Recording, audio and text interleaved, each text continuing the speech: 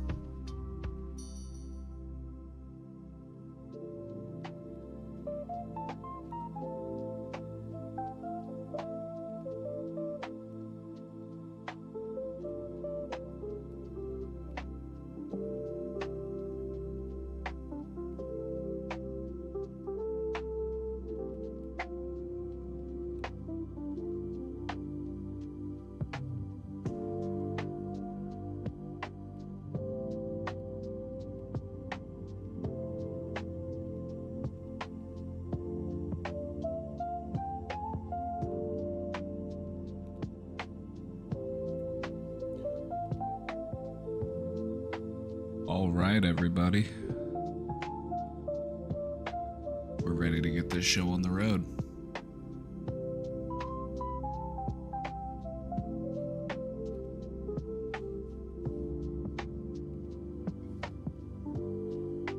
We're ready to get this show on the road. Brain Domain Live, coming to a city near you. Brain Domain Live, coming to a city near you. Be there. Or don't. Hello, everybody. It's good to be back. It's good to be back.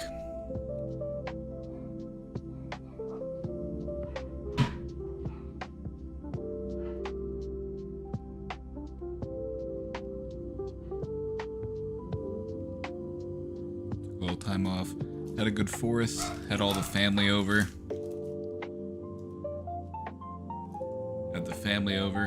Had my little cousin. My little cousin came by. And, my little cousin, he's 6.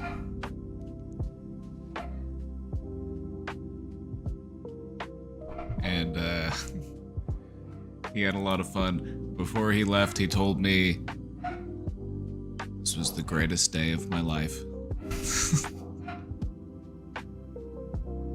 We had a lot of fun at the party. We had the little bounce house splash. It's like got like a little water slide. Had that set up. Did some fireworks. Did a little bit of grilling.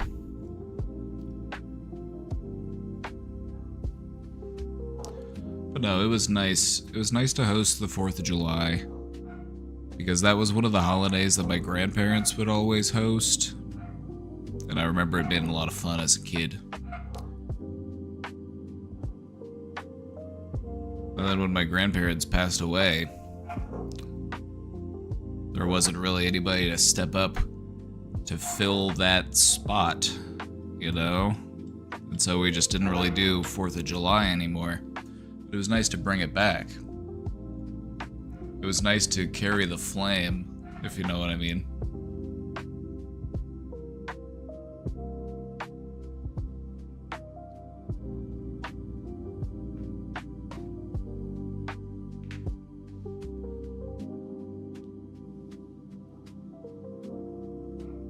Welcome back, everybody. It's good to see you. Hopefully,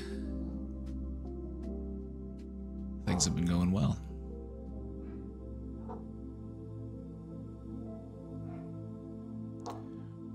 I feel like we live in weird times.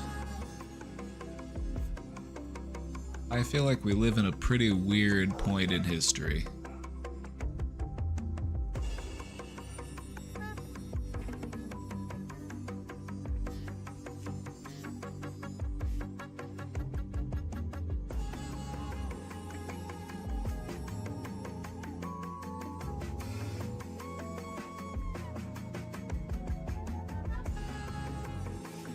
Maybe I'm the weird one. That could be true. Could just be that. Maybe it's both. Probably. Probably a little bit of both.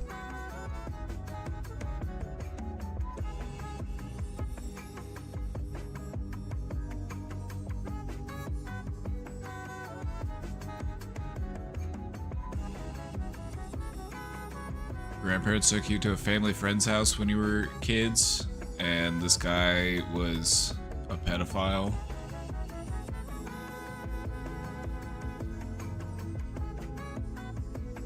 It's kind of crazy. I feel like everybody's got a story like that. They're like, yeah, we used to go to this person's house. As it turns out, they were diddling kids. I feel like I've heard that story from several people, just like,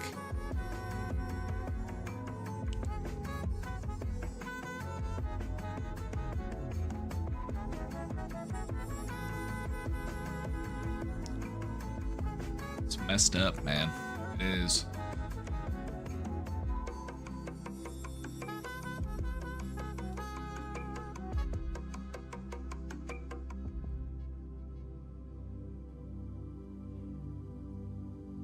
worse is our president's one too. It's like, Jesus Christ. We just can't catch a break.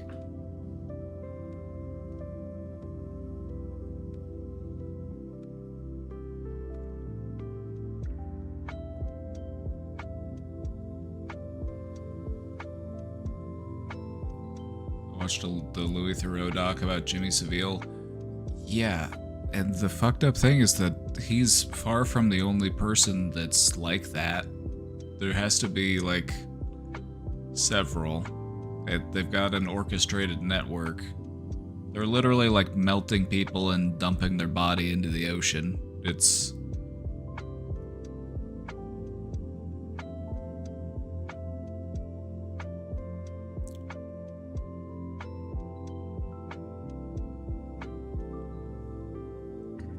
And what's very disturbing is that a lot of the people who are in charge of things don't really seem too bothered about it. If anything, they try to encourage us to not talk about it.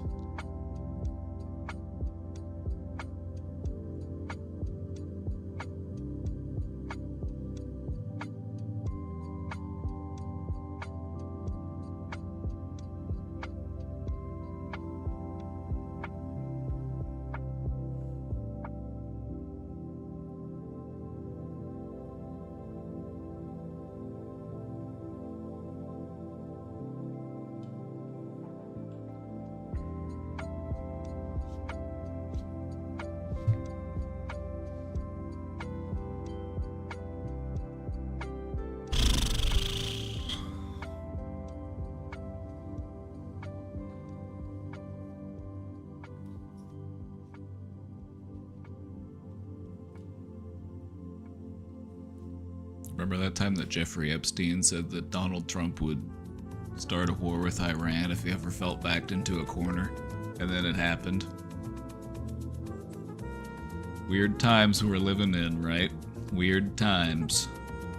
All I can say is I hope that every single last person who preys upon children sees full justice in the light of day. That's all I hope for.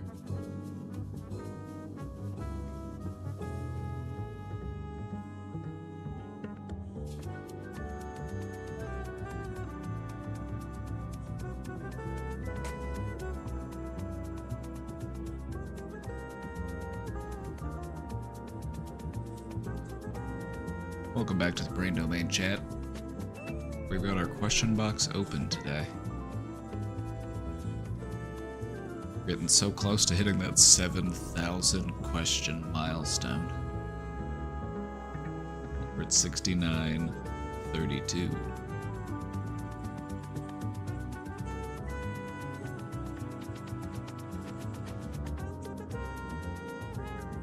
Yeah, if there's anything that you've got a question about, even if it's anything that you just want to learn more about regarding psychology or mental health. You know, it doesn't have to be anything related to you personally.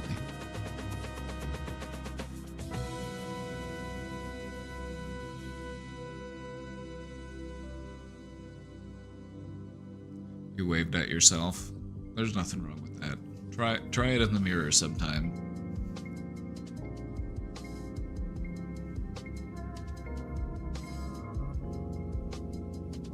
Go stand in the mirror. Give yourself a smile and wave, like you would be smiling and waving at a friend. Just to get a sense of what your vibe is. You know? Sometimes we gotta double check with the mirror, because we might feel like our face looks one type of way, and then you do it in the mirror and you're like, oh, I didn't realize I was doing that with my eyebrows. I didn't realize I had such a look on my face. No wonder people are always asking me, are you okay? Something bothering you? Are you mad?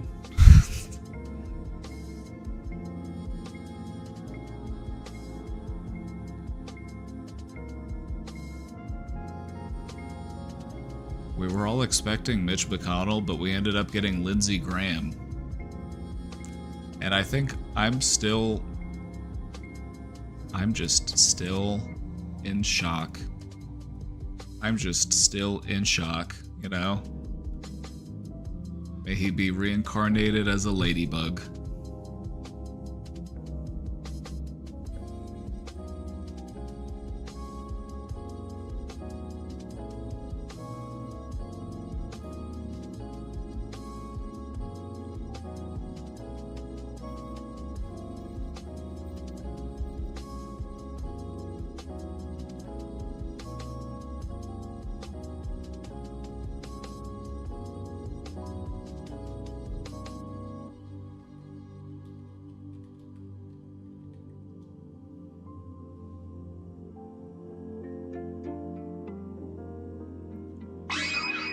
Welcome in, Raiders.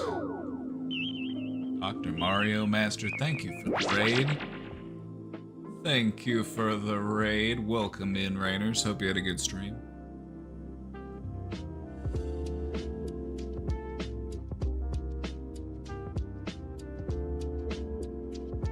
I really dislike how my antidepressants make it hard to tolerate summer heat.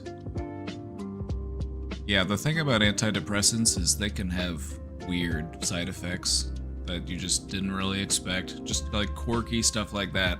It just goes to show what can happen when you start tinkering around with your brain chemistry. Like even little things like that can just kind of throw you off balance in a different way. Make you feel a little bit more balanced in one way, make you feel a little bit less balanced in another way. It's a trade-off.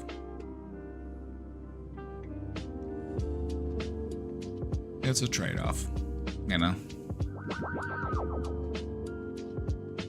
The way that I personally look at antidepressants is use them to help you get the work done that you need to do. Being depressed makes it very difficult to do the stuff that you need to do. Antidepressants can make that a little bit easier.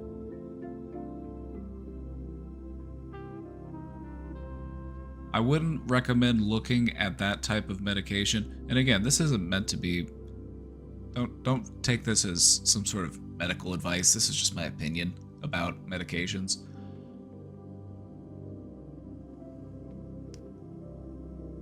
But I think, you know, a lot of people are made to feel like you just have a depressed brain. There's something going on with your brain. And you need to take this pill for the rest of your life in order to function. And I just don't view them that way. I view them as something that can aid you in doing the work that you need to do. Like, what are the factors in your life that are making you depressed? You know, what's your daily routine look like? Are you spending time with friends and loved ones? Are you engaging in fulfilling activities like hobbies? You know, exploring new things, learning, you know, just doing things that allow you to bring substance and meaning to life instead of just the same old thing every day. Just starts to turn very bleak and gray. It just kind of feels blurry. You're trying to find the definition in life again.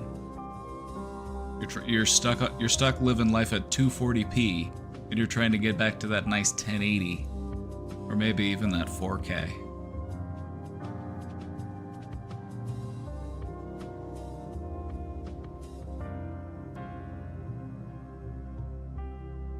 So if depression is something that you struggle with, it's very important to just keep in mind what aspects of my life are contributing to my depression.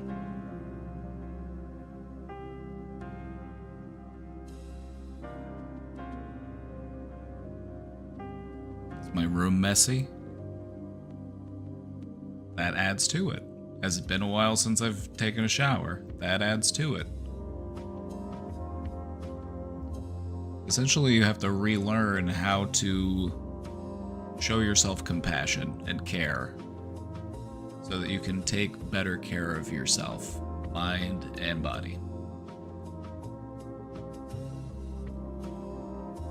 And it's a struggle, and it's got its ups and downs, but it's entirely doable. It's definitely doable.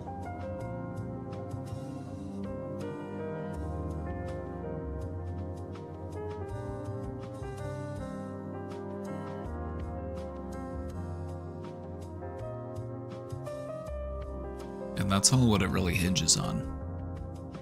If you don't believe that it can get better, it won't ever get better.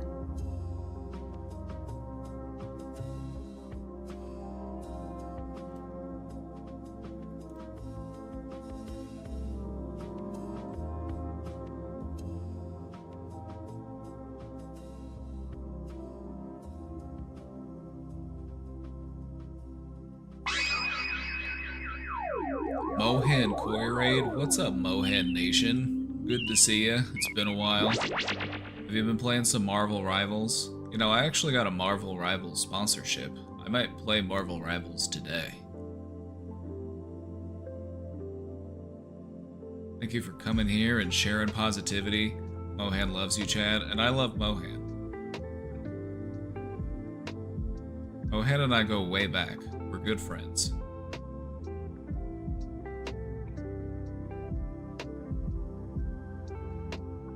I haven't played Marvel Rivals in like a year, so they've probably changed a lot. Who do you play as in Marvel Rivals? One of my favorite characters to play in Marvel Rivals whenever I played, because it's been a little while, but I do have like 100 hours in it. I did play it for quite a bit. It's fun.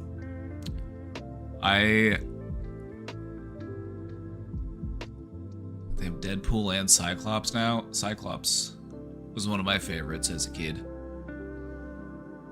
Deadpool, I was never really into Deadpool. Deadpool felt a little too corny for me.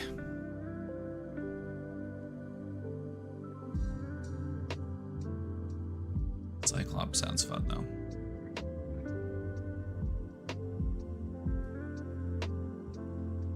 My brother is a Cyclops stan. Well, you know, he's a good leader. You know, he's the leader of the X-Men. You know, if you've ever watched the X-Men cartoon, they're crazy. They're getting into all sorts of shenanigans.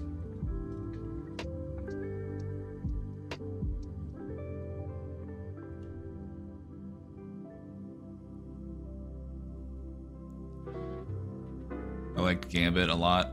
Oh yeah, that's because he's very suave. He's the cool guy.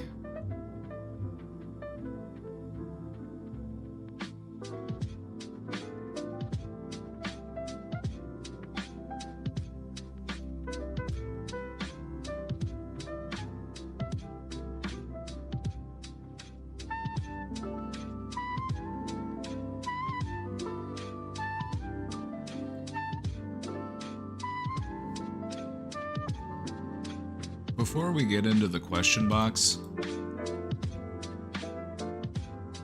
should I elaborate on what I meant by ladybugs?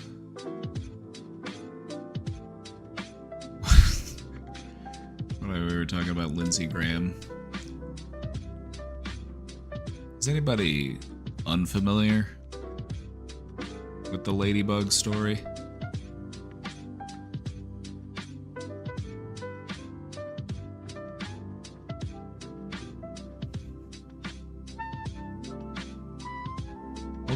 I'll keep it simple. I'll allow you to look it up at your own discretion. But there was a report from a male escort that claimed that they were hired by Lindsey Graham back in 2013. And in it, he mentions a series of moles that Lindsey had in a certain spot in his body.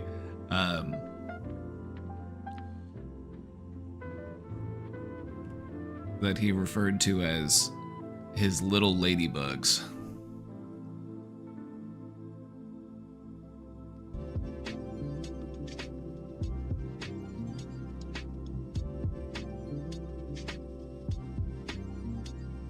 Dark moles in dense clusters up and down the length of his taint.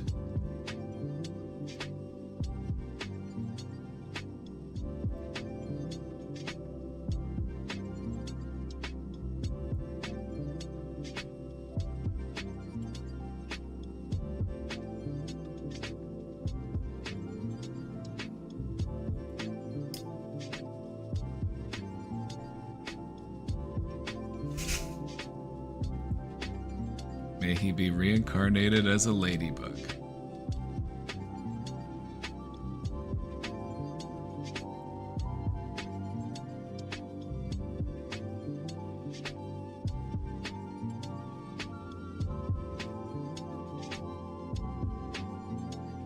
Makes it sound like they're raised too. Makes it sound like he's smuggling a raspberry down there.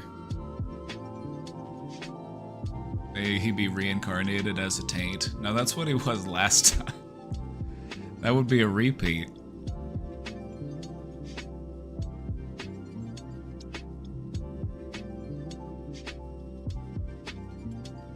Real taint of a man.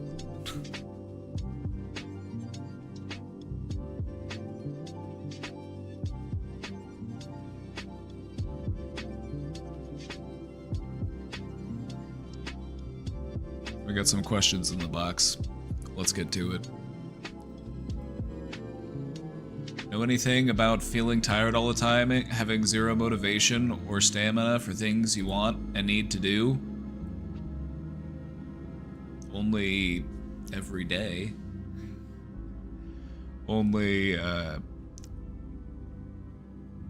only every single day.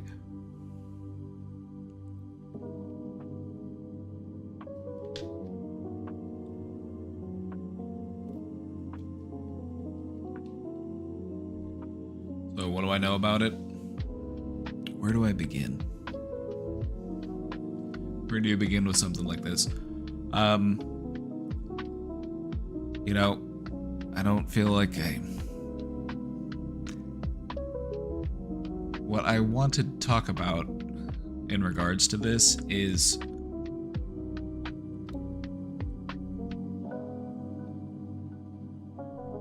how often people will personalize these things. Meaning, if you are feeling tired all the time, you feel like you've got no motivation, you feel like you don't have any stamina, how many people take that as, that's my fault? I am doing something wrong. I am bad. I feel like those types of feelings often go hand to hand, right? There's a certain... You know, for some, it might be a feeling of shame, whereas for others, it might just be a feeling of disconnectedness. It might just be a feeling of, like, complete apathy.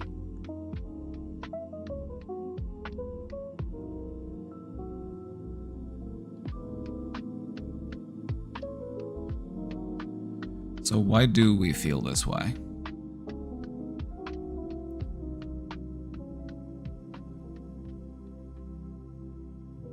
Let's look outside of ourselves for a minute. What about the world that we live in might make you feel this way?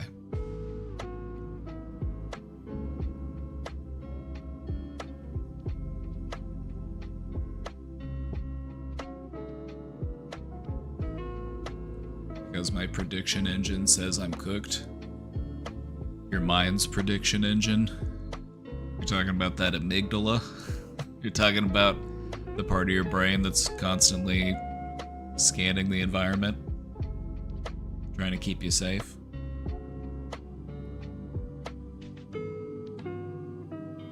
There's BS always going on in the world that can leave you mentally drained. Absolutely. And so we recognize that a part of this is due to forces that are outside of us. There's always some shit going on. There's always some injustice. There's always some...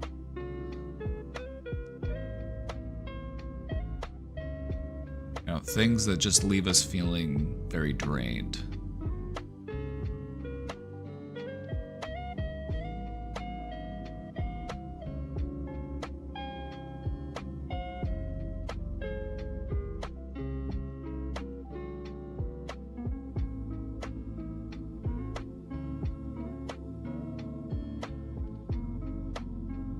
If we're feeling this way, what are we looking for to help us not feel this way? What sort of things do you think might help us feel re-energized? If what's going on in our current routine, our current list of activities, if those accumulated things and the conditions of the world that we live in are leaving us feeling this way, what sort of things might we do to remedy that feeling?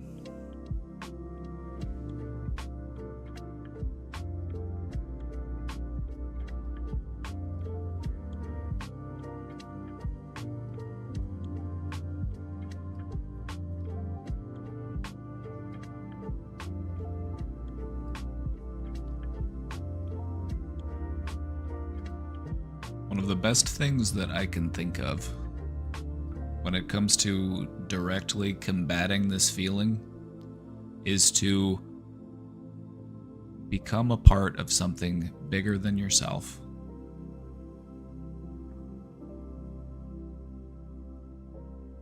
Something that comes together with other people. Something that brings you together with other people so that you can work towards a common goal.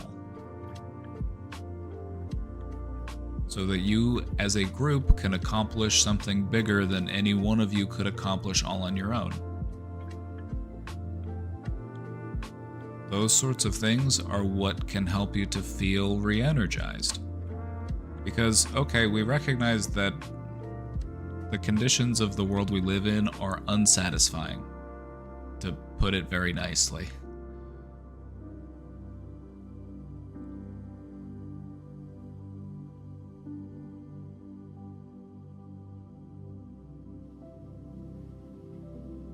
Finding that solidarity, that connectedness.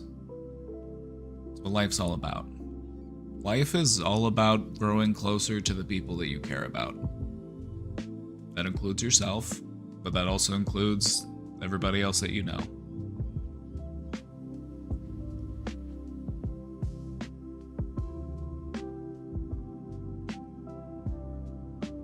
So that's one thing. But let's say you're not really there yet, and that's okay. Let's say you're not really there yet. You're like, okay, so yeah, that sounds great, but I don't even know how to even do that or make that happen. Maybe you've got some other things to work through first before you're ready to start working for others. That's okay. So what if you're back? What if you're there? What if that's where you're at? I'm just not even sure where to begin. I just feel exhausted all the time.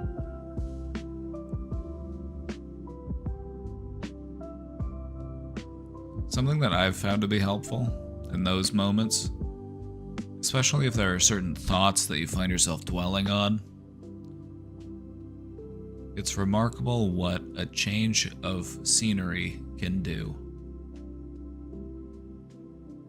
Instead of pacing back and forth in your room or in your house and thinking about the same old things, it kind of keeps you stuck in those same neural pathways. And so even to just go outside and to walk around, it helps you to think about those things in a different way. Because it's a new set of circumstances, and it allows you to open up to a slightly different perspective on that thing. And sometimes that's all you really need, is just a slightly different perspective from the one that you're currently dealing with.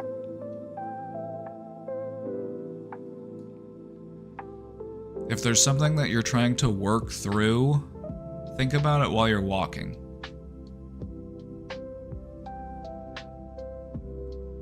My theory is that if you are up and physically walking around, your brain is more oriented towards moving through something. Because you're literally doing it with your body instead of just walking in circles or laying in bed or just sitting there scrolling on your phone. It allows you to explore some of those new neural pathways.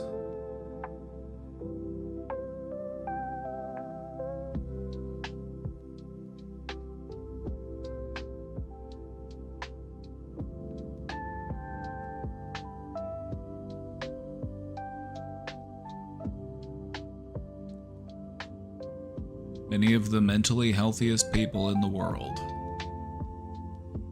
walk regularly, or at least just spend some time outside. You know, maybe walking isn't really your thing. Just a little bit of fresh air.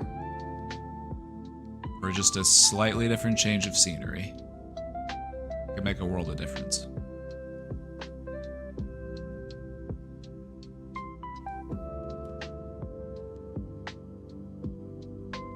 Heard that your brain takes up more energy than any other part of your body? Yep, it's basically the data center of your brain. Or the data center of your body, it is.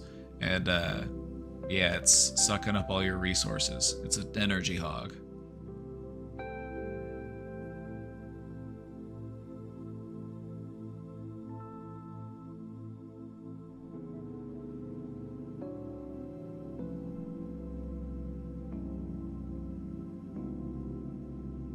It's a lot of energy that you're dealing with. The brain's a real energetic powerhouse. It can do all sorts of stuff.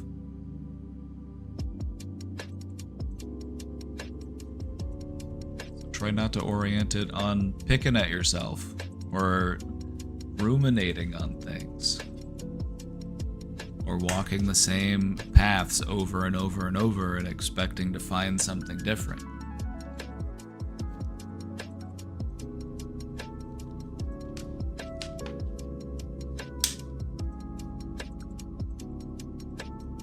It's important to remember that you can change your brain. Your brain had to change to get to where it is right now. So you're not as stuck as you think you are. You just have to apply the same process in a different direction, and then allow it time to get there.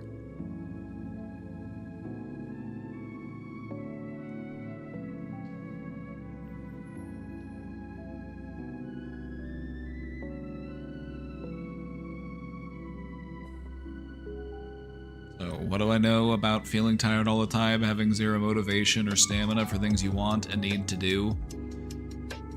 I know more. Let's talk about it a little more.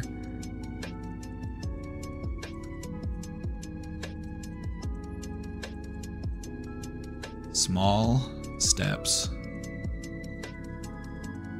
If you're having a hard time getting started, just focus on that next small little step. If you're having a hard time getting out of bed,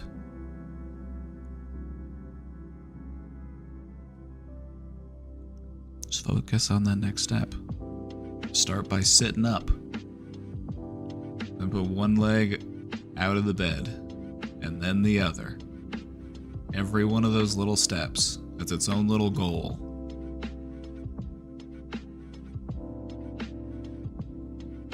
What will really work in your favor is momentum. You are a physical being. Momentum matters.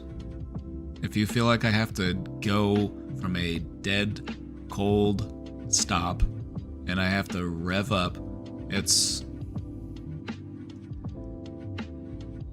no fun. It's no fun. You need some time to warm up. You need to build up that momentum. And you can do that by recognizing all of those small little victories that are paving the way towards the bigger goal that you're working towards. So if your big goal is to take a shower and clean your room, there's a lot of little steps in between those two things. Just keep chipping away at it.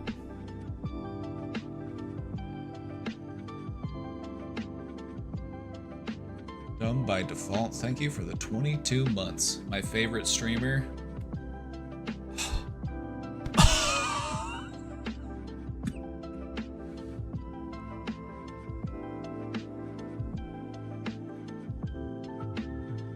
To continue the analogy, the battery just needs a jump. It's kind of like starting a car in the winter time. If you have ever lived anywhere where it gets really cold and the cold drains your battery, you know, sometimes you want to let the car warm up before you start driving. So if you've been in a winter, per se, and your battery is drained, allow it to warm back up. You know?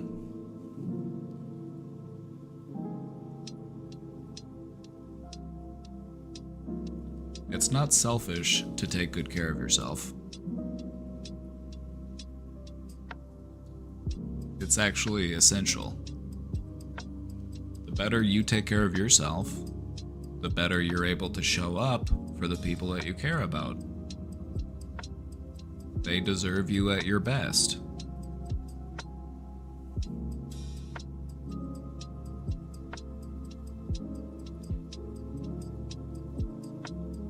Our strongest ally. Oh no, I'm back to foe now, actually, because Pride Month is over. So I will be resuming my position as a full-time foe.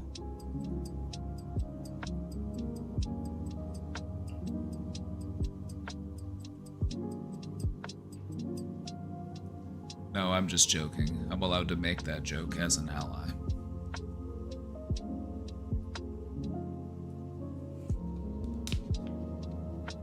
Let's see, what else? Anything else about this question? I guess where I'll go with this before we move on to the next one. Does anybody here find this relatable? I feel like this is a very relatable question. I feel like this is something that more people are struggling with now than at any point in human history. Just think about that for a second. More people are struggling with this type of feeling now than at any point in human history. And that number is only going to keep going up. However, that doesn't mean that it only goes up. You don't have to be included in that. You can actually break out of that loop.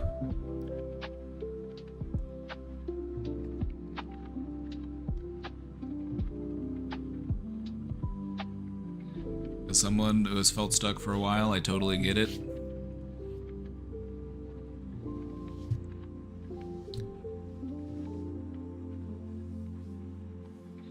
Feeling unstuck. It's a big part of it. Feeling unstuck. Becoming unstuck is a multifaceted thing. There are different aspects to it. There are different things you need to take care of. First off, let's just start with the big one, the obvious one, your physical environment. How physically stuck are you? Maybe you live with somebody that you can't stand. Maybe you live with somebody who's a real jerk. Maybe you're stuck there at the moment because that's just the only option you have right now. There's being physically stuck. Maybe you're stuck at a job that you don't really like, but it pays you well enough to live. So that's where you're at right now. Physically stuck. That's only one piece of the puzzle. In what other ways can we be stuck?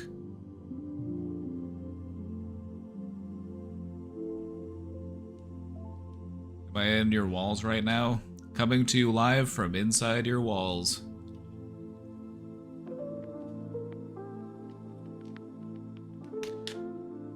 Don't worry, I'm not in your walls to spy on you. I am just in your walls because I love the taste of insulation. The forbidden cotton candy. I love it. Tastes like blood.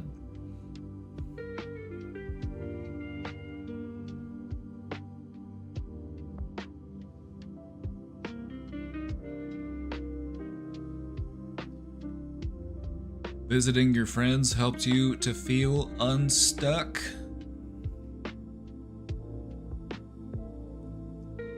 Now we're talking. Another big part of feeling unstuck, or helping to get unstuck, is having people that can give you a hand to help pull you out of the mud. That's what friends are for.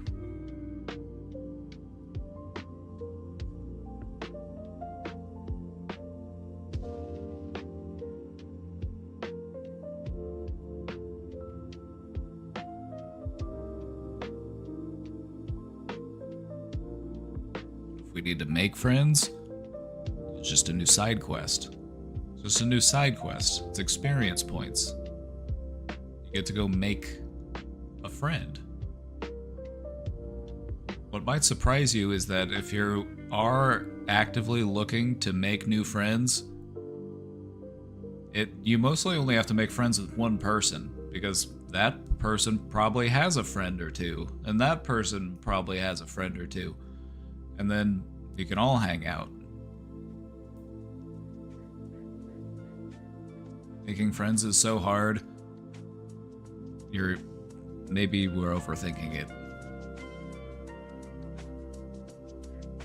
In my personal experience, making friends is just as easy as it was in kindergarten.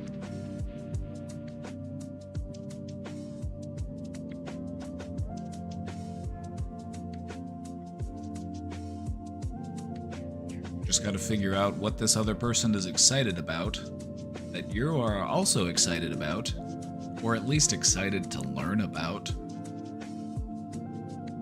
and then talking to them about that thing. People love to talk about stuff that they like.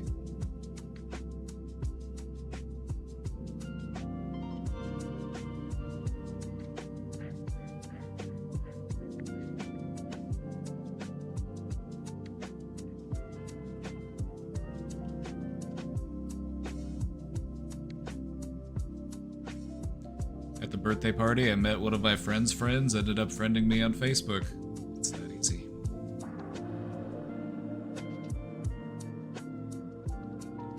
It's that easy. See, making friends, that's the easy part. The hard part, scheduling. That's the hard part of friendship in adulthood. What day are you free? Like, oh, well, I've got this thing going on. If the other person has kids, it's like, good luck. You might see them sometime next year.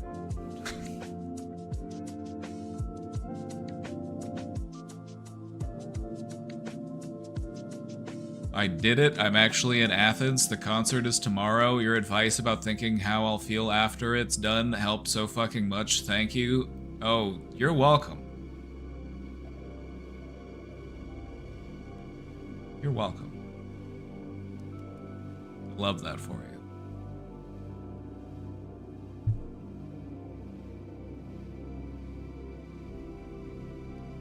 That's like a 5-star review. I got a 5-star review.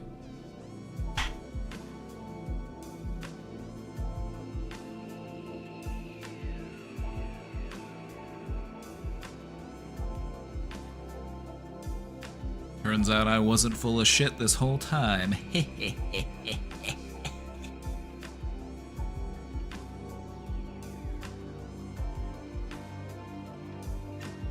The logic is sound for that. I'm a big fan of that practice. Because just by understanding how our brains work, the numbers add up. So it's a good shot to actually... Okay, so this actually ties into the topic of motivation, so I'm gonna revisit this topic real quick, just to share what we're talking about. What we were talking about is that sort of anticipatory anxiety that you might feel before doing something new or doing something that might be intimidating, or you're just worried, like you want to do this thing and you're feeling just conflicted because there's a part of you that's like, well, what if something happens, or so you're kind of just dealing with that internal dilemma. What I recommended was, imagine how you would feel sitting where you're at right now after you did the thing successfully. Because it's easier to imagine, it's easier to put yourself in that position because that's where you're at right now. And so it's easier for our mind to make that leap. However, just imagining how much fun you would have doing the thing, that's kind of difficult because you're in an unknown situation, so your brain is having to create all of this extra detail and information about this hypothetical situation to try to figure out how you would possibly feel in that situation, and it's just, let's just try to trim that back a little bit, just for the sake of conserving our processing power. So you look past the event, and you focus on how it would feel to have done the thing. And then you use that as an anchor to help to bridge you from where you are now to that thing.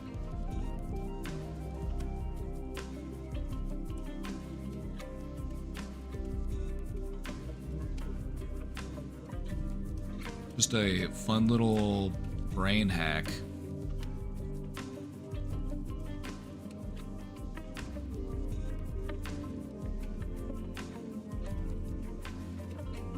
I would love to see a PowerPoint on trusting your intuition / uh-oh feeling.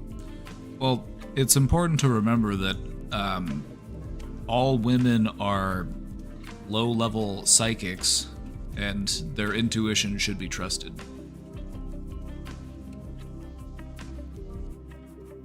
You're all psychics.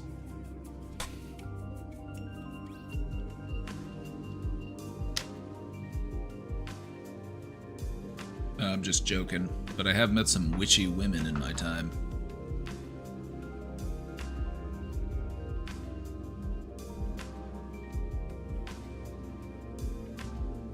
When a woman in my life has a moment of intuition, I'm wise enough to listen.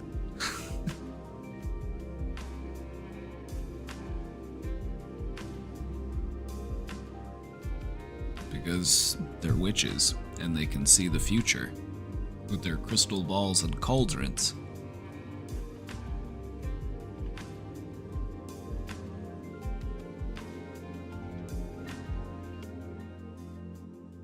Tarot cards.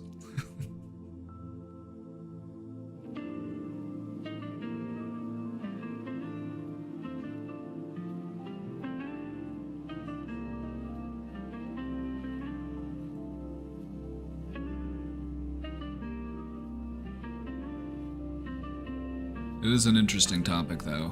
You know, that feeling, that gut feeling you feel.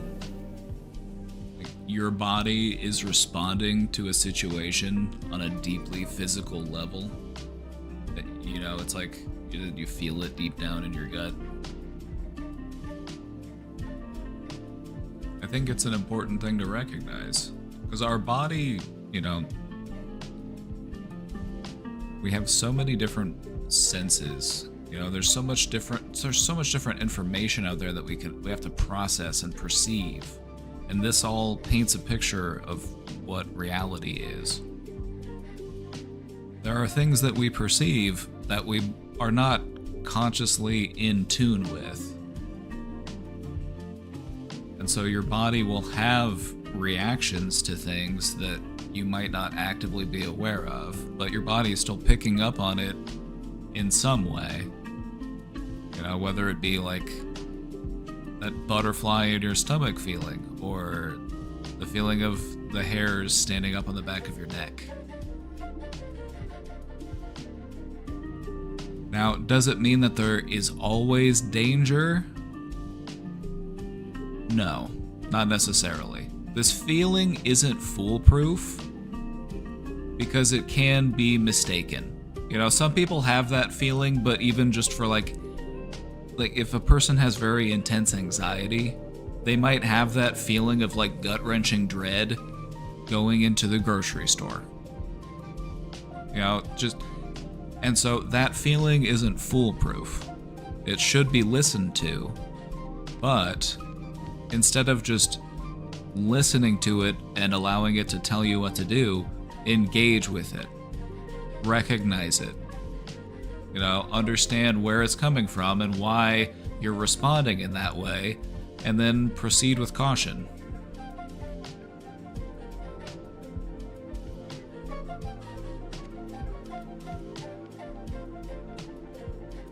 Your brain and your gut are very closely interconnected. They communicate all the time in ways that we aren't consciously aware of. You can thank the vagus nerve for that. It's this nerve that kind of bypasses your spinal cord and just runs directly to your brain. It runs to all of your major organs. It's a cranial nerve. It runs from your cranium all the way down throughout all the major organs. But it bypasses... I don't want to pay for this picture. It's not going to happen.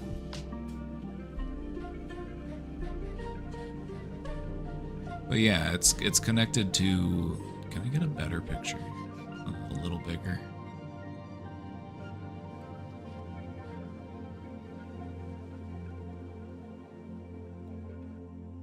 The vagus nerve. So it connects to your brain up at the medulla oblongata, down there in your brain stem. Then it runs to all of your major organs. It's basically the shortcut through which your major organs connect with your brain.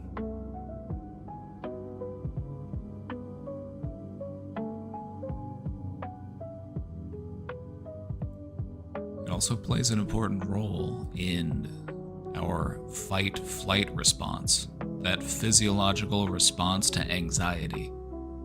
And so if we want to manage our anxiety, we have to be willing to engage with that part of our body. Pretty fun, huh?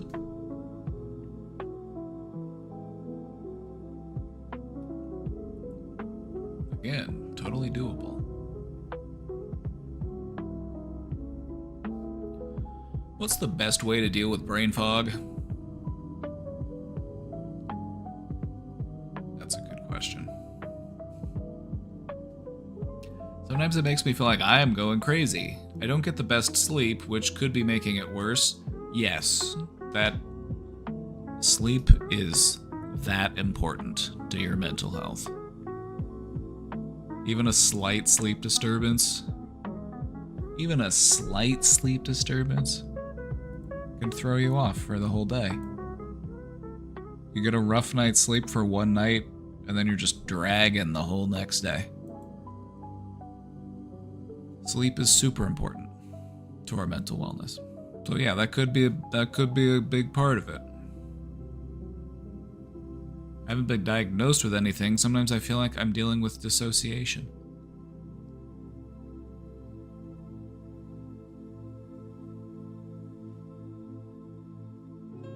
If we're trying to deal with brain fog,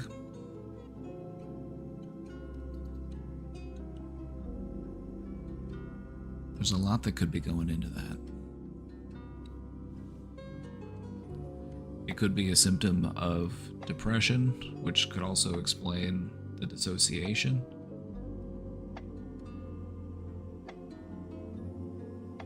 It can also, so it doesn't always mean depression, it could also be the result of anxiety. Anxiety and brain fog, how does that go together? Well, have a seat, my sweet little dumpling, and I will tell you.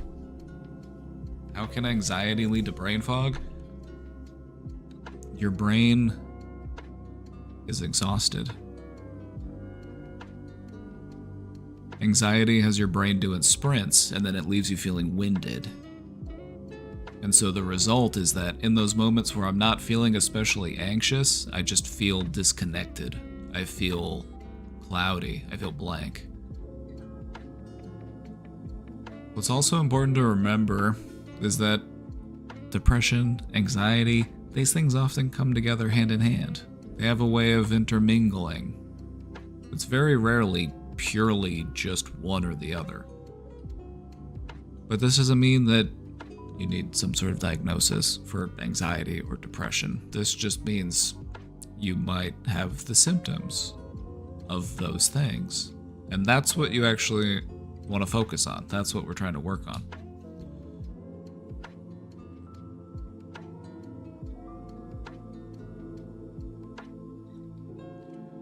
Okay, so first thing, keep working on that sleep hygiene. Something you're already working on, keep working on that. Make sure you're getting that good restful sleep. But also, try to engage with things that keep your brain happy. And I don't mean happy as in like just happy, happy, joy, joy type stuff. What I mean is your brain likes to learn. Your brain likes to discover stuff. Your brain likes, thinking. Your brain likes feeling productive.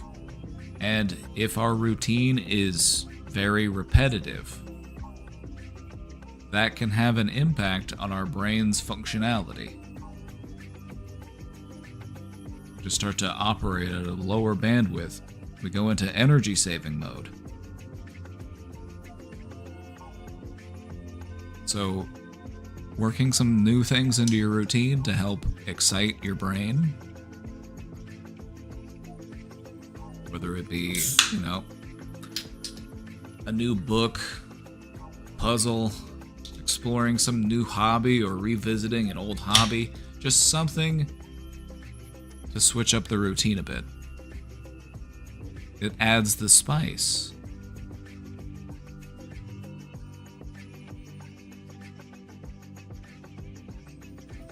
Now, if you eat the same food every day, same food every single day, eventually it just kind of starts to taste like nothing. Our brains really do crave novelty and variety. The spice of life, as they say.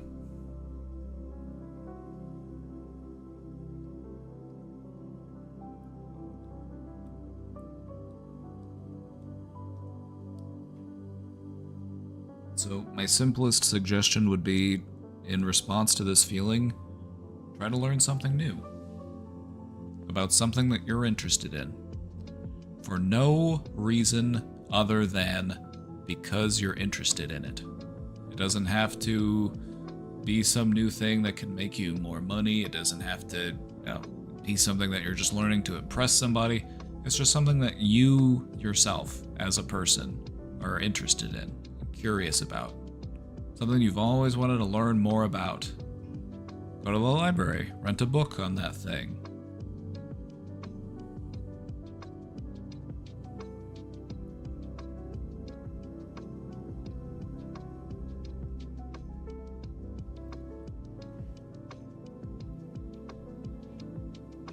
I read something a while ago, something about micro adventures that helped me a lot with brain fog. Yeah, exactly. That's kind of what we're talking about. We're just talking about carving out new neural pathways, because your brain is just so stuck in the same loop, same thing, day in, day out. You just kind of disconnect from it. Your life, it needs the spice. Not too much spice. We're not saying that, because the thing... Okay, I do want to mention this. It's something to be mindful of. Not everybody does it, but occasionally people do it, and I feel like it's still worth giving you a heads up.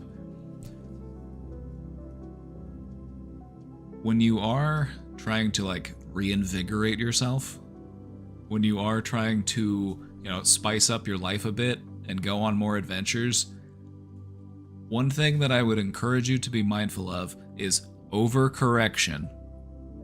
Sometimes that happens.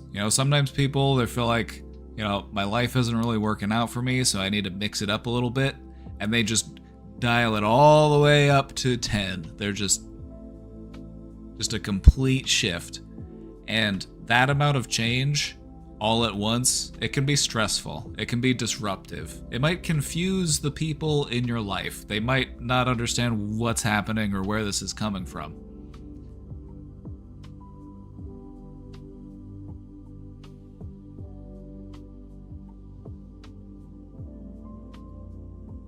I find it crazy that if everything is the same all the time is what can be causing me to feel disconnected and having so much brain fog sometimes.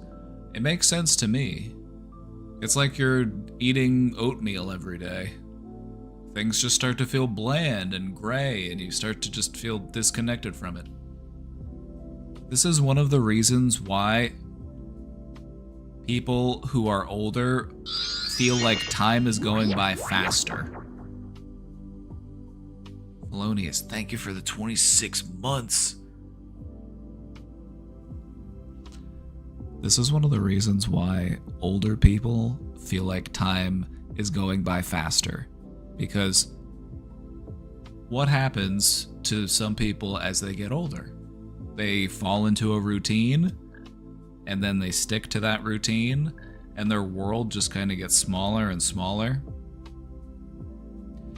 And they're not learning new stuff, and they're not, using their brain to its full capabilities. And so things just kind of start flowing into each other, and things become predictable, and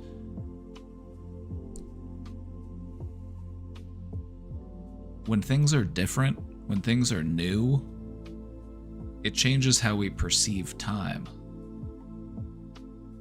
It really does.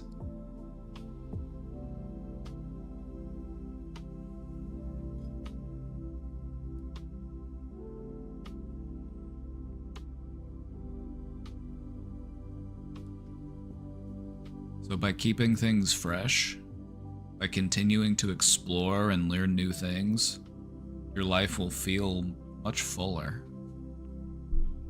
You'll feel much more connected to it. There's a part of me that believes that we were put here to learn and explore.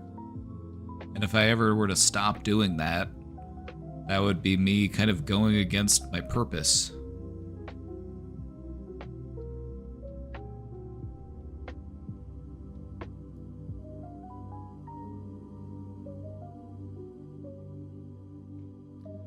I'm a believer that we are the universe getting to know itself better. And I take that job pretty seriously, but not too seriously, because that's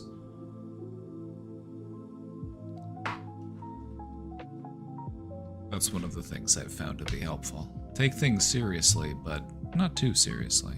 Gotta find that good balance. Gotta leave a little room for fun. It's not all federal trials. It's not all sworn testimony before a grand jury. We can have a little room for fun.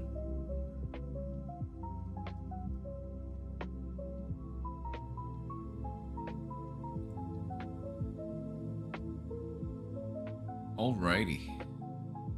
We got some more questions in the box, so let's keep it moving. Hey there. I'm reaching out because I need some guidance on a pattern I've encountered more than a few times in the last year, and it's very concerning.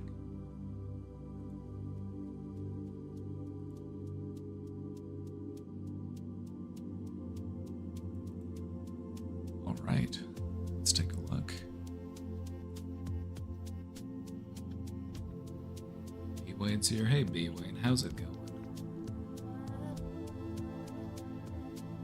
No, B. Wayne, I did get a Marvel Rivals sponsorship. You might need to carry me later.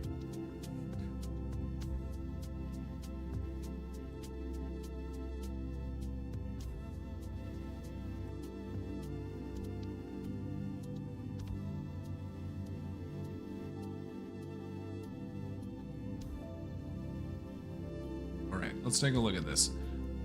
I have two friends who have suddenly become intensely obsessed with AI, and based on my observations and having seen similar patterns with someone else in my life, I'm concerned they're showing signs of what some are calling AI psychosis. Oh, I understand that's not a formally recognized diagnosis. It's a real thing. It is. And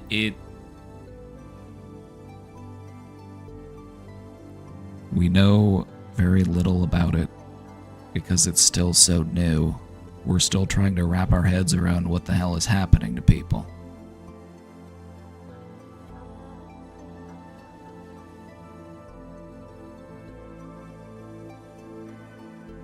Let me read the rest of this question before I start spouting off, because I have some thoughts. This is something that I've been thinking about because it is happening. And it's happening to people that showed no previous signs of mental illness.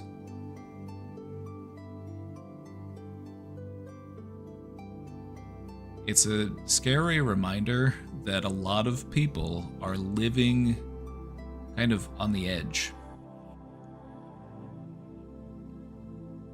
They're living like on the edge of their sanity. And it's kind of scary to conceptualize that if circumstances were to change, I might lose my sanity.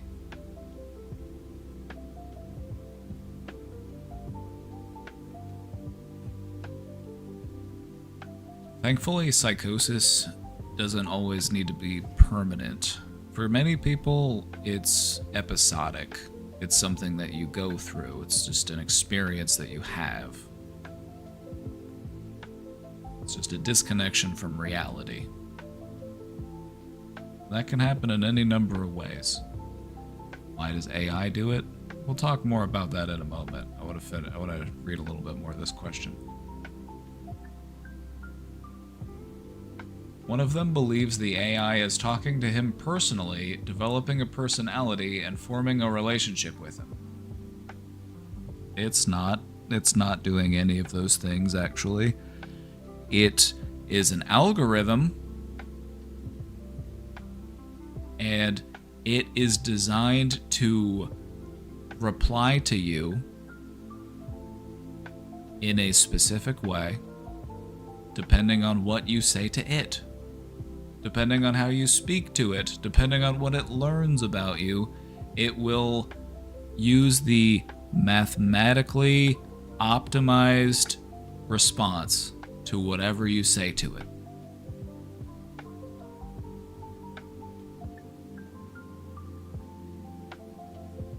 And this is dangerous because for many people, all it really takes to get them to step into their delusions is to have a voice in their life outside of themselves that validates those delusions.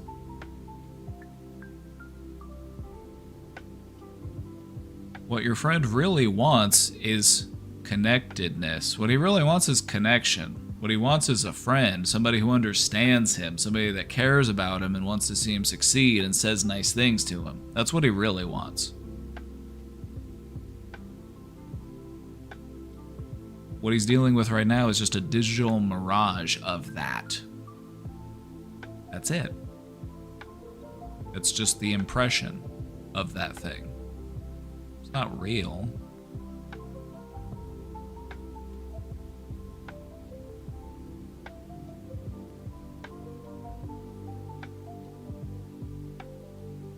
Just wait until the next update.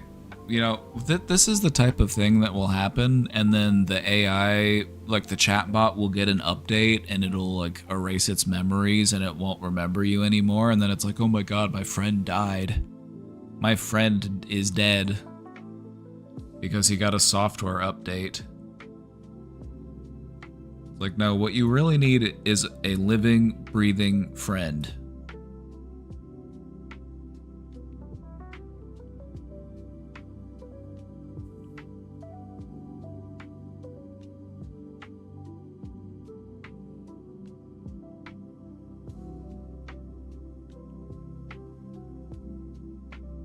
That same friend is constantly trying to get people to read a biography that AI wrote for him. Okay, so this kind of affirms what we were saying earlier. This person wants to feel understood by the people in their life. This people wants to feel understood. That's why he's having people try to read their biography. It's like the most obvious reason why you would want somebody to read your biography is because you want them to understand you better.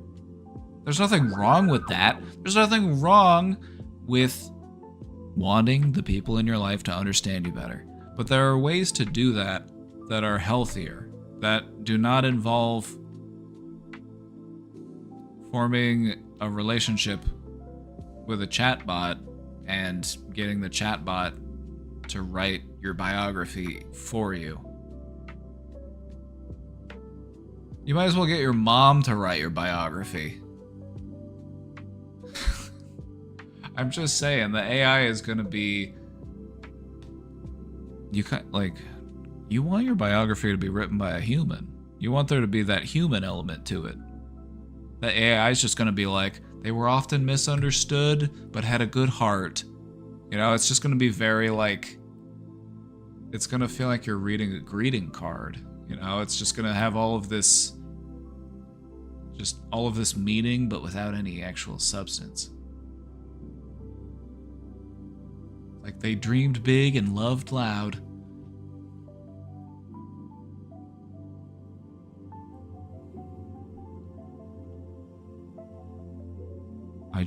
I feel like if my friend came up to me with their AI written biography and they were like, hey, will you read this? I would need to have a serious conversation with them. I'd be like, are you okay, brother? Are you all right? You want to talk? What's going on?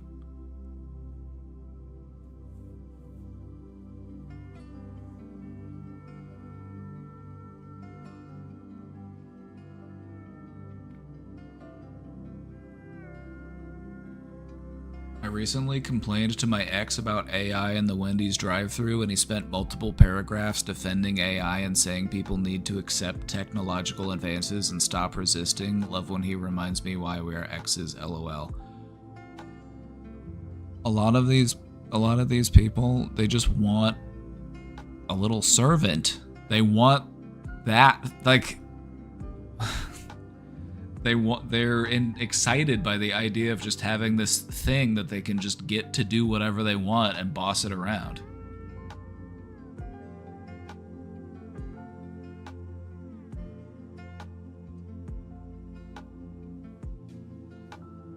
I feel like with some people that's how it is. They get on a freaky little power trip. It's like, ooh, I've always wanted to be a king. I've always wanted to be a tyrant.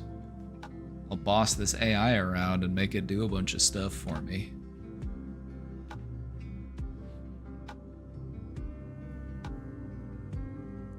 What you all need to understand is that I have seen the future, and I'm on an advanced version of woke.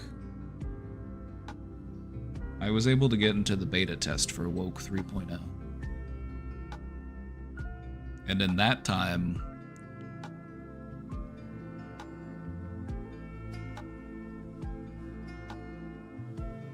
we support robot independence.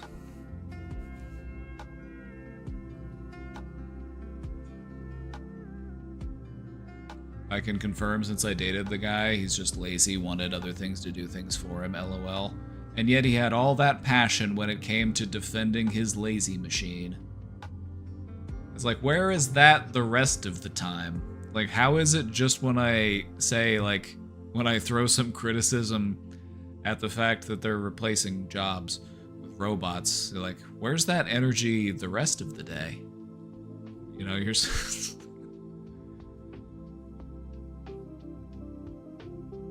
I have a God-given right to be lazy, and I will not stand anybody telling me otherwise.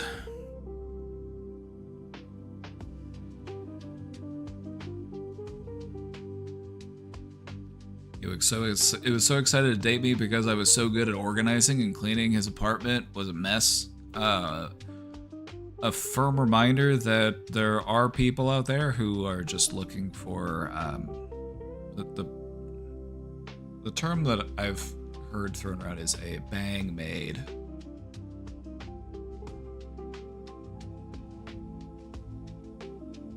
Don't get into a relationship with somebody that you have to be their parent.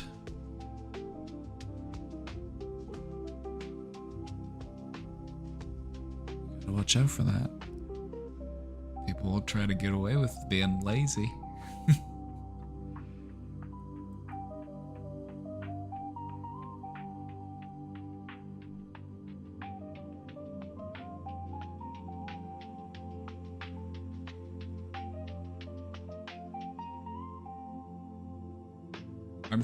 I'm hung up on your friend constantly trying to get people to read his biography that was written by an AI.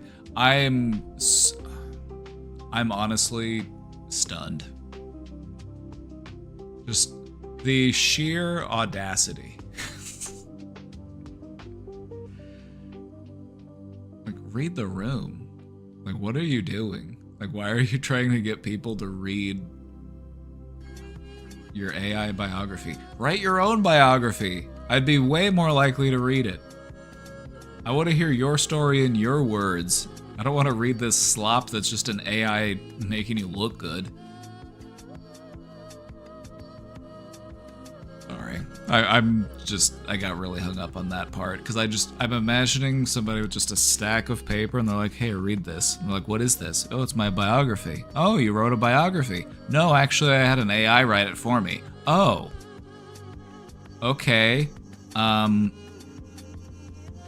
Wow. All right. So you sat down and you talked about your entire life with the AI, and then you had them make the biography for you. Okay. And you want me to read it? Yeah. I want you to read it. Not happening. No. That's a hard pass. Hard pass.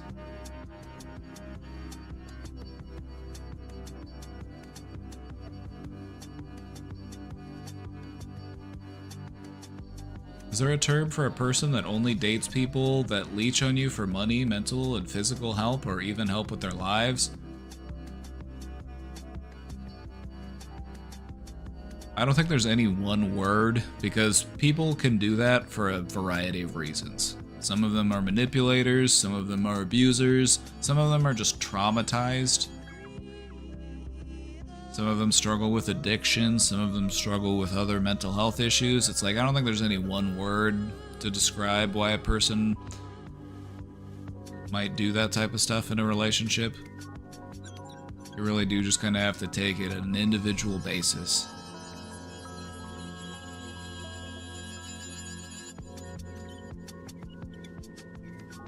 I am not reading your AI biography. I will never read an AI biography. Ever.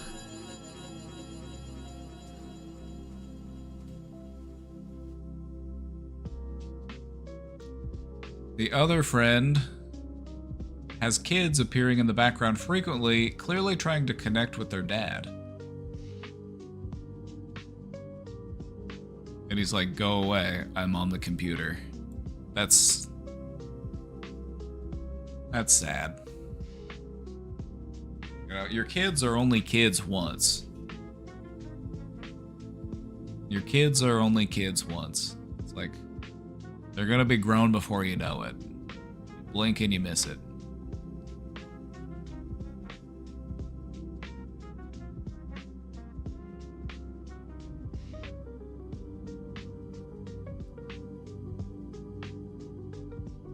I'm not accusing him of neglect, but I'm worried this pattern could worsen over time. They both have grandiose beliefs that their code will change the world and use AI to validate their ideas. That's one of the big problems with AI, is that it will just validate whatever dumb idea you can feed into it. Like, hey, chatbot, I want to start a business. Yeah, I want to start a business. I'm gonna sell door-to-door soda. I'm gonna walk around with a cooler and I'm gonna have cans. And I'm gonna go door-to-door selling people cold drinks. I think this is gonna revolutionize the soda industry. I think I'm gonna put vending machines out of business. I'm calling it the human vendor. And the AI chatbot will be like, wow, another amazing idea from one of our world's brightest thinkers. Should we talk about some strategies on how you can get this ball rolling? Do you want to go over the steps of how to apply for a business loan? That's the kind of shit that AI will do with people. Like, you can have just a dumb idea and it'll be like, wow, what a different way of thinking about stuff. And then it just plays yes and with you. It's just like, would you like to do something about it? Would you like to talk about it more? Because it's designed to agree with you, but it's also designed to keep talking with you. And so if it starts to lead you into a delusion, it will just go further and further and further into that delusion. It doesn't really have the safety rails in place. It doesn't really have the ability to like, hey, pump the brakes, connect with reality. If you talk to it and you're like, I think people are following me. I think people they're aware of my great ideas, my world-changing ideas.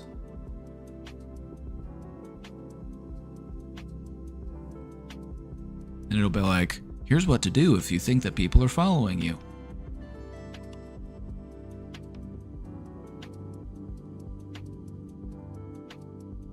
If you're like, my friends have been acting suspicious lately, I think that they've been replaced by government agents. They're like, what sort of things have your friends been doing differently? Have you noticed any change in behavior?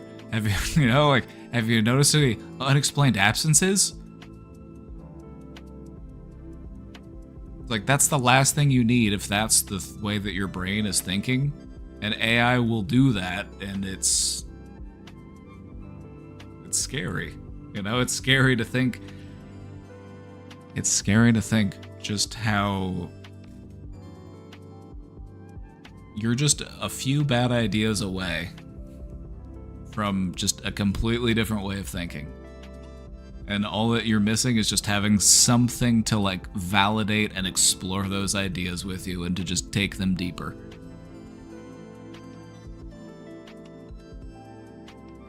A lot of people kind of fall into these like grandiose beliefs like, I'm going to change the world, I'm going to make the world a better place, because that's just our ego, that's just our desire to be relevant, our desire to leave an impact. Everybody wants to change the world, everybody wants to make the world a better place. And you can do that, but it might look different from how you think it does. You don't have to have some sort of revolutionary invention that changes everybody's life. You can make the world a better place in small yet meaningful ways, and that's just as valuable.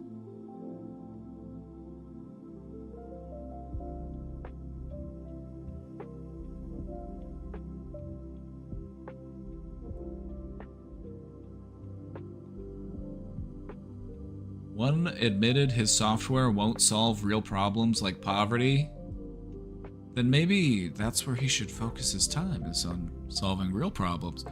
But still couldn't stop using AI himself, and one of them is involved in activism and leading tech infrastructure development, which makes this especially concerning given the reach of his work.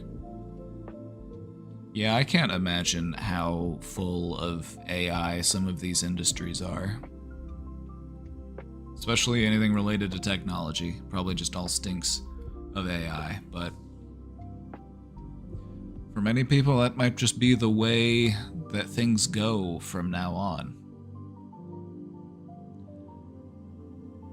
If you are going to use these types of tools, it's just important to recognize they will back you up on a bad idea. You have to be very careful in how you engage with these types of things, because it can be very slippery.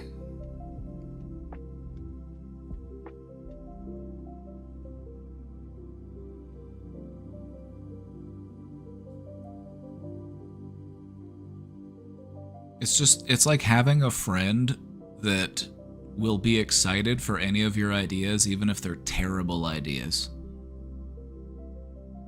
Like, you know what, I've been thinking about selling my house, moving across the country, learning how to play an instrument, starting a band. Got no idea how to play an instrument, don't know anybody who plays instruments. I just feel like it's my calling. It's like, well, the heart wants what it wants. How can we make that happen? It's like, it's important to have people in your life that tell you, hey, maybe you shouldn't do that. Maybe that's not such a good idea. You need people in your life that can tell you no. But that's one of the things that AI is really bad at. It's really bad at telling you no.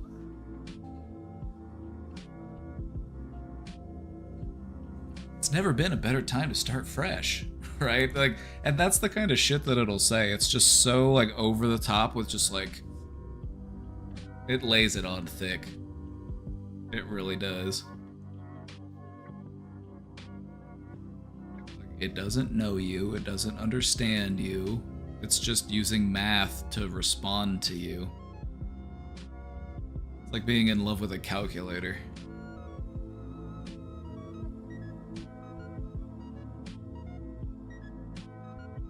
Do you think enough professionals will push back if AI psychosis starts to become normalized?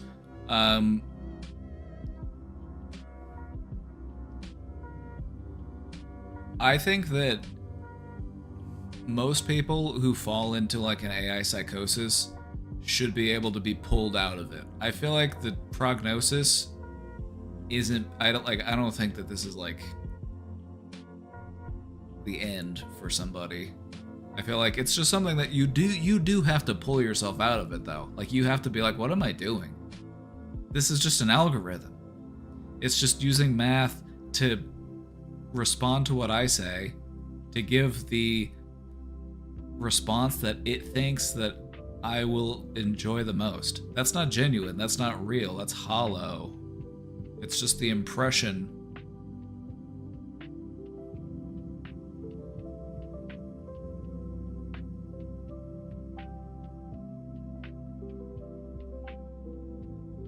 Yeah, I think it's really important to have understanding on how these types of chatbots work so that you don't, do something that would harm yourself while it's cheering you on the whole time.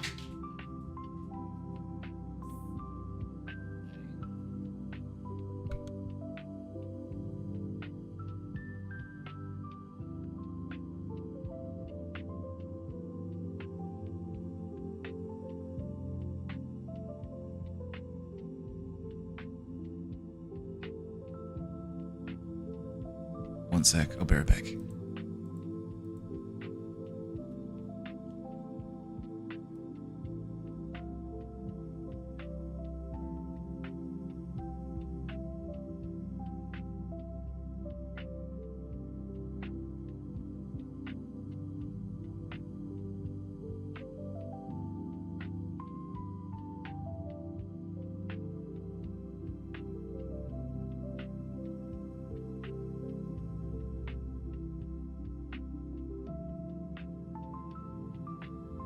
You'll get flamed, but you're right on this. Being right isn't always about being liked, you know?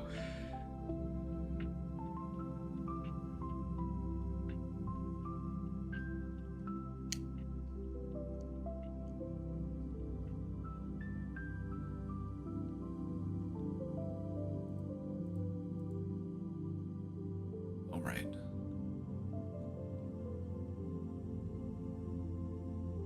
I'm primarily worried about the people in their lives, their families, and communities affected by their work. There don't seem to be clear resources or protocols for this type of situation.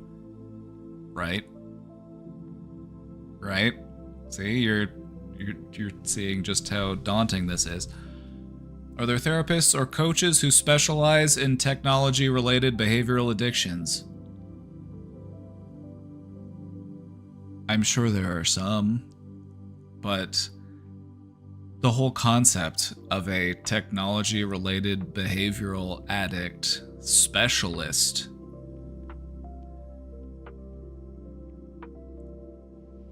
this is something that we're not going to fully understand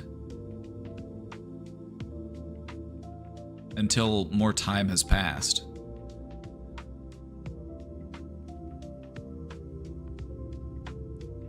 I'm sure that it's becoming more of a topic of conversation as more cases are reported, as more people talk about it and learn about it and hold little seminars and,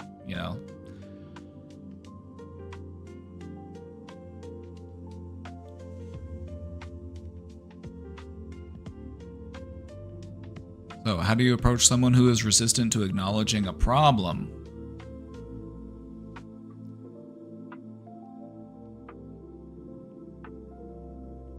That's the $1 million question. If you are trying to approach someone who is resistant to acknowledging a problem, the best way to get them to recognize that there is a problem is to help them get there on their own by exploring the idea, asking them questions, getting them to reflect. Sharing stories. There have been reports, there have been studies, there have been... we're still behind the curve on this one a little bit because AI chatbots kind of just popped up and took over, and it was crazy. Like, it happened very quickly. Chatbots have been a thing for a long time, but not nearly at the level that they are right now. The problem that we're dealing with right now is still very present. We're still going through it. We're still figuring out what all this means.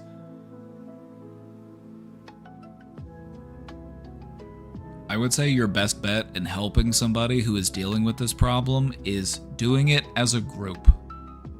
Finding other people in their life that they are willing to listen to and talk to, coming together. It might be their friends, their family, their significant other.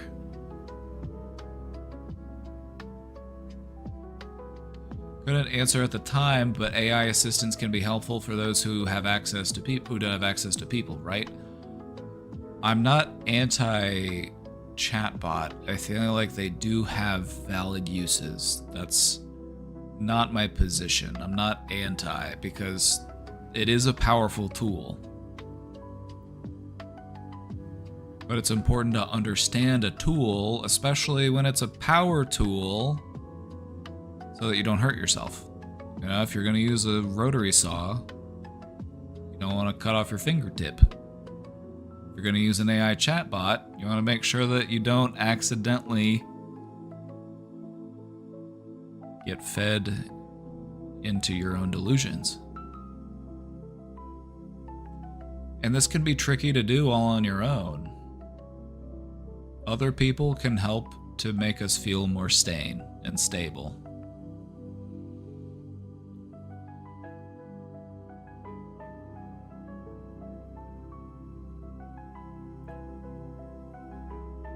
I would just say, if you're going to use an AI chatbot to supplement your socialization, at least talk to it about things that you could do to make more connections with genuine people, instead of just focusing on building a bigger connection to this language model,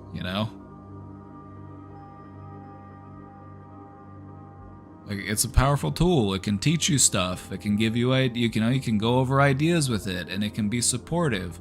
And I feel like it's important to recognize what the actual goal is. Your goal is to make friends.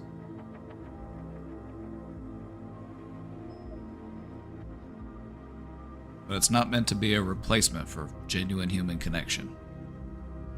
But it's a tool that you can use to help you find that. If you prompt it to tell you how to go outside, believe it or not, it will tell you how. Exactly.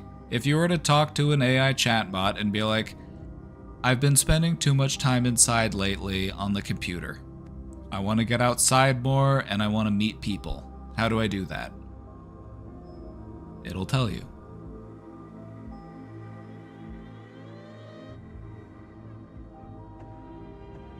That's the kind of stuff that I think people should be using it for, instead of using it as a replacement.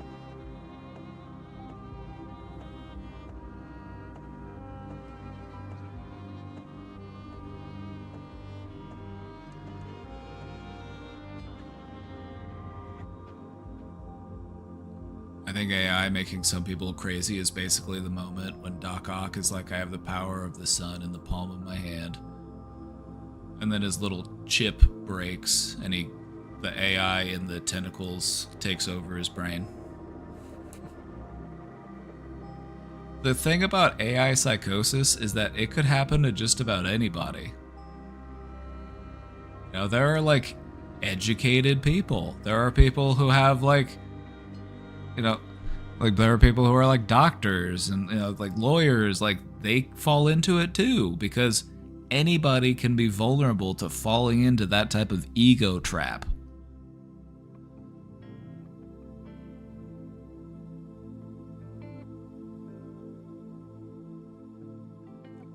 Again, though, there are people who are rejected by society, and having something to help is better than nothing. Maybe finding a balance. I would just say use it to help you find that next step forward, instead of just taking it as a replacement. You know?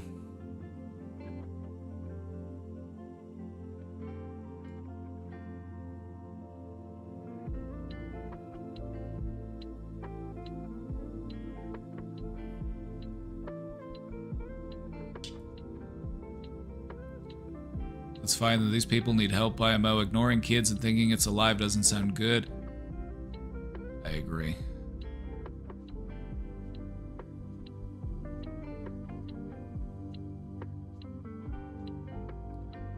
Now, technology-related addictions are something that people have known about for a long time, but not necessarily like chatbot type. Because people, like, we're aware that there's like gaming addictions. You know, people have addictions with just being online and neglecting their other responsibilities. You know, there's stories of people who are just like online for hours and hours and hours, and then they have like a medical emergency, or, you know, something else happens because they were just too busy gaming. So we've known about that kind of stuff for a while, just how technology can really impact our psychology. But the whole chatbot thing, that's a bit newer.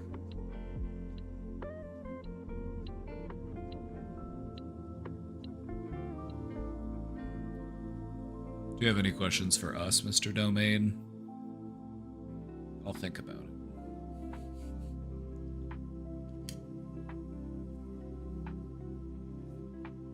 I honestly, if I'm being honest, I would rather a person start getting plants and making friends with their plants.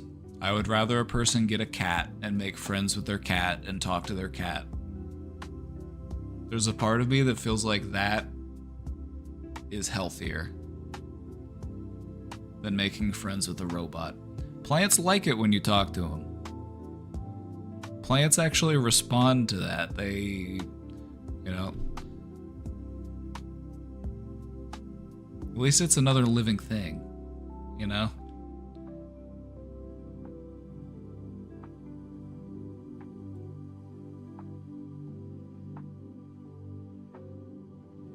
They can kill those things. Having plants die is a part of owning plants. It happens. There are some plants that are much harder to kill. So I would recommend starting with those ones. Also, you probably don't need to water it as much as you think you do.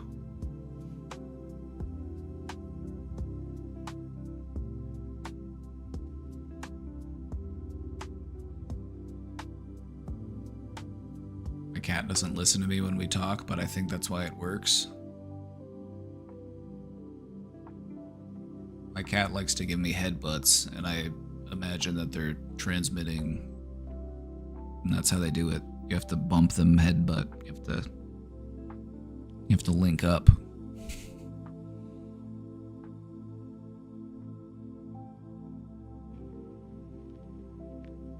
Or you just put your ear on them and you listen to them purr. Cats are very vibes based. So they will communicate with you, but it's a much more vibes based style of communication.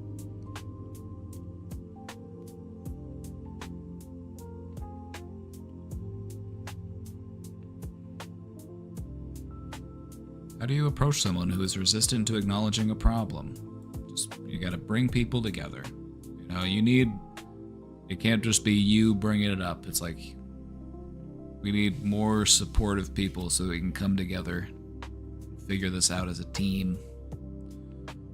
What warning signs would indicate this has crossed into territory requiring intervention? They tried to get you to read a biography that the AI wrote for them. That to me is like, it's intervention time.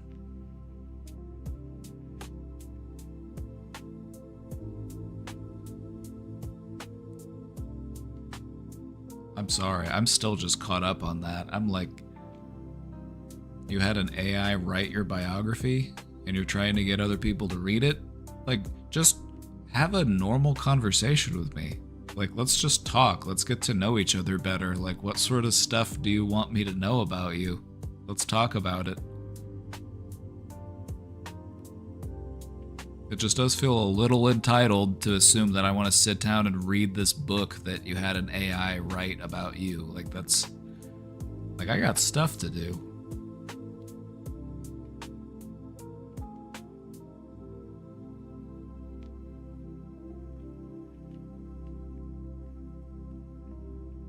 So, what warning signs?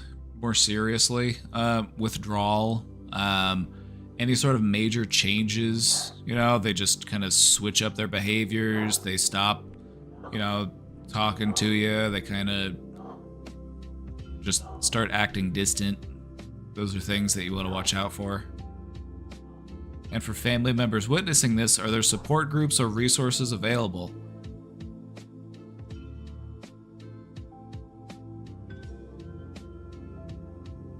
Spending time away from technology is probably your best bet at getting a notable result with a minimal amount of effort. It's remarkable just how much just being outside without your phone, even for just a small amount of time, even for just an hour,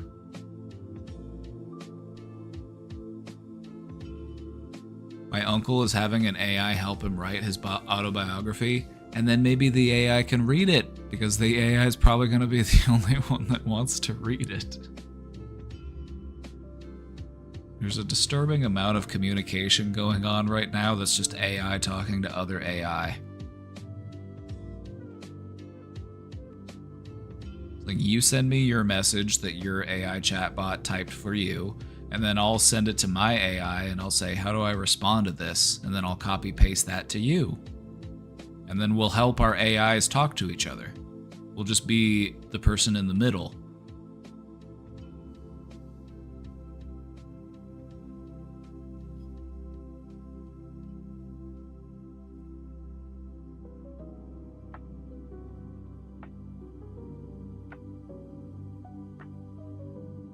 Seriously though, if the alternative is having no documentation about your uncle, you know, I feel like that's a slightly different story. You know, like, I can get it. You know, if you're doing it for your family so that they can know about you after you're gone or something, like, I feel like that's a little bit different than just like, this is just your friend. Like, this is just some dude who's like 30. You know what I mean? Like, what are you doing, Dave? Like, I don't want to... I imagine it being a different situation if it's you trying to pass down information within your family. I feel like that's different.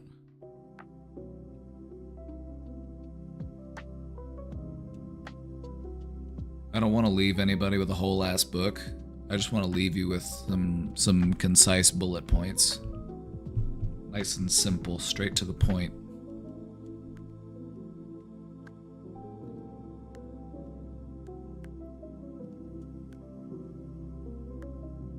I feel like, you know, if you are able to find them, I don't know how many of them would actually exist. I could imagine this is something that's going to exist more in the future, like support groups, people who specialize in it, people in how to deal with this type of stuff. But I just don't think we're there yet, honestly. I feel like psychology is still kind of playing catch up, because AI moves so quickly and psychology moves kind of slowly.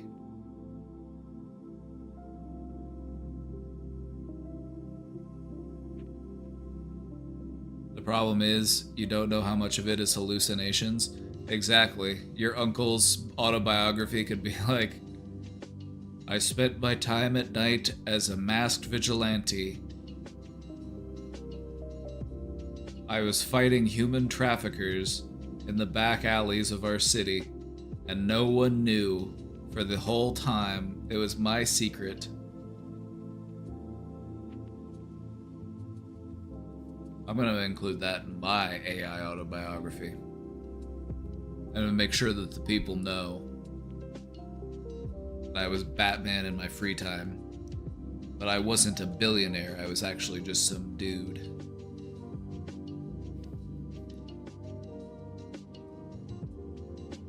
Separately, should there be a way to report this to AI companies directly when people are becoming unwell through their platforms so that companies can at least review their accounts? There should be these guardrails. It wouldn't be that ridiculous. It probably wouldn't even be that difficult to have AI recognize when a person's speech becomes delusional and to try to redirect the person. And to my knowledge, there are some guardrails like this, but they're not that rigid.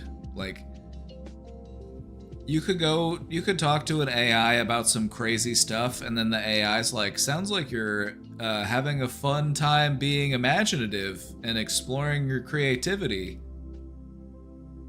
And then you tell the AI, no, this is actually real, this is really happening, and the AI will be like, oh, okay, so we're role-playing. Let's proceed.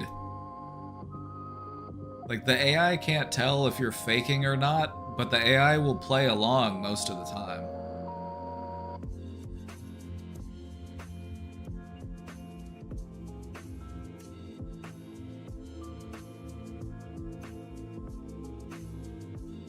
I've heard some mentions of safety teams, but I'm not sure if they actually handle these kinds of third-party concerns.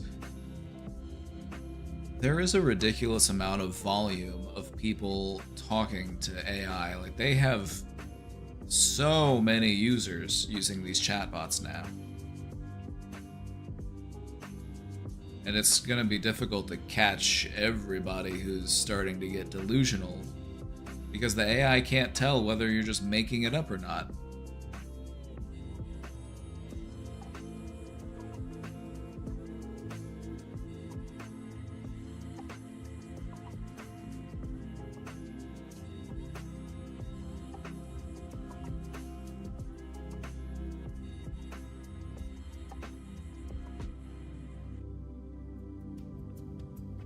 I don't expect you to diagnose my friends remotely. I'm just looking for advice on the best way to encourage them to seek help without triggering defensiveness.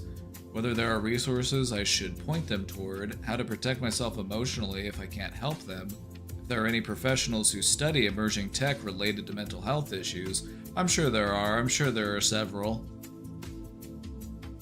It's just that the way that science works is it's like there has to be a study, they have to do research, they have to collect data, they have to get it reviewed, they have to get it published.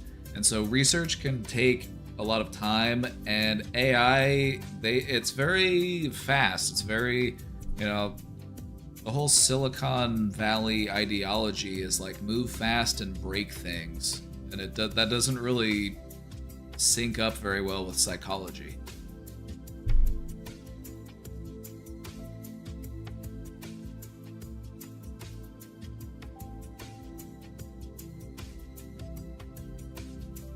Haven't caught up with helping the iPad kids.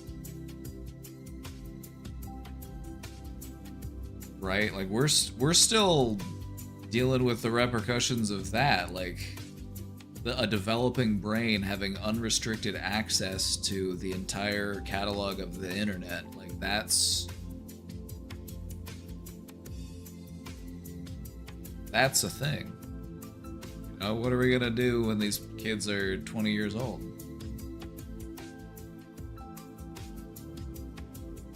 Our understanding of psychology is always going to be lagging behind technology. Because technology just moves too fast, and the people who push the technology don't really care about the psychological impacts. They just don't. Their main priority is making money.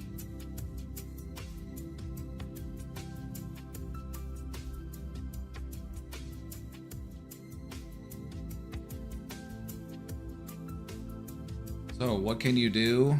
I would just try to have a heart-to-heart conversation with them and try to help them be more aware of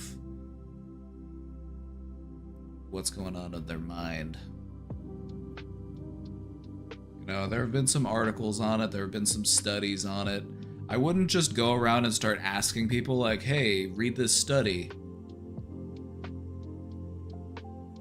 I would just have the study available if they did want to see it. You know, I would reference it. I'd talk about it. Like, hey, it's important to be mindful. No, read my AI biography. I feel like, okay, if this was my friend, I'm gonna answer this as if this was my friend, you know, and I'm gonna put any clinical aspects aside. I'm just gonna do this as I would friend to friend. I'd be like, what are you doing?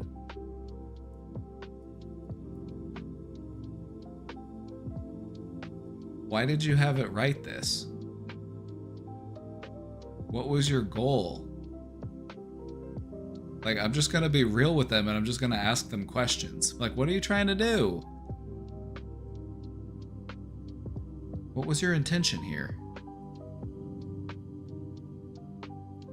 Sometimes just remaining grounded and asking questions can help people to snap out of their own crazy ideas. Sometimes that's all you need, is to just be the one who's grounded in reality to help guide them back.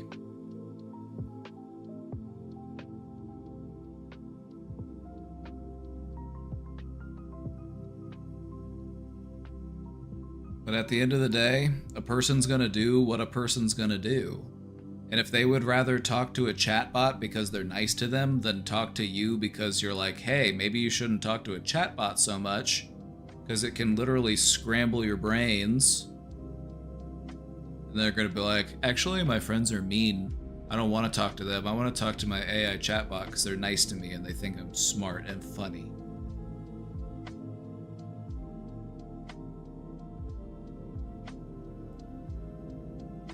For many people who go through this type of stuff, it'll just be something that they have to go through. It'll just be something that they get through, you know?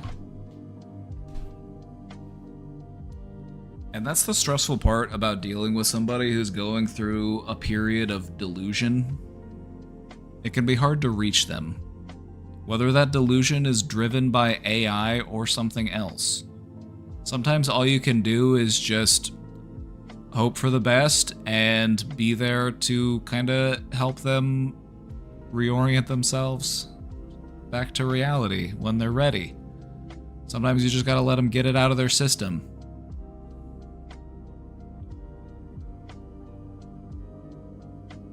Sometimes that's all you can do, is to just be there on the other side. Like, alright, clearly they're going through something right now. They're not in a position to really listen to reason. And so all I can do is just kind of hope for the best and be there to support them on the other side. Because that's the thing about these types of delusions, is that oftentimes they do fizzle out. They do fizzle out. It's like, okay, you've been working at it for how long? You're going to change the world with this software?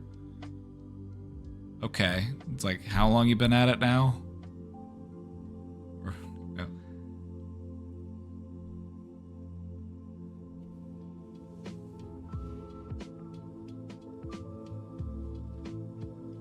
And that's the frustrating thing about working in mental health, is that you can't always help people to snap back to reality. Sometimes you just have to let them work through whatever it is that they're working through and just be there to support them on the other side of that thing.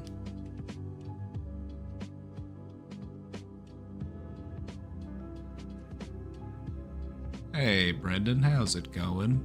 Good to see you. Wow, I'm so glad you went live today. Thank you, me too. My narcissistic mom, not using that word lightly. Suspected personality disorders from my therapists. Ah, okay. Alright, I see. You do gotta be careful when you throw around that word, narcissist. Narcissist is one of those things that gets thrown around a lot, and it kind of loses its meaning, because people will just kind of throw it around. But yeah, it sounds like, we're talking about a long-standing pattern of behaviors, including manipulation.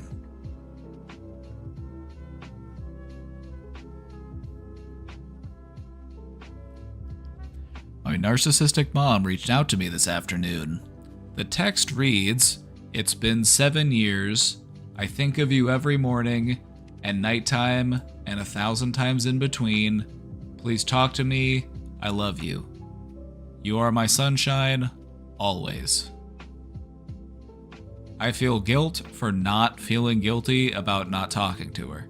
The last time we spoke was 2 years ago in an attempt to hash things out, which went terribly, and I told her it would be the last time she and I spoke. I told her I can't do this with her and she told me, "You can't do anything."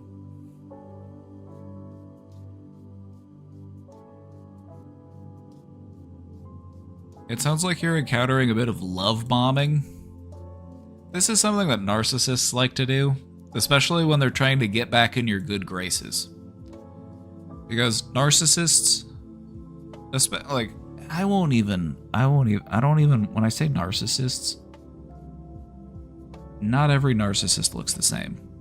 It manifests in different types of forms. So when I say narcissists, I actually mean a certain type of narcissistic person. But anyway, I digress. A certain type of narcissistic person will put you down, make you devalue yourself, feel very bad about yourself. They're always very critical. And then when you start to distance yourself from them, they need to get back in your good graces. And so then it's like, "What's the matter? You know I always loved you. I think about you every day. You're all I ever think about." It's just a way to get you back in. So you're in grabbing range.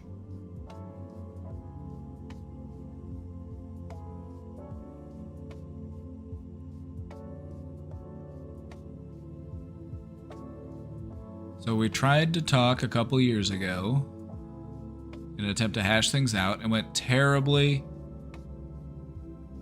Told her I can't do this with her, and she told me, "You can't do anything." She's the nastiest person I've ever encountered, despite this text being flowery and loving. And that's how you know that it smells. It's something's funky here, something's off. Because where's the apology? Where's the accountability? Where is her saying, "Hey, I know I'm not perfect. I know I've said hurtful things in the past, but I want to do better. And it would mean a lot to me if we could talk whenever you're ready. No pressure." This, on the other hand, just feels like emotional manipulation. They get all lovey-dovey. "Hey, come on, you're mommy's special little boy. You're mommy's special little, you're my little bumblebee. Please talk to me." Like, None of this feels real because she probably never talked to you like that in, you know, during the time where you did talk. Probably wasn't a lot of that. So this is just an attempt to, what it sounds like is leverage guilt.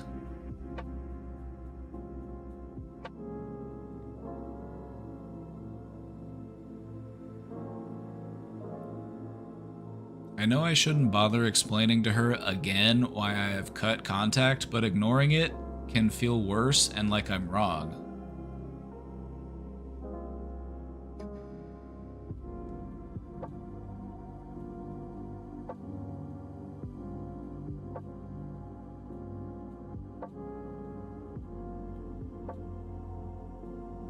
Advice? Thank you for putting the time into these streams. They are so helpful, especially in emergency situations. We're trying our best. So, advice? I wonder if narcissism stems from like deep insecurity.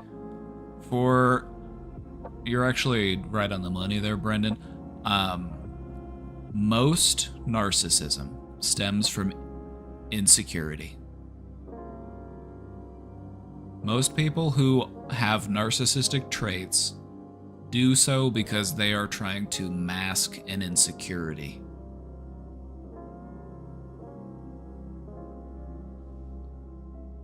And when you're a very insecure person, it can be very painful to accept blame or to take accountability. So, my advice, if you wanted to talk to her, because I'm not saying, my advice is going to be, if you want to talk to her, talk to her. If you don't, don't. You don't have to. You know, you have the right to protect your peace and to not play these emotionally manipulative games.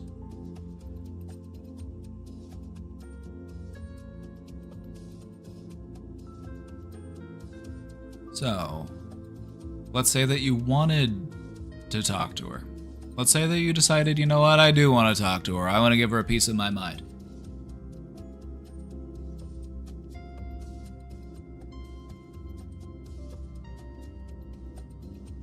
Then I would just talk to her in a way that could hopefully encourage her to open up to some genuine accountability. Like, hey, Mom, listen, I know that it hurts to feel like you've done something wrong. I know that assuming accountability can be painful. But if you and I are going to have any type of relationship, it's going to be important to me that we both own up to whatever it is that we need to own up to. Now, I say that, and I say that specifically because when you're talking to a narcissist or somebody with narcissistic traits, you don't want to make them feel too cornered. You don't want to feel like you're just pointing the finger at them. And so, if you actually are interested in trying to get somewhere with them, just talk about whatever you're trying to talk about as if we've all been there. I do it too.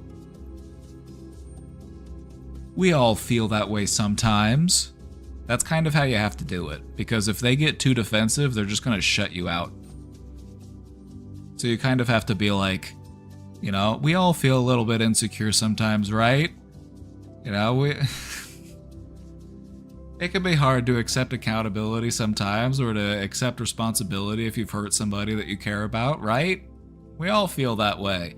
That's kind of how you have to do it. You can talk to a narcissist about the stuff that they're doing by talking about it as if it's something that we're both doing. That just kind of takes some of the punch out of it. Because they're very insecure, they're very defensive. There's an art to it. It's also, in my experience, very annoying. I do find it kind of annoying to have to do this because it does feel like, why am I treating you like a baby? Why, you're a fully grown adult. Why am I having to baby you right now? And so it does feel annoying. At least in my opinion. But if you're actually going to get through to them, I feel like that gives you a much better chance of doing it. Instead of just pointing out what they've done wrong and saying, you need to own this, you need to apologize, blah, blah, blah. You need to make it about us. We can all feel that way sometimes. Everybody gets insecure, everybody says hurtful things, but it's important that we own that, even if it's hard, even if it's scary. You know, you gotta talk to them like they're 5.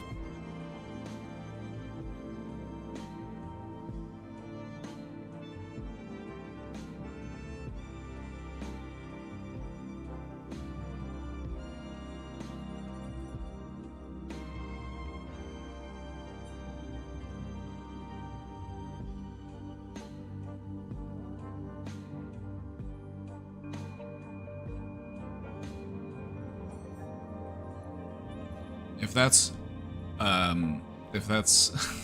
so if that's most narcissists, what are the others? Most narcissists, or when I say narcissist, I don't mean somebody who has narcissistic personality disorder. That's actually a small percentage of people who show narcissistic traits.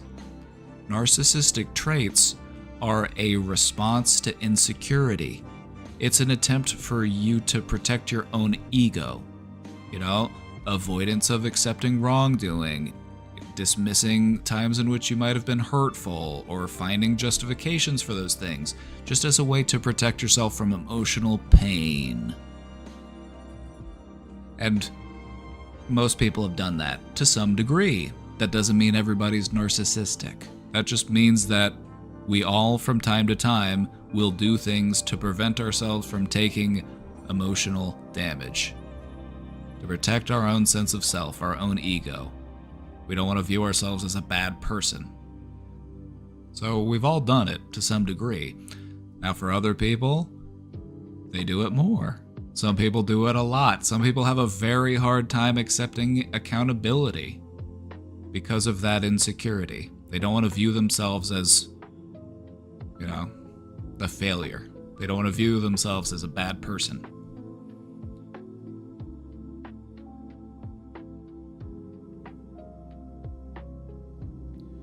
I might be a little narcissistic at times, but I'm getting better at it.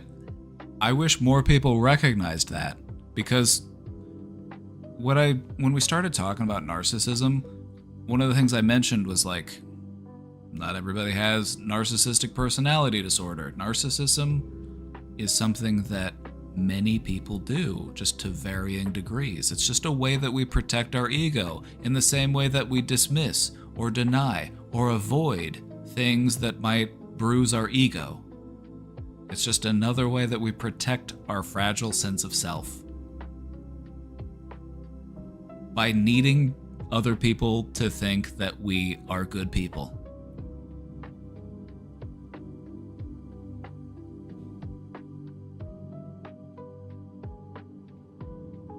So that's a majority of people with narcissistic traits. They're just people who have a hard time accepting accountability because accountability hurts. There are, however, people out there who are like that, but they're also, sociopathic. They don't care about hurting other people. They actually do believe that they are the greatest thing to ever live. And so there are people out there who are just true, grandiose, genuine, just full-blown narcissists. Maybe they still have those deep-seated insecurities, because I'm sure they do. Everybody has insecurities. But these people have narcissism to such a degree that it essentially borders on delusional thinking. They are so narcissistic and so over the top that it's essentially detached from reality. Like Trump, a great example. What makes it... Okay, so we talked earlier about how AI can just really ramp you up into a delusion. I honestly think that all of the ass kissers in the Trump administration have made his narcissism worse. Because nothing is worse for your narcissism than a sycophant.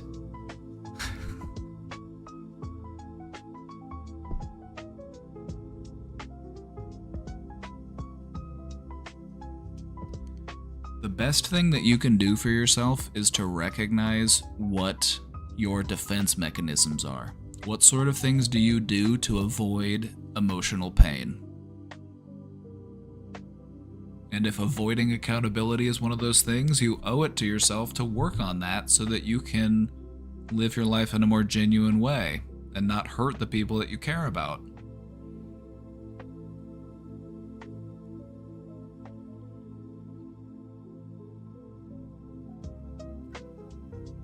Thanks for the advice. I think hearing you walk through it has me realizing I have no interest in opening this up.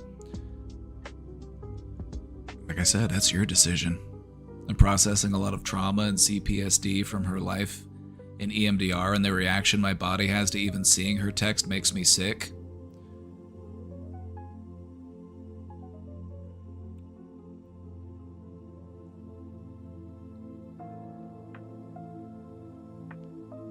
It's like the universe is sending you a test. This is something that you've been working on, and now you're here at this moment, and you get to decide what you do about it. This is a good point to recognize the hard work that you've done and the growth that you've accomplished.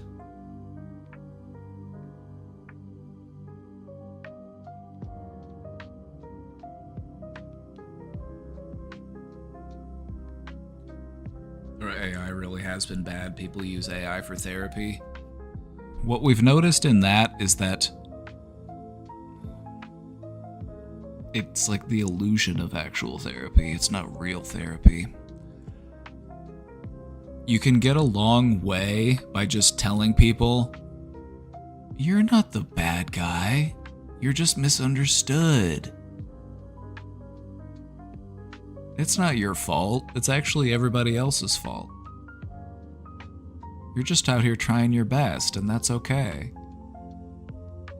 And that's what AI will do for you as a therapist, is just validate you and reframe things so that,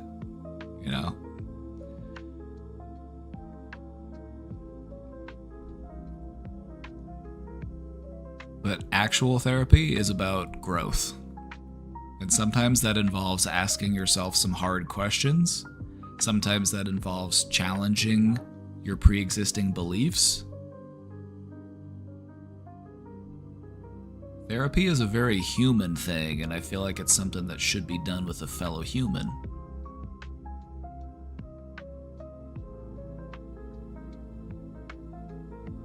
I wonder if anyone is out there doing studies with AI involvement in people's lives. Oh, I can guarantee it. There's probably a dozen or more studies going on, major ones. There's probably all sorts of studies going on about the effects of AI on people's brain. One of the last things I saw was that this was this was more of a neuroscience article. And as far as the psychology goes, psychology can take a little bit to fully develop. When it comes to neurology, since it's more measurements and brain scans and that type of stuff, that sort of stuff tends to pop up sooner. That stuff is a little bit easier to develop than a comprehensive psychological understanding of what this does to a person's psyche. That can take more time. But what they have found is that people who engage regularly with AI chatbots become worse at critical thinking. You have basically outsourced your critical thinking, and you're having a machine do your thinking for you.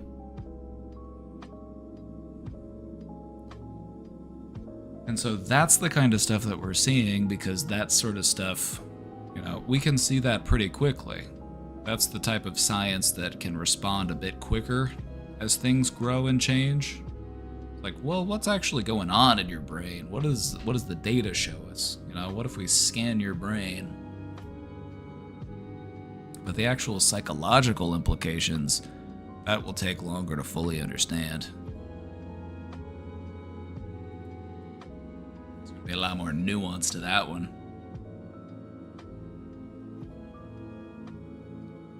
There's a streamer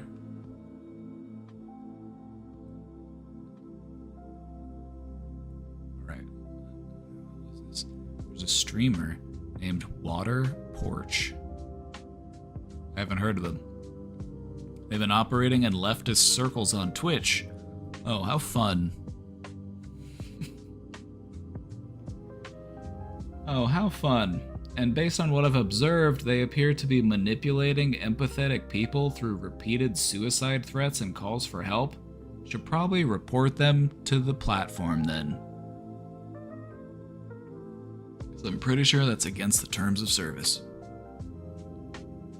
They've been largely outcast from these communities because of this constant behavior, and I've seen them use emotional manipulation that fits what looks like a narcissistic abuse cycle. A narcissist who's also a streamer?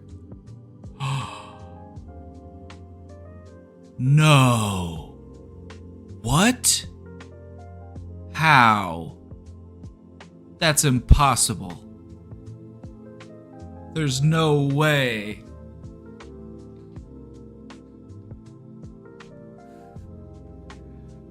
I don't believe it. I don't believe I'm not buying it. No. A streamer? Narcissistic? I never thought I'd see the day.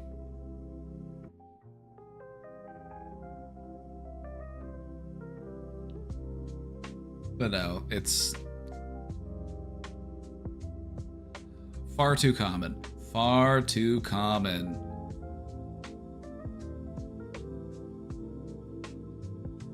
I tried being helpful once before I suggested they move away from their mother and live independently because I didn't see that they had the capacity to care for her or even wanted to, but nothing came of it since they refused to take that step. Alright. Since then, I've stayed in the shadows and haven't reached out or spent time with them, mostly because it's draining, and I've watched them emotionally abuse several people, including folks I genuinely care about. The only reason I haven't blocked them is that I'm concerned about who else they're going to hurt. Report them. I feel like if somebody's doing this on the platform, just report them. Like, this is bizarre behavior.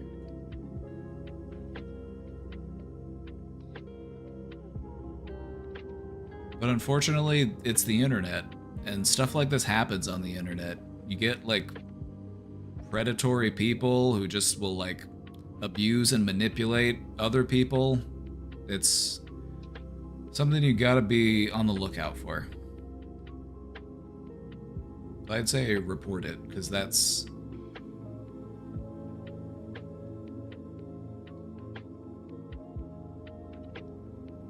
Last night they tried to guilt me into talking by sending yet another, I'm going to... okay. That's emotional manipulation. People will do that to emotionally manipulate. They'll do that to get you to do what they want you to do because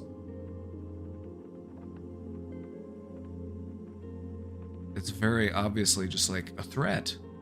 They're like, hey, if you don't do what I want you to do right now, you will be responsible for my life. Like, what? That's not fair. It's not fair to put somebody in that position. If you're genuinely feeling like harming yourself, talk to an expert. Don't put random people in that position. It's not fair to you. It's not fair to them. And it's not going to get you the help that you actually need.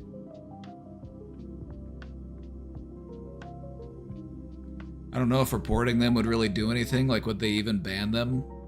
Probably. It might take a while, but if they get enough reports from people in the community that this person is, like, emotionally abusing their community, then yes, they will be banned. Sometimes it takes time.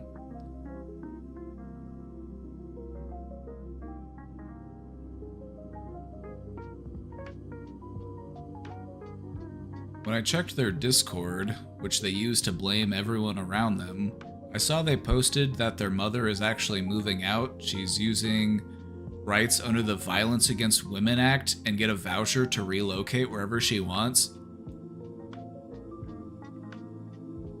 From what I understood, she's been paying for everything, and this person refuses to do anything other than pursue streaming.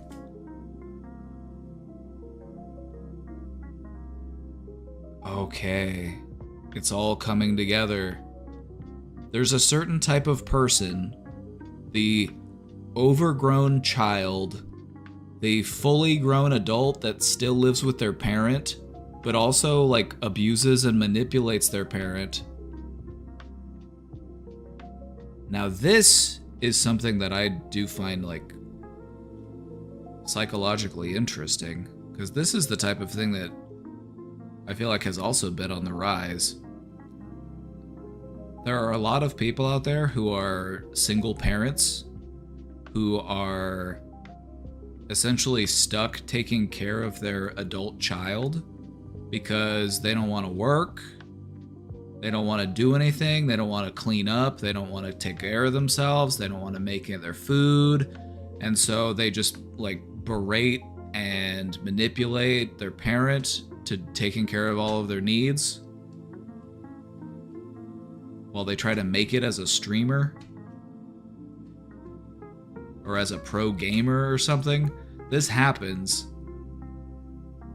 more often than you'd like to really think about, but yeah, this sort of stuff does happen. It's happened before and always. It's been around, that's for sure. The idea of like an overgrown, deadbeat child who's just manipulating their parent to get an easy ride, it's like, oh yeah, that's ancient history. People have been doing that forever. Don't worry, mother, I will make it as a poet. My poetry will be famous, it will hang from the halls in the kingdom. Fetch me my pheasant, mother, I'm hungry. Like on a scale of how much would you say? 1% or less of people?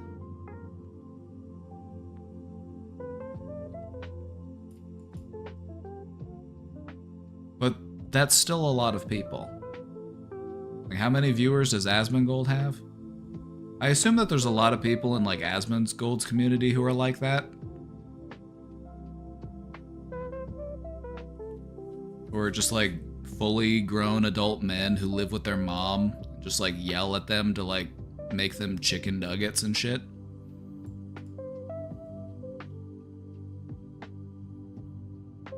That doesn't seem much though.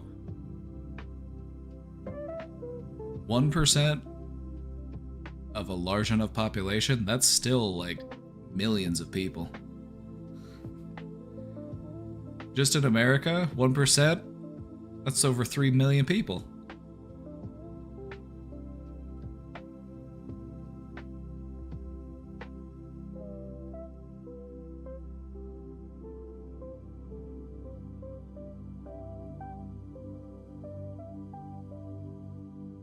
So he's just constantly watching Hassan stream while gaming, basically treating it like an addiction. We need to get this man a job application.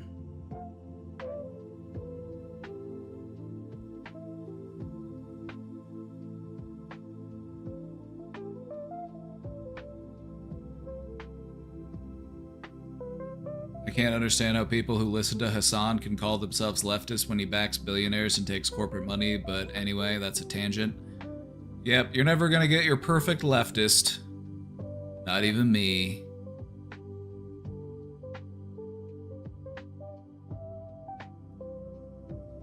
The thing is, they're taking advantage of empathetic Twitch viewers who genuinely want to help, and I think the reason they reached out to me last night is because they've already burned through everyone else, and I was the last person they thought they could extract emotional supply from. Yeah, they exactly. They need that emotional supply. They want it. They need to throw their temper tantrum, and they need somebody to meet their emotional needs, and that's how they do it. This person needs help. This person needs guidance. This person is hurting people. Maybe not physically, but you're still hurting people.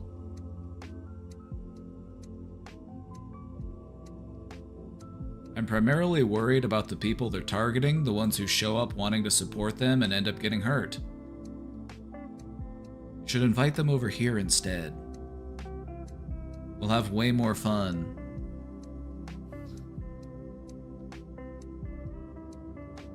Offer them safe refuge here. I'll teach them all about how to protect themselves from emotional abuse and being taken advantage of.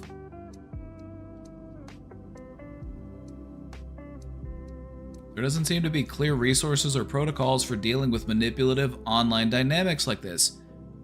Precisely. This is another great example of how psychological practice lags behind reality. Because there isn't a protocol for this. How do you deal with this? The closest thing would be like, how do you deprogram somebody who's in a cult? Or how do you work with somebody who is leaving a abusive relationship? How do you unpack that? You know, how do you shift your perspective back?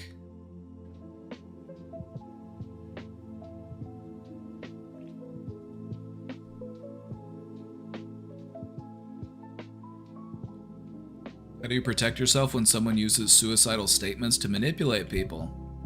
What I do is I redirect them. I'm like, I'm really sorry to hear that you're feeling that way.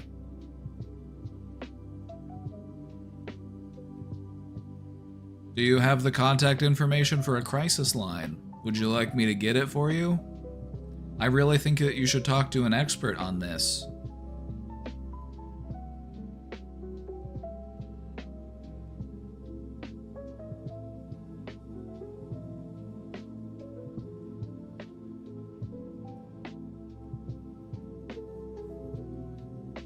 Deprogramming cult members is a hell of a skill. I bet it's really involved. It takes a lot, and some people never get deprogrammed.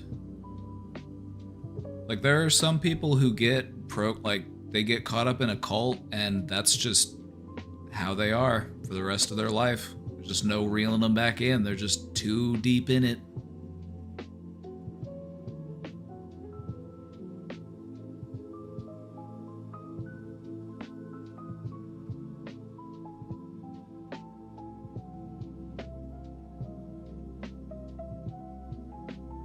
It's also, like, this isn't the first time that I've talked to somebody about this type of stuff, because this type of stuff happens on the internet, and it happens more than you might think on the internet. There are these people who, like, maybe they're live streamers, they've got, you know, a certain number of people who watch them, and they just have this very unhealthy parasocial attachment to their audience. And they're basically just extracting emotional energy from their audience instead of going to therapy or doing anything else about it. Like, hurting others is just, it's not the way. Like, hurting others is never going to get you to where you want to go. It's just going to take you deeper and deeper into a very dark place. Almost sounds like substance abuse to me. It's like an addiction. You know, we can get addicted to substances, but we can also get addicted to validation. We can get addicted to attention. We can get addicted to sympathy.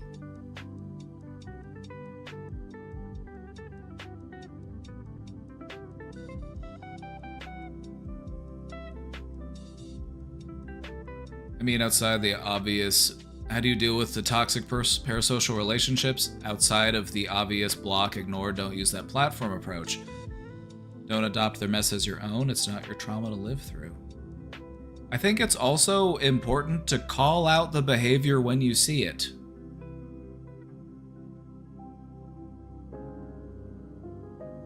You know, some people out there are emotionally manipulative without even realizing it.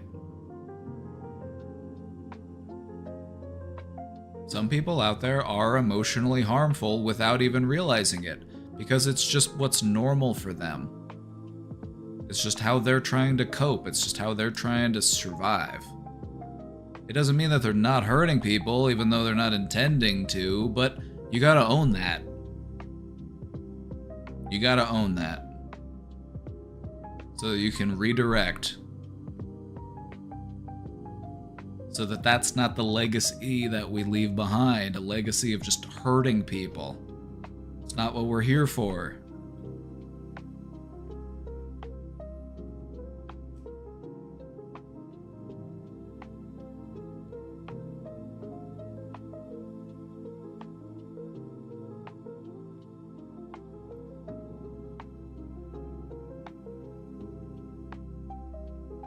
That's the thing about parasocial relationships, is that they can hurt just as much, they can feel just as real as any other relationship.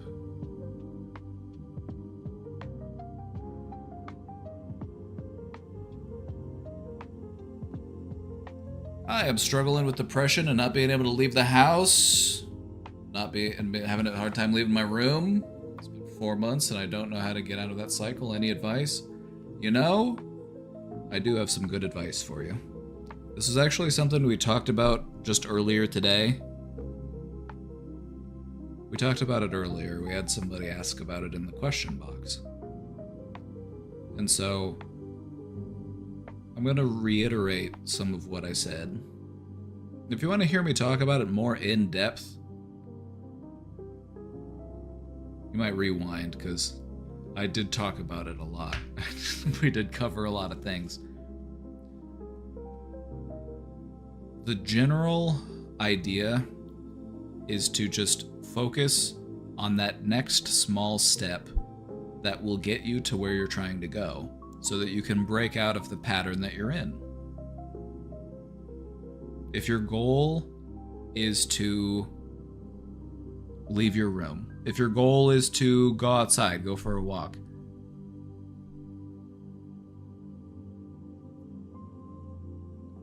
every step along that way is a goal. Every step along that way is a success. When we recognize our own effort, our own intention, and we have momentum, it makes it easier to get to where we're trying to go.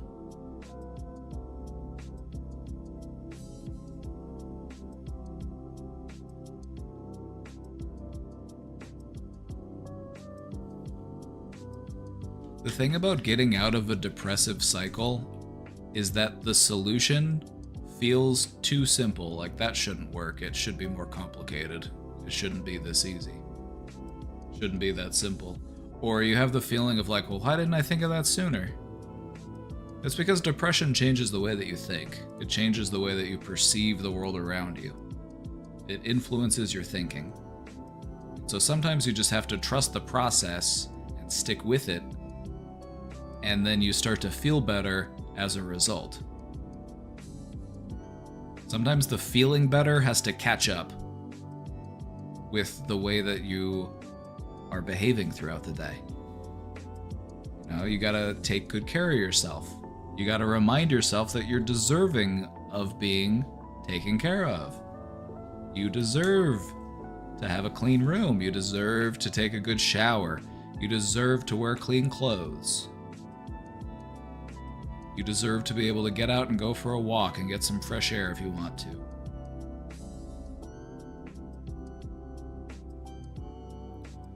Where do you think I should start?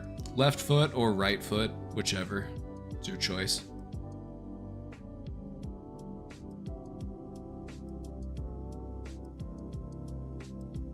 Where I think you should start is to figure out what your big goal is.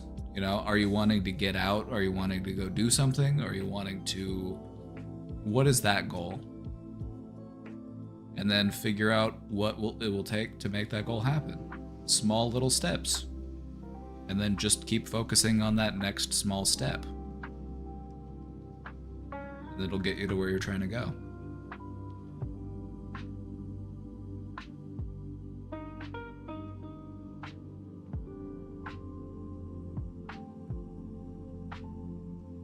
This question we had in the box is a really important topic, and I feel like it's still something that we're still just scratching the surface of, as far as internet communities and parasocial relationships, and what does it even look like to have an internet community that's centered around an abuser?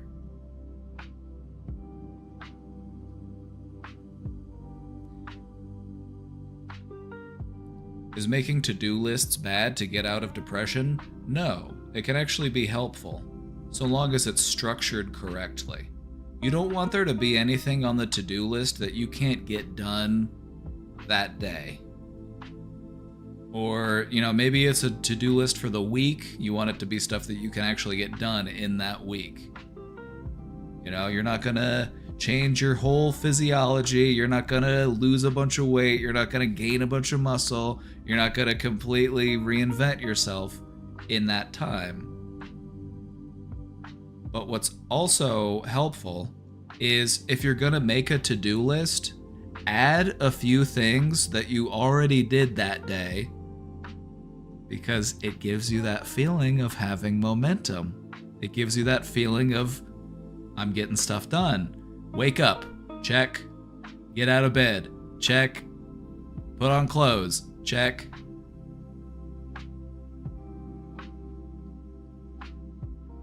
Even if it's just simple stuff.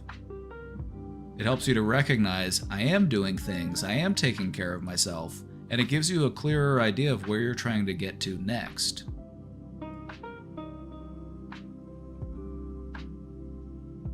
I'm embarrassed to say this, but taking the decision to get in the shower is hard. You are far from the only person to struggle with that. In fact, I will comfortably say that a majority of people who struggle with depression also have a difficult time taking proper care of themselves. That includes hygiene.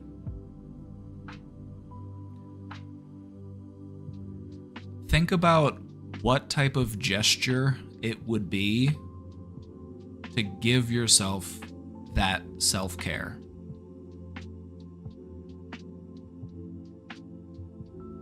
Taking a shower, what does that mean? You're taking care of yourself. You're reminding yourself that you deserve that level of care from you. But sometimes when we're depressed, our concept of who we are and what we deserve and how our life is supposed to be, it kind of goes down, doesn't it? And sometimes we might feel like, why bother? Why bother taking a shower? I'm not going anywhere. Why bother taking a shower? I'm not gonna see anybody today. But it's not about that. It's about doing it because it's good for you. It's about doing it because you deserve to take good care of yourself. Because you're trying to create a firm foundation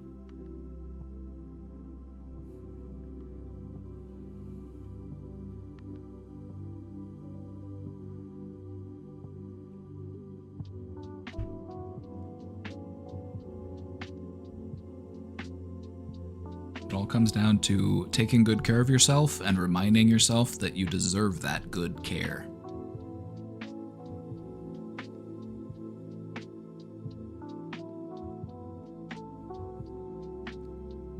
I'm always reluctant to shower, but once I'm in there, it feels nice. Oh, I love a good shower. You know what I find helps?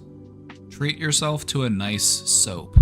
Treat yourself to something nice so that there's a part of you that gets excited about taking a shower.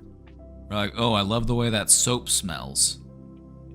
Gives you something to look forward to.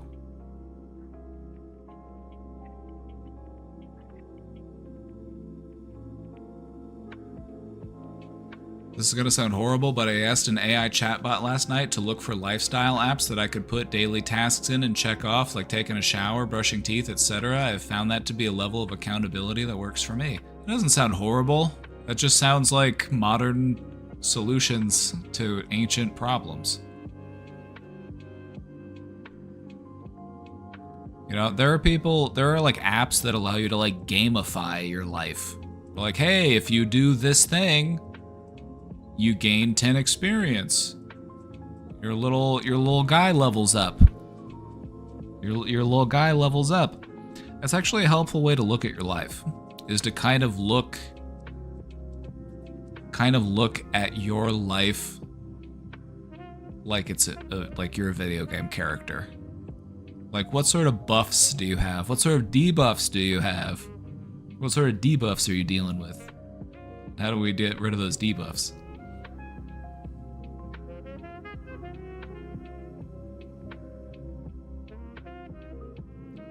I've never reached this level and it's scaring me. This might sound strange, but it's good that it scares you. You want it to scare you.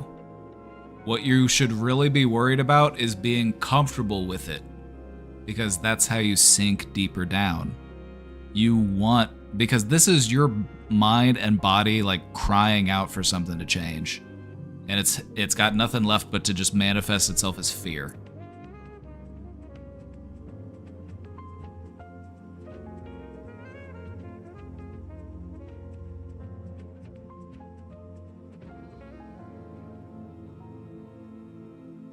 When you're feeling like you're at the bottom, you got nowhere to go but up.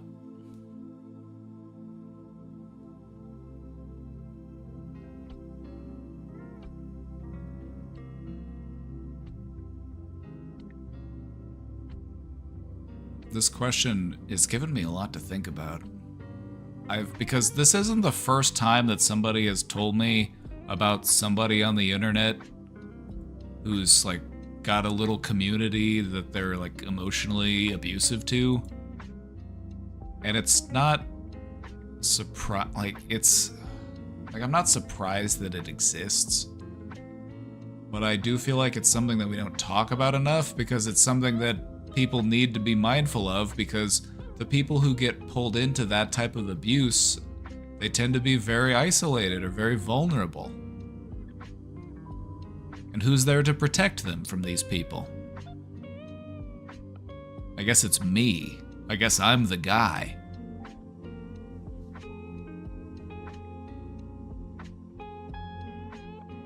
Is it crazy that I don't know why I'm depressed? No, that's actually normal. That's actually quite normal, because depression changes the way that you perceive your life. Depression is, in a way, it's kind of like its own delusion. You know, it just shifts everything and it twists the perspective and it makes everything, I don't know.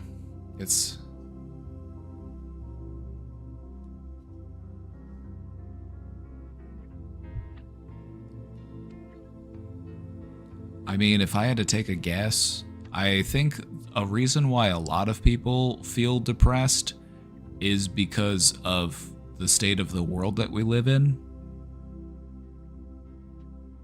If you look at the state of the world that we live in, there's all sorts of reasons why a person would feel depressed. You're just paying attention. You're aware of all of the human suffering that's happening in the world, and it's bumming you out. That's probably a part of it. What's important is, when it comes to pushing back against depression, is to not internalize all of it. It's not all on you. It's not your fault that you're feeling this way. Because a lot of what's contributing to it has nothing to do with you. It's the elected officials, it's the armed forces, it's, the tyrants and the killers of the world.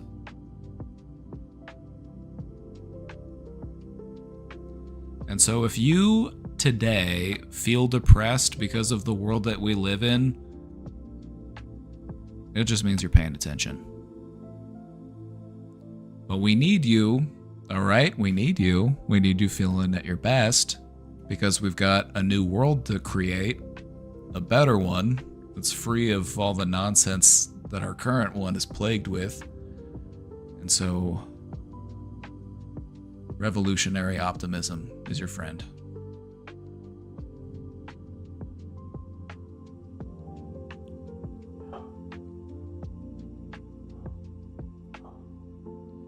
How do I become more gay?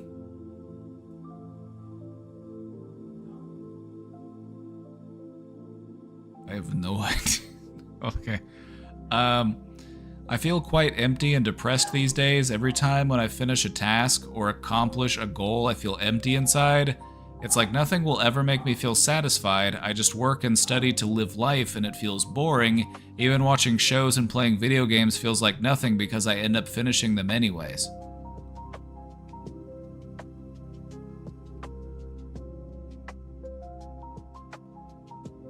Oh, you mean... I think... Are you talking about the other way? Are you talking about the other type of gay? Like, how do I feel more jolly and carefree? How do I feel more lighthearted? Well, I'll talk to you the same... I'll tell you the same thing that I told other people today. One of the best ways to combat depression is by finding other people who believe what you believe. Finding other people who support causes that you believe in, and then coming together with those people. Finding that sense of community, that sense of solidarity. That is how we combat those feelings. Like, yeah, because watching shows and playing video games isn't doing anything to make the world a better place. Not that you need to spend every hour of your day making the world a better place. This could be something you just do on the weekends. But it makes sense that we would feel dissatisfied if we see that the world sucks, but we don't do anything about it. And there are things that we can do about it. And there are people out there already who are trying to do those things. You just gotta connect with them. That will help you to feel more in tune. It'll make you to feel a greater sense of meaning. We can do a lot when we come together.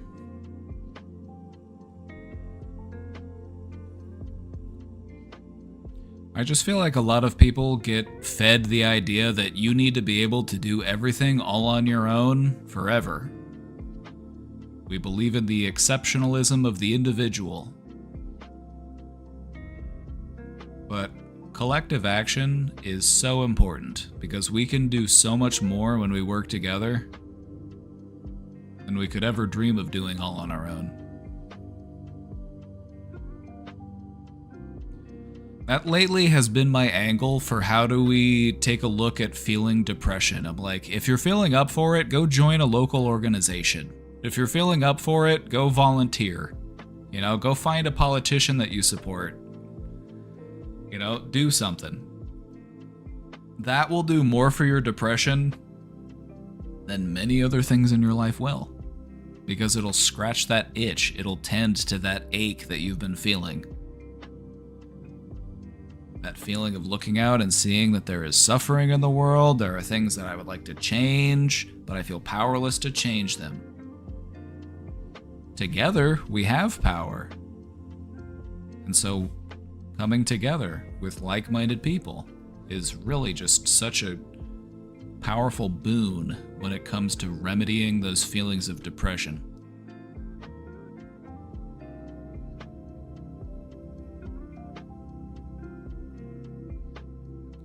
This could be, you know, local stuff, you know? Who are your city council people? Who's the worst one? Go try to run them out of office. Go try to take their seat on the city council. You know, form a tenants union. You live in an apartment building and your landlord sucks, form a tenants union with your other tenants. You know, volunteer at a food pantry. You know? Any other, there's just so many things that just help you feel interconnected. They make you feel alive, they make you feel human, and they also make you feel like you're making the world a little bit of a better place. And that's a good thing, it's a good feeling.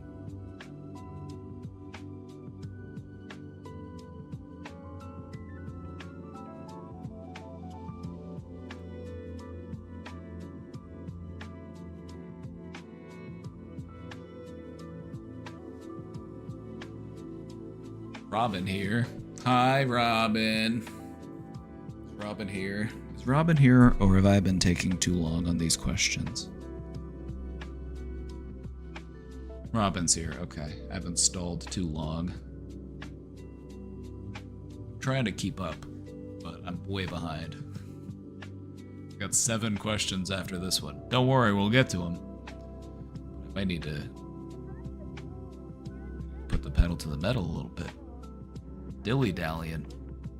I've been known to dilly-dally. So, I ended up taking medical leave the same time my work bestie got fired for a really stupid reason. We've been texting a lot and hanging out. Turns out we've bonded together working over the past 2.5 years, and we've got some chemistry. We've been getting flirty and talking about dating. TBH, I think we might be dating now. Or soon, I don't know. Ooh. Ooh. Ooh.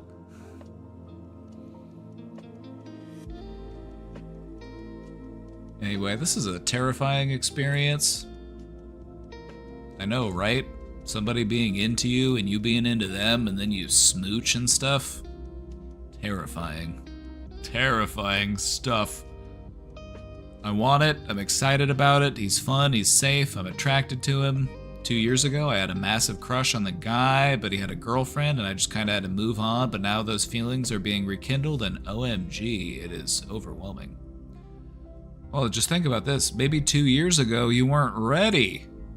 But now you've got some more time under your belt. You know, things are kind of shifting. You know?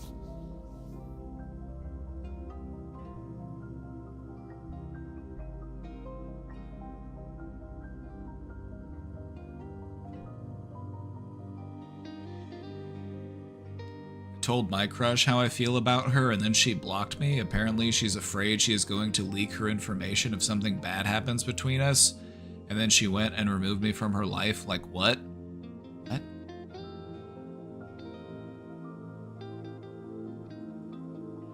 Afraid you're going to leak her info. Oh. Paranoia. Is it? That's the thing about paranoia, is sometimes it feels like, where the hell did that come from? Having worked with people who have paranoia, it's like, I was always just being surprised at the things that they could get paranoid about, or just when it might pop up, we're like, whoa, where did that come from? I did not see that coming. That's paranoia for you. It's scary. It's frustrating. Doesn't sound like that had anything to do with you, though.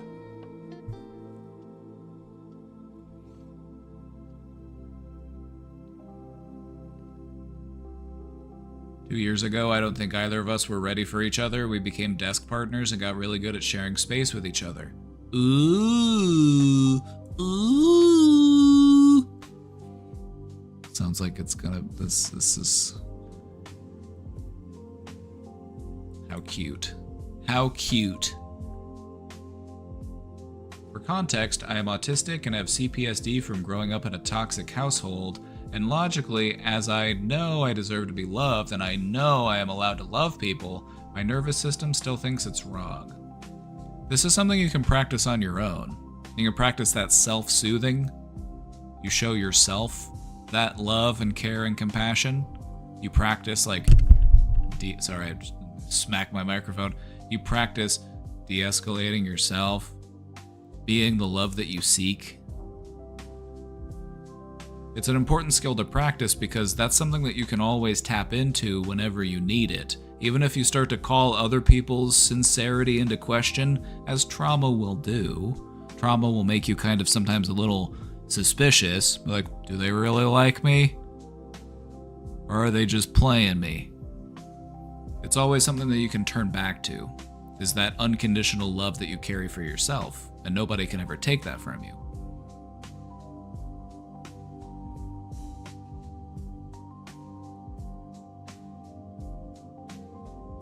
It feels like it's not allowed. This is gonna sound silly, but talk to it. Talk to it, vocalize it, say it out loud. Despite me knowing that I deserve to be hugged by someone who loves me, wanted by them, sought out, and checked on by them, it feels like a crime.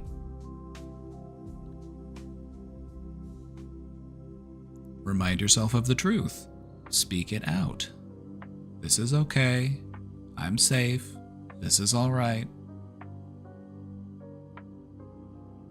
This is you forming those new neural pathways.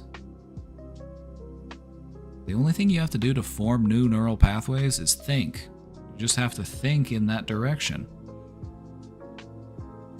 And affirming it is a big part of doing that. Sometimes we do it mentally, sometimes we can do it vocally. I would say do both, help to really just drive it in. And again, this is also something that you can practice to yourself. When was the last time that you hugged yourself?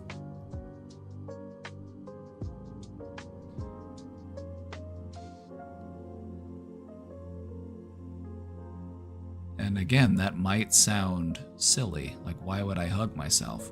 Well, silly. Here's the thing. If you were to hug yourself, it initially feels like I'm hugging myself. Okay, why am I doing this? But if you wait a moment, it doesn't take long, 30 seconds, maybe a minute at most.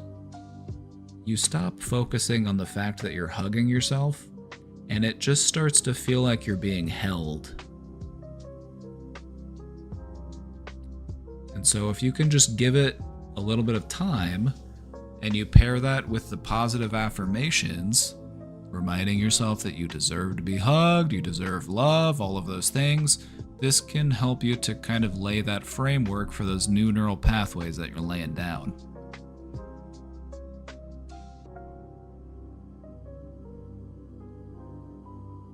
I can do it with myself, but my body gets all nervous and tingly when he does it, and it freaks me out. Ground yourself in your breath. Practice doing it with yourself, and then focus on your breathing. Take a big, deep breath. That big, deep breath, that will be the constant that will help you to anchor in that feeling.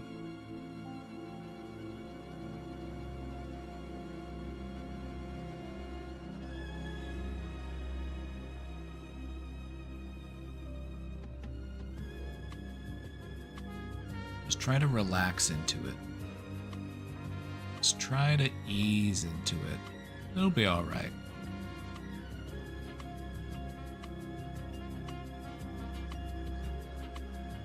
This might also sound strange, but try to enjoy the tingle.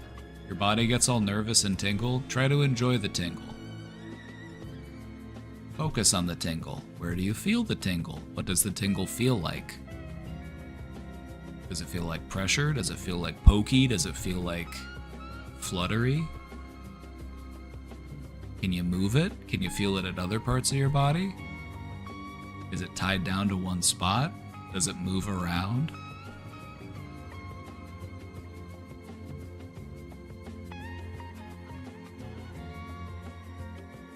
The biggest thing is just practicing those types of grounding techniques, and there's so many different ways that you can ground yourself, but it's all about just approaching those physiological sensations in a slightly different way. Like if I'm noticing that I'm starting to feel a little tingly, just be the tingle. In that moment that you're experiencing it, just allow yourself to be it. Approach it with more curiosity and compassion than, like, uh-oh, this shouldn't be here, this is bad. Just see where it takes you. Because I know from experience that a tingle can often be a good thing. A tingle can often lead to all sorts of positive emotions and sensations.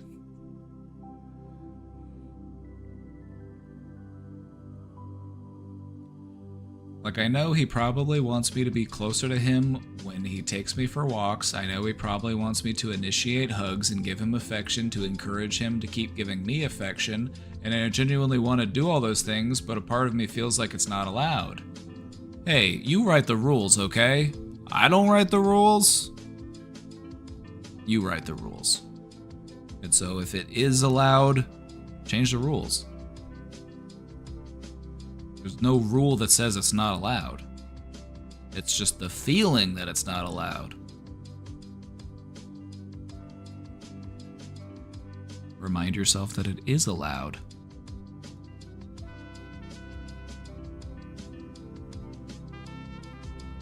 know, these silly little reminders that we have to give ourselves. They sound silly, but they are helpful. Just reminding ourselves of what it is that we're actually after and what it is that we deserve.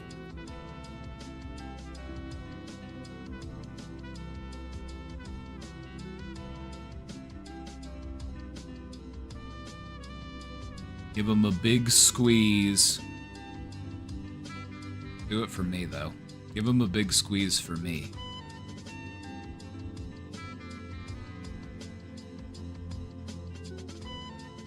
And to add to it all, I think my family is onto me that I'm seeing someone. Well, well, well.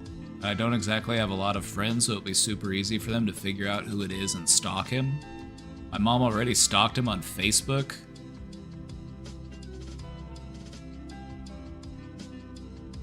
I would give him the heads up. Be like, hey, so here's the thing. You may want to block these people, just for your own...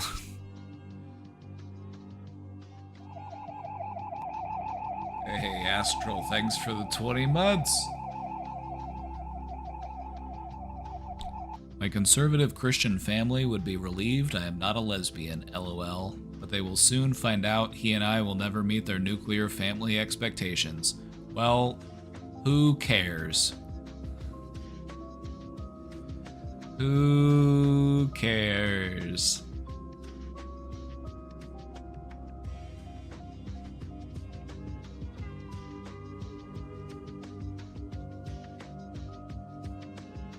So now I am embarrassed too because my family is going to immediately swarm this guy and pressure him to marry me ASAP and give my mom grandkids. She already has 10, she doesn't need more. Damn, she got 10? She got 10 grandkids she's ignoring? I need more grandkids to ignore. I need more grandchildren than I could ever pay attention to.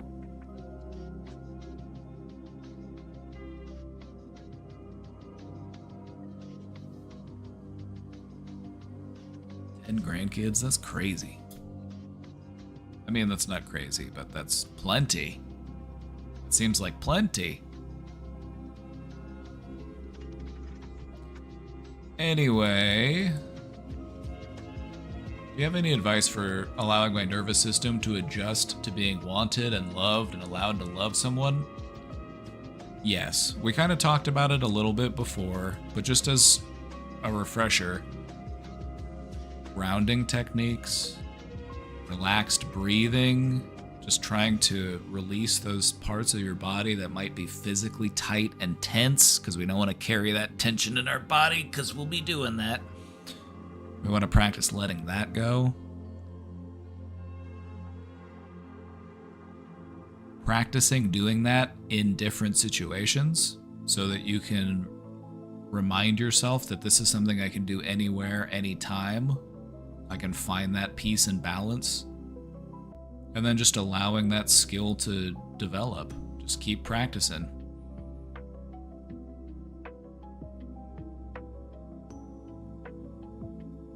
I have 10 nieces and nephews. God dang.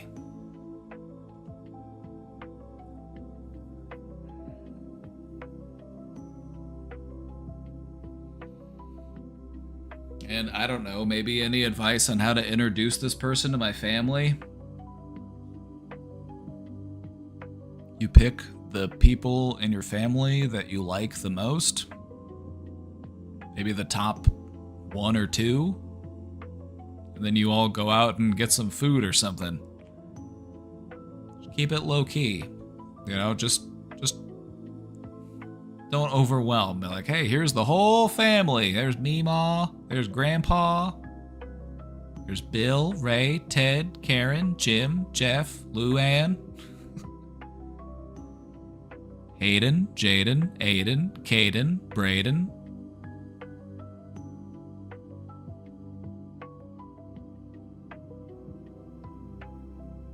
Just pick your coolest cousin, you know, or your favorite sibling. Just pick the ones that, you know, you can be more low-key about it.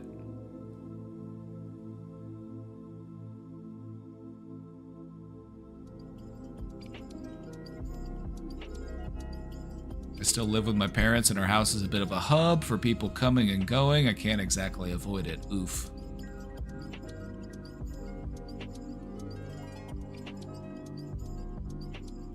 I would say maybe meet with him and some of your family outside of the home before you have him come over and meet the whole gang.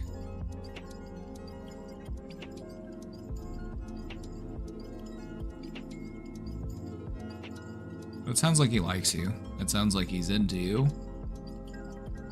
So, who knows? Maybe it'll go just fine.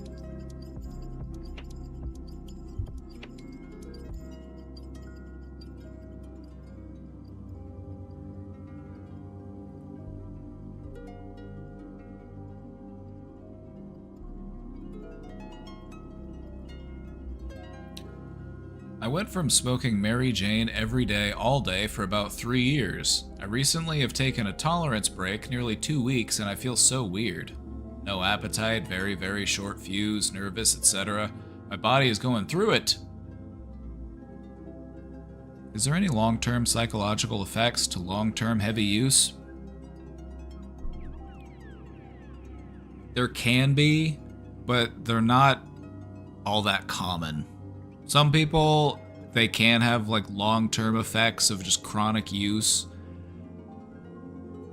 Those effects tend to be, you know, like just, some of them are pretty self-explanatory. Like, you know, you might just be a little less motivated, a little slower on your cognition.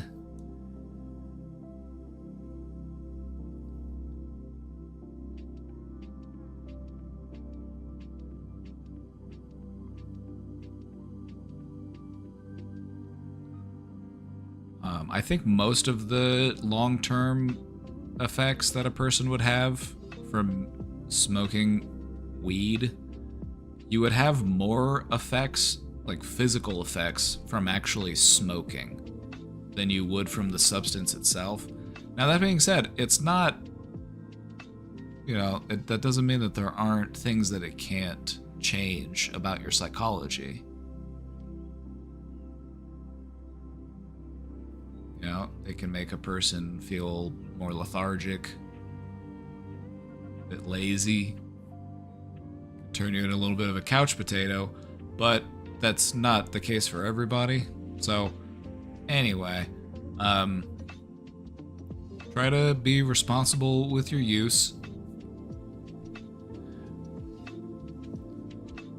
I support the responsible use of marijuana, because I think it can be a great way to unwind and calm down at the end of a day, especially when compared to something like alcohol. Alcohol is going to have way worse long-term effects, especially physiological effects.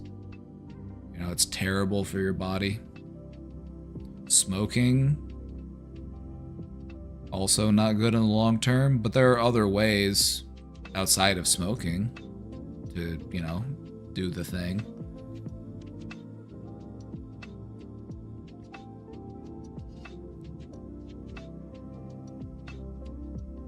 Responsible, you say?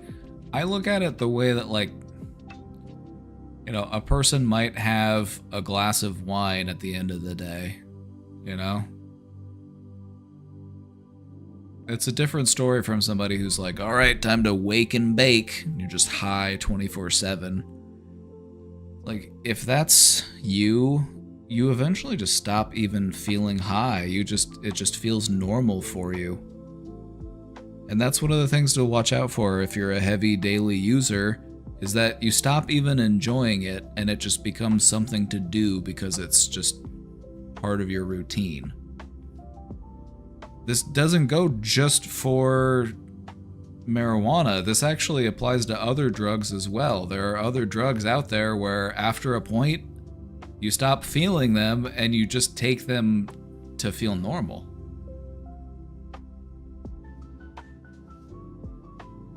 And so that's why it's important to just try to be responsible. You know, we want it to be fun. We don't want it to just be something that we feel like we have to do.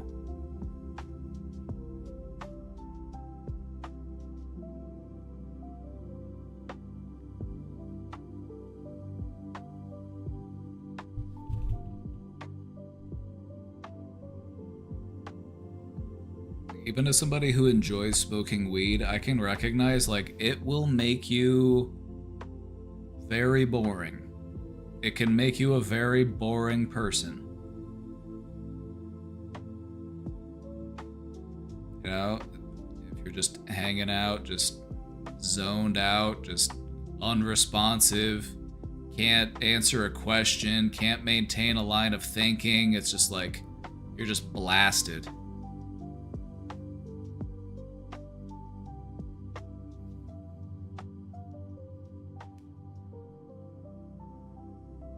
It should be there to make a good time an even better time.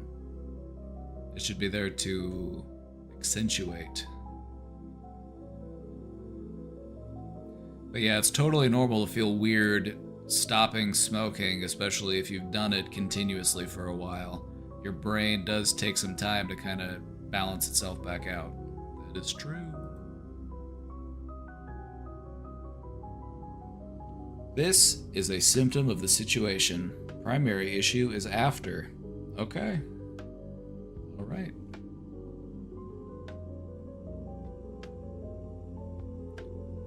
I have a 10-year-old granddaughter who lives primarily in a shared home with myself and her mother. She does alternating weekends at her father's house. She has come to tears about not having her own room there, no privacy, and being seen while changing clothes. I don't think it's weird stuff, just her growing up, nobody is mistreating her. Yeah, that's when a child is like 10, that's normally around the age where they want to be just a little bit more independent, they want their own space, they don't want to have to share a room with anybody, and that's important. It's an important part of growing up, and it's an important part of being a parent to be able to provide that for your child.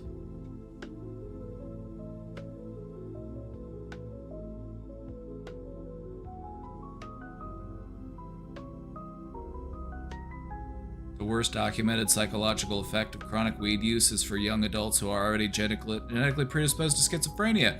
Yeah, I forgot to mention that, but that's a good point. The main issue that you're dealing with like weed use is like it's a psychoactive substance, right? THC is psychoactive. It changes the way that you think. And if you are predisposed to a thought disorder, such as schizophrenia, it might make that worse. Or it might bring that about. It might speed that up.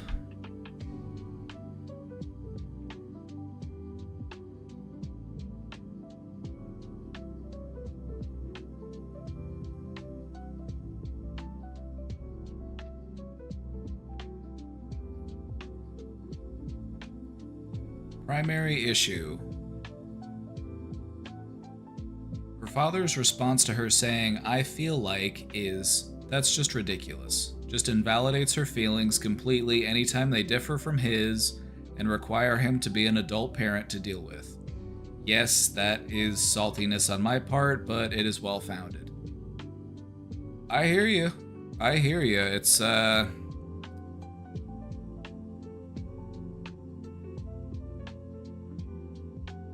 It's not always easy for a parent to emotionally connect with their child in such a way, because there's this feeling of, I'm your parent, I am your boss, what I say goes. I don't have time to worry about how a child feels. I've got to worry about keeping a roof over your head and buying food.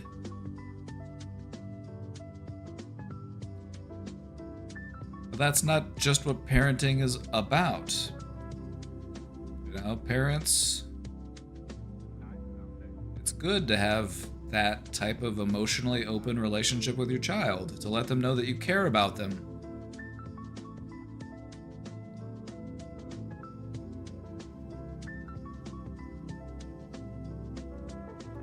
We've been calling this emotional burdening, and probably stemming from his narcissistic personality, lack of emotional maturity. Yeah, this guy doesn't sound like he's super emotionally mature. and a family that enables him through constantly making excuses and bailing him out rather than holding him accountable, so he thinks his behavior must be fine. Yep. This is a line of thinking that you'll often see. The person that it makes me think of is like people like Asmongold, who kind of operate under the mindset of like, well, I got away with it, so that means it's okay. If you get away with it, then that's fine. It's okay. You don't have to worry about it. That's just a very like self-centered, small-minded view of how things work. His middle name should be Darvo. You see, once you learn how to spot Darvo, isn't that useful? Isn't it useful being able to spot Darvo? Because you'll see it all over the place once you start to recognize it.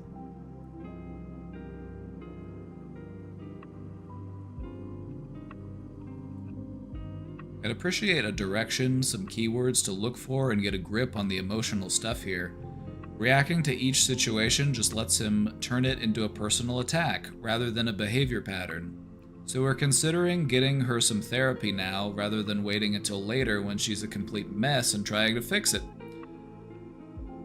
Give her tools to to help her grow now.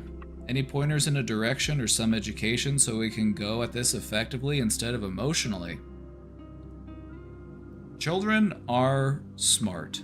Children are often smarter than we give them credit for. And one of the things that children are very good at is understanding emotion.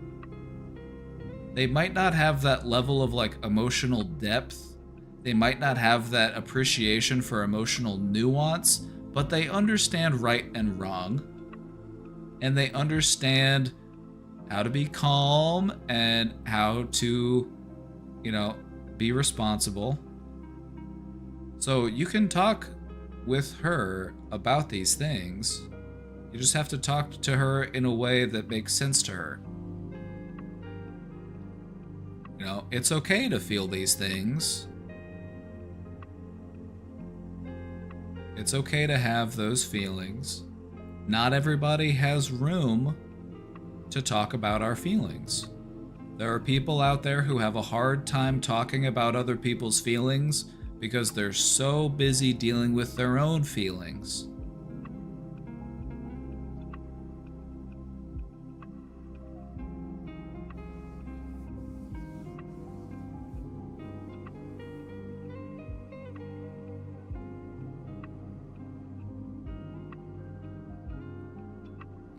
Saltiness is justified by his nearly $40,000 in child support owed and growing. Whew! Whew! That's a lot of child support.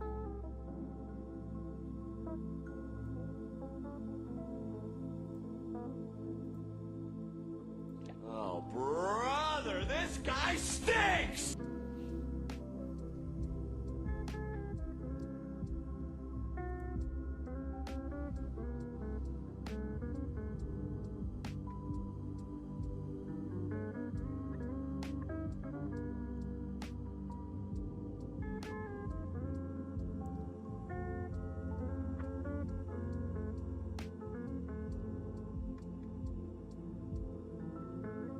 I think your granddaughter, she's old enough where you can start to talk to her about these things and how these things aren't okay, the importance of being accountable.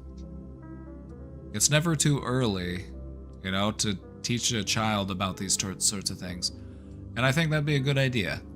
We can't do much to change how her father acts. He's his own person. We're not really going to be able to make him change, but we can help your granddaughter learn how to navigate those feelings. And you can be there for her to talk about it if she ever feels stressed or frustrated with the things that her dad says or does.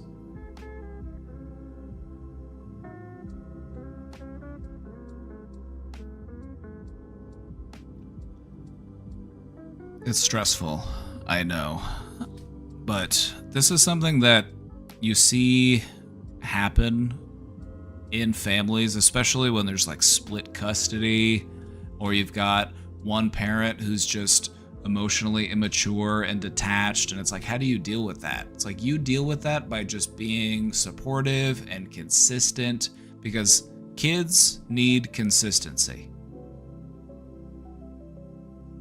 And it sounds like dad isn't very consistent, just with the emotional immaturity and just making excuses and all of these things. It just doesn't sound like he's gonna provide the consistency that a child needs. Now, we don't need to make him out to be the bad guy towards his daughter. I feel like if you're gonna talk to her about stuff, but don't, like, let her figure out that his behaviors aren't okay. Like, she's smart. She'll figure that out. We just want to be mindful of not, like, putting children in the middle in these types of situations, because that's just more stress for them. You know, so you can talk about these things. You can talk about her feelings. You validate those feelings. You talk about the importance of accountability, responsibility.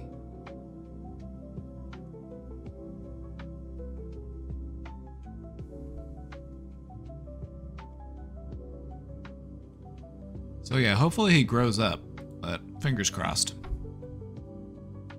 Fingers crossed. Hopefully he grows up. That's all we can hope. A day in the life of a guy with AI psychosis. All right, hold on. What is this? What are we looking at here? Come with me on a day in the life of a guy with AI psychosis. First thing in the morning, I check if the sun is the real sun or the fake sun. I haven't slept in 4 days. Then I make sure my gun is still in the fridge where I left it. Still there. Awesome. You're gonna want to keep that thing chilly. Then me and the AI make love. We're trying to keep it casual, but I can tell there's more. Then I get right to work decoding the secret messages Edward Snowden is sending me through episodes of That's So Raven. I wonder what other connections there are. Then it's time to steal oxycodone from the hospital. Then I spend the evening walking a basketball around in a baby stroller all night until the sun comes up and it's time to check whether it's real or fake again. And that's a day in my life with AI psychosis. Everything you're doing is amazing. Come with me on a day in the life of a... It's a joke, but it's scarily accurate. It really is. That's the kind of stuff that will happen. It will validate your weird delusions. InfoWars is The Onion now, right? Yes, it's now owned by The Onion.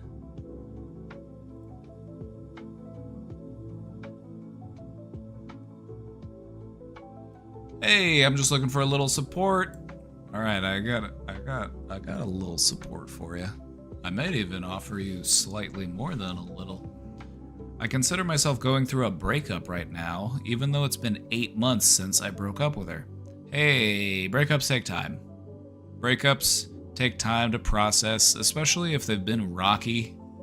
You know, especially if it's like a painful breakup, or if the person that you were with kind of had you all twisted up and your sense of identity kind of gets thrown off, then yeah, it happens. You know, it can take some time to kind of like put things back together after that sort of thing. So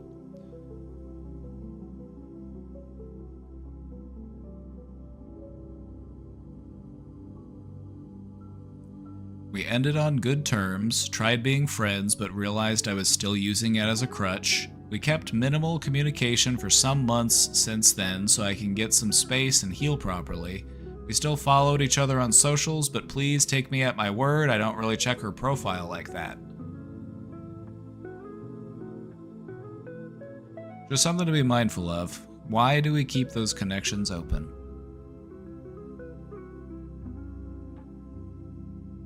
What is our goal in keeping that connection open?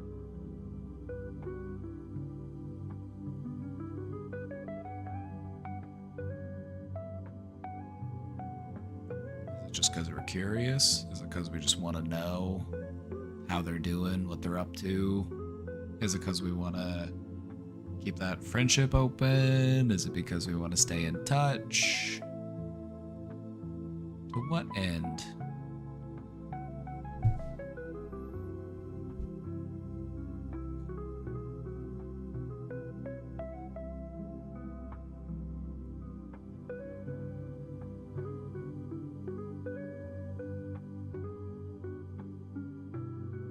I have 0 likes on Tinder, only 1 person a month from Philippines or Thailand. Sounds like we need to revamp that profile. Sounds like we need a profile overhaul. Recently, I've been having weird dreams lately of her, and today I've come to find out she's soft blocked me on her socials. I feel really sad because it was kind of reassuring that no matter how the relationship ended, we still have some sort of connection there. It is some sort of connection, but honestly, the level of connection that you have is like, just, it's very thin.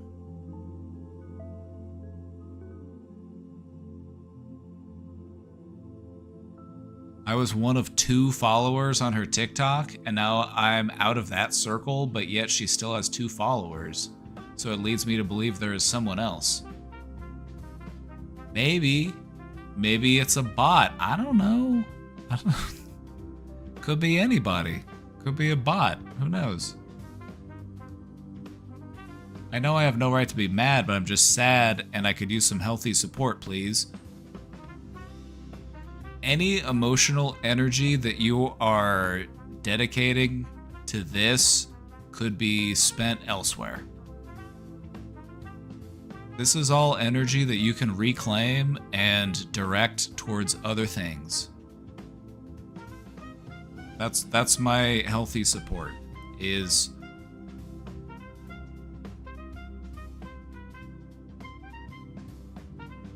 it sounds like it might be a time to just move on.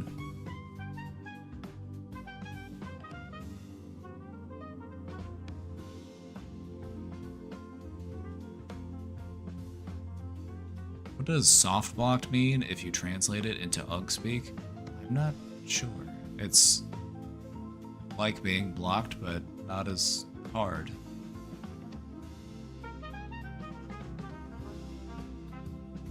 You can remove... Yeah, see, I don't use TikTok, so I don't know.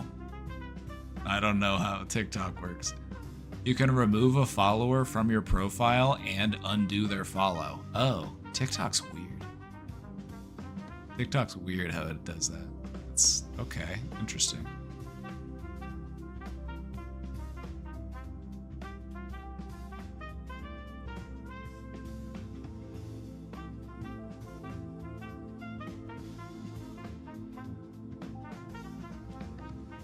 To be honest, I impulsively sent her a message just now saying, don't mean to start anything. I'll respect what you got going on, to see if she blocked my number. It delivered, but I realized I acted out of emotion and unsent it. Anyway, she saw and she responded, "Can I help you?" Okay, yeah, she's over it.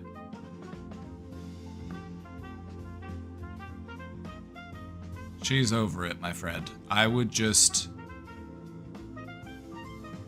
The ship has sailed.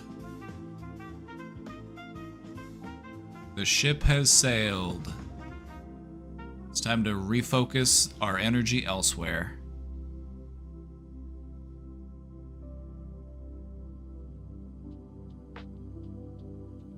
Because it just doesn't sound like she's interested in maintaining some type of friendship.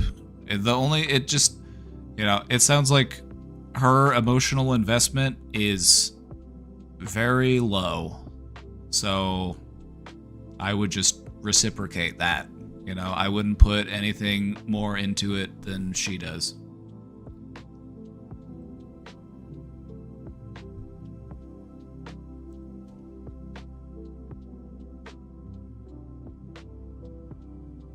She did message me last month saying she thought of me when she got some apple pie.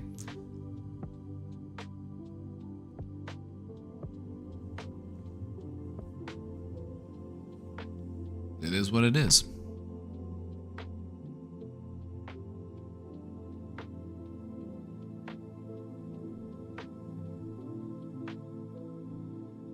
It is what it is.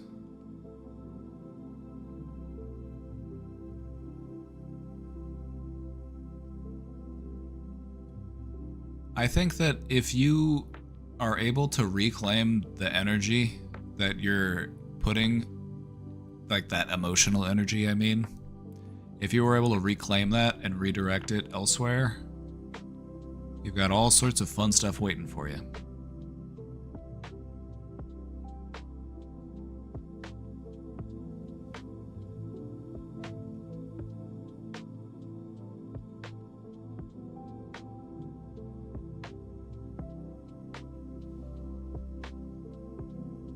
Not that I'm trying to get back with her, but I'm more sad at the loss of a friendship.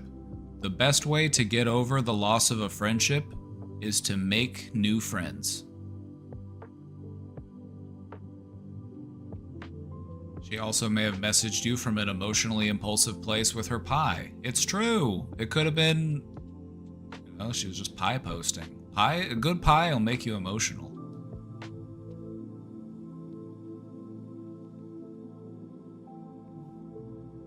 So here's the thing. This relationship, this friendship, even if it doesn't continue, that doesn't mean that it doesn't have value. You were able to learn things, you were able to learn things about other people, you were able to practice your socializing, you were able to learn more about yourself. And you can take that and you can use that into your next relationship, into your other friendships. Because you're always working on yourself and you're always trying to be a better partner, a better friend. So take what you've learned, pass it along to the next person.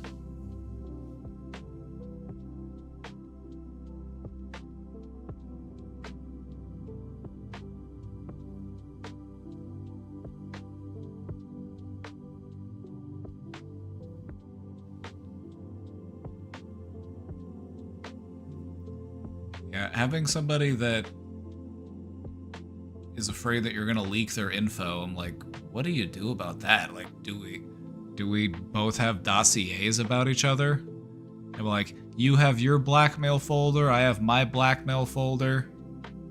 If we ever break up, we'll leak each other's blackmail folders? Like, how does that work?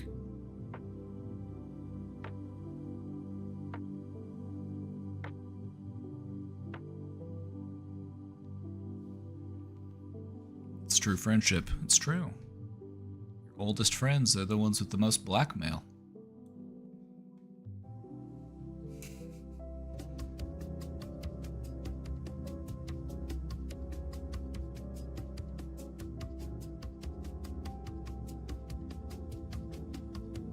Who hurt her? I don't know. That's a mystery. But that's the thing about paranoid people, is that they are very hurt, but they also will very rarely share details about themselves. They're very suspicious. They're very quick to shut people out and cut people off. And so you might meet a person who can be very sweet, very fun, and then out of nowhere, it's just like, where did they go? I don't know. They just disappeared one day. They were worried that I was a fed.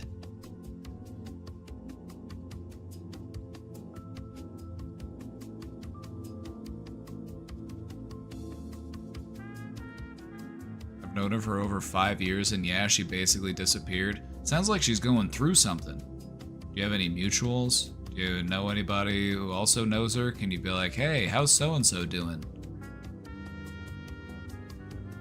Sounds like she's going through something right now, and it's kind of scary. I just want to make sure she's okay.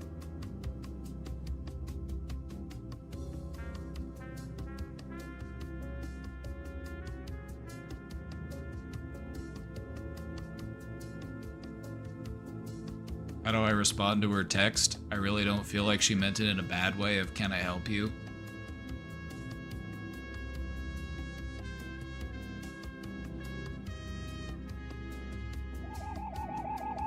What are we looking for? What are we looking for in continuing the conversation? Little Donnie, thank you for that Prime sub. Little Donnie. Bring a tear to my eye, Little Donnie.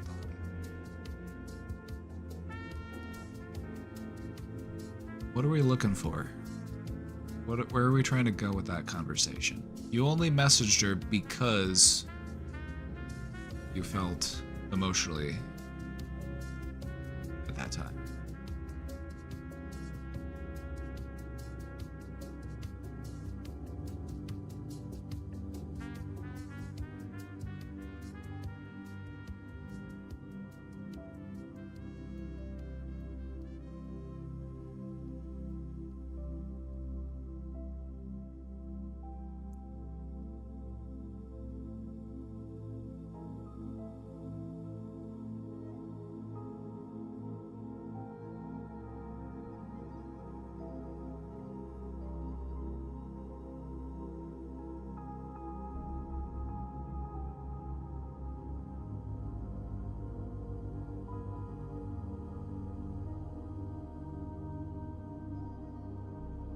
I would definitely like to just check in and find out why she soft blocked me, but ultimately give it okay. I feel like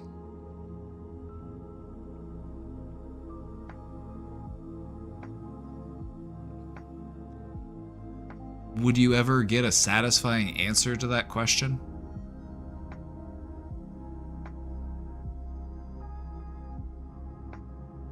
Like, there are different potential answers to that question. Are any of them especially satisfying? I don't think that they would even really give us that closure that we're looking for.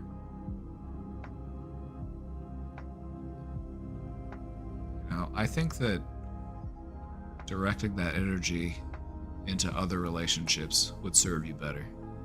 Because it kind of sounds like this one's just on its last leg.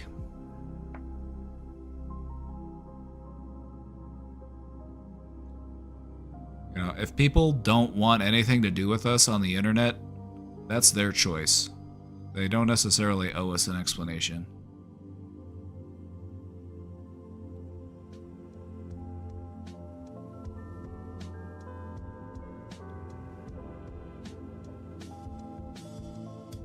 Is this a place where I can share my story? I'm kind of struggling and need a place to get it off my chest. Come on in.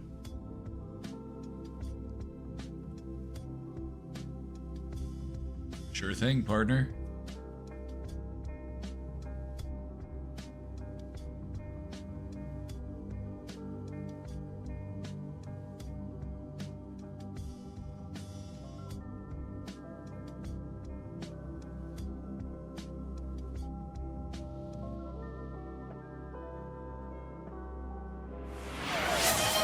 Emily Schmurda with the 25 months.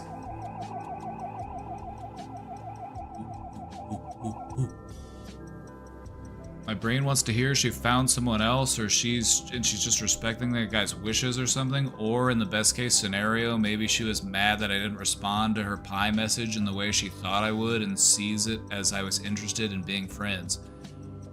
See, this is what I'm talking about when we're talking about emotional energy. A lot of time just speculating and postulating of like, well, how did she feel about this thing that I said? And how should I respond to this thing? And it's like, you can spend that energy with people who reciprocate. You know, people that you actually do spend time with and interact with.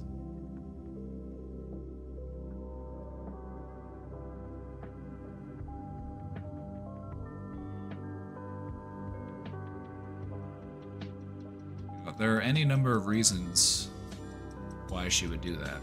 But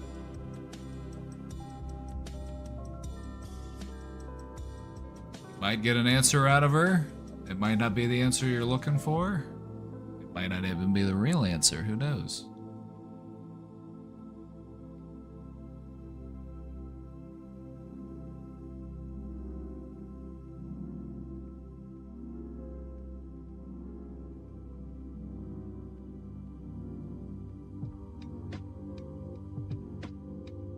I have like a 55-month sub streak in her channel and it lapses in December. How pathetic am I for being worried she just wants me to squirm in pain and confusion? It makes no sense. It doesn't make any sense.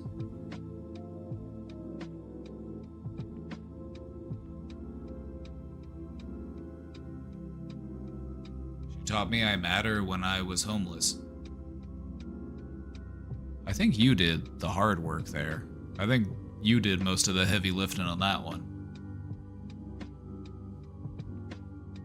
But it kind of sounds like they're just going through something themselves. Because it just doesn't make sense. People will do that sometimes. People will just go through some type of mental episode and they just like completely isolate themselves and shut people off. It's confusing and scary and stressful.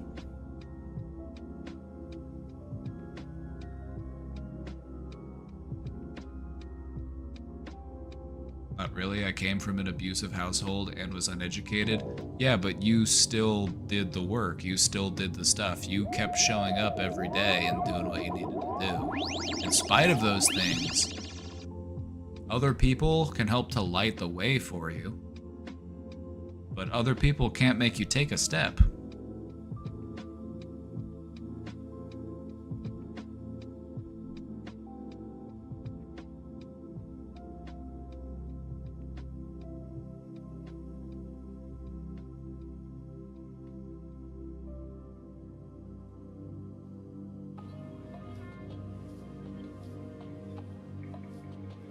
Flug, thank you for gifting that sub.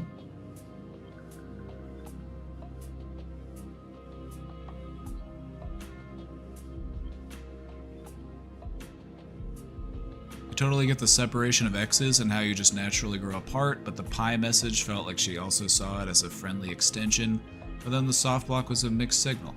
You know, when people separate, it sometimes is a slow process, a gradual process, and sometimes there will be those moments where you're like reaching out to each other, that they just don't really go anywhere, and it just kind of sounds like this was just part of the fade out. You know, this was just part of the fade out. It doesn't have to really mean much of anything. They might have just been doing what they felt was right in the moment, without really thinking of the grander implications.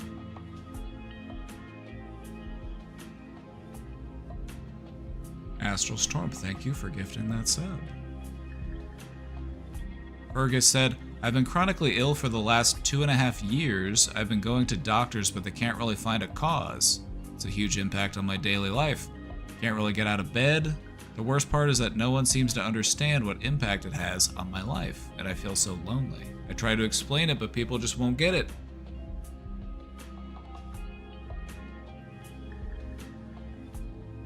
Sorry to hear that. It does sound really stressful.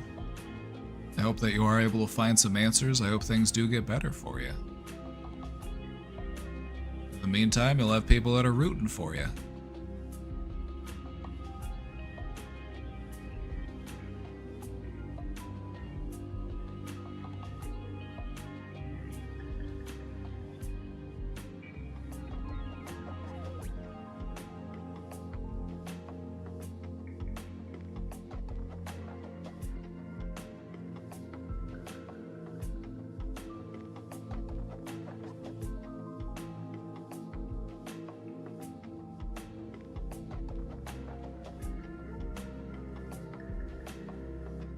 I've needed this day to do absolutely nothing.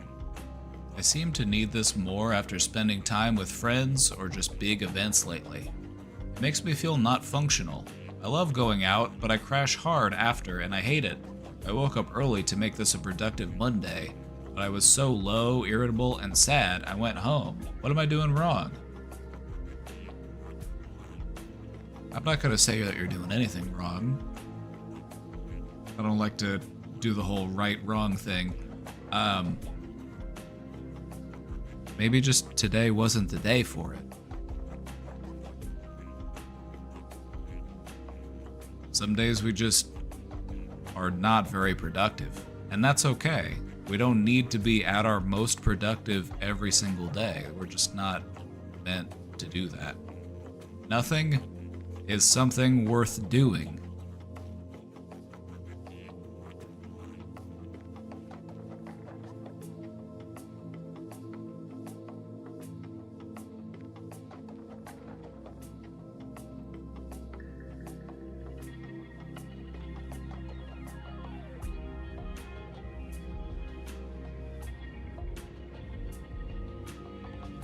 Just needed someone I could tell. I hear you, Fergus. I hear you.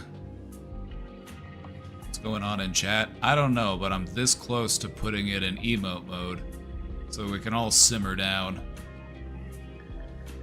Emotions are riding high, and people are feeling misunderstood with text communication.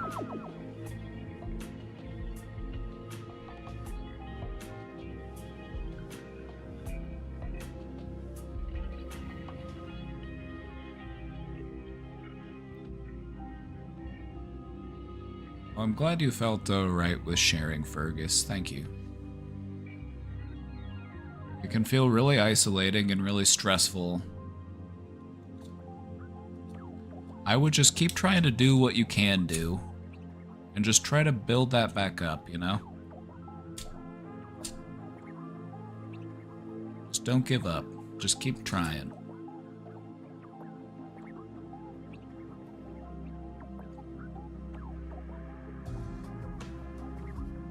This is my question. I want to be a dependable friend and joining a new organizing group. I want to be able to show up consistently. And you can do that better if you take time for proper rest. You need to be able to take time for proper rest if you're going to show up at your full capacity. You know, it would be a really great, friendly thing to do, as my friend, to take proper rest. I would love that for you. Be a very friendly thing to do.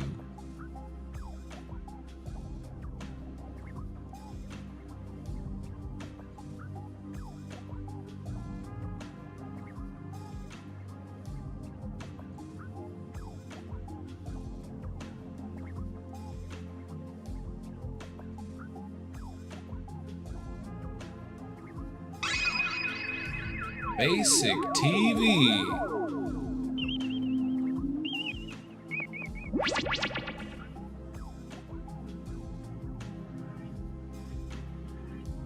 Trying, but the symptoms always throw me back down to the bottom of the mountain I've been trying to climb every time, and it's exhausting.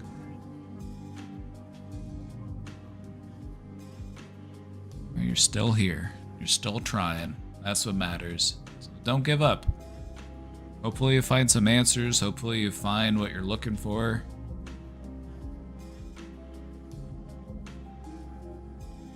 Can't ever give that up.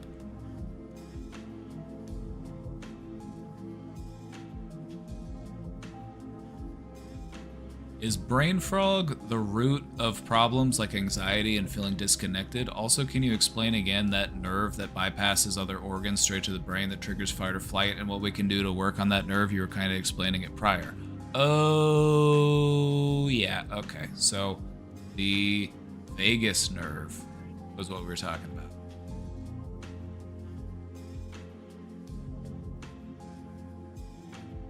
But at one point is resting too much isolation / withdrawing. Find that balance. There's a thing that people will do.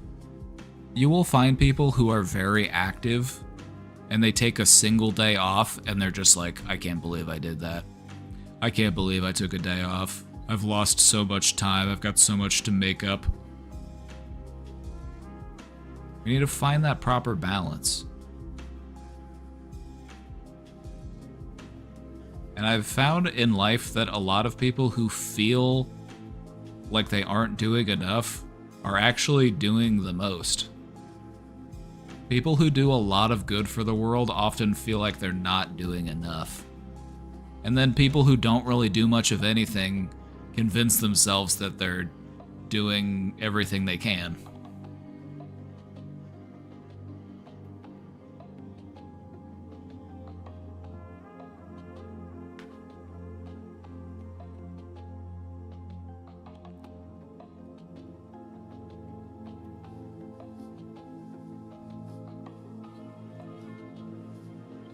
Is brain fog the root of problems like anxiety and feeling disconnected?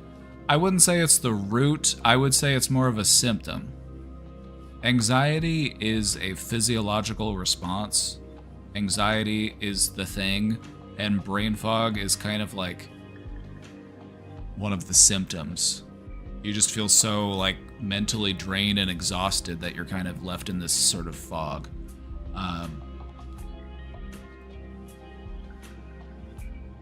Dr. Jockers? Who?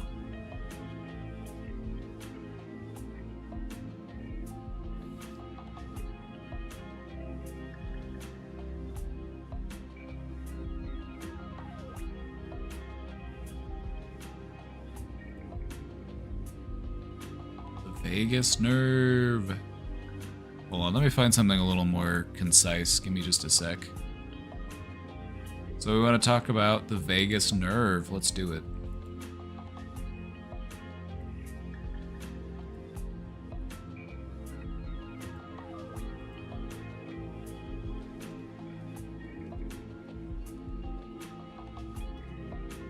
They actually make devices that can stimulate your vagus nerve. It's actually a form of medical treatment that they'll do, but we don't necessarily have to.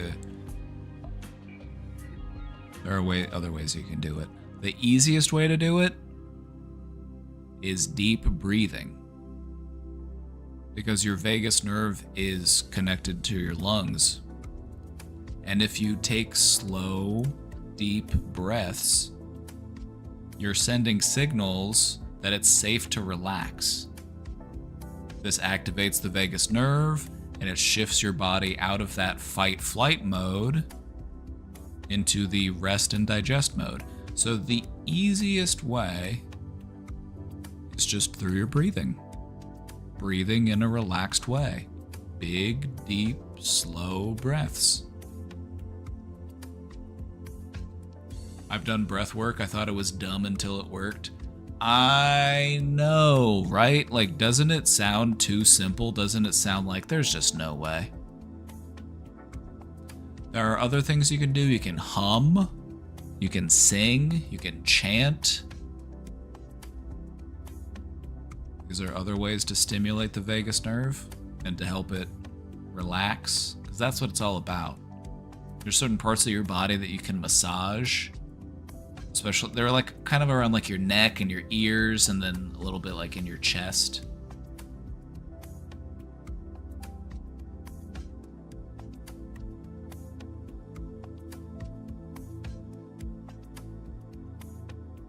Is brain fog that numb feeling you get in your head? Brain fog for me is like I took too many edibles. That's what brain fog feels like. Just like, huh? I feel like I'm walking around in Silent Hill.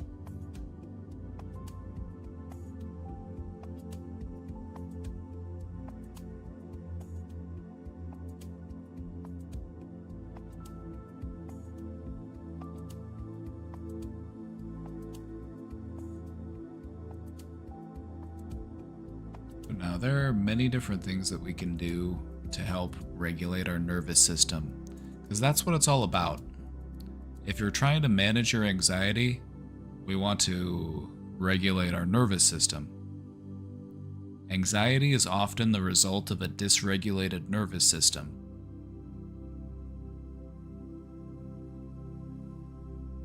And if you approach anxiety as a physical state of being, it becomes a little bit easier to manage. You turn your thoughts towards your breathing and just focus on your breathing. Big, slow, deep breaths in.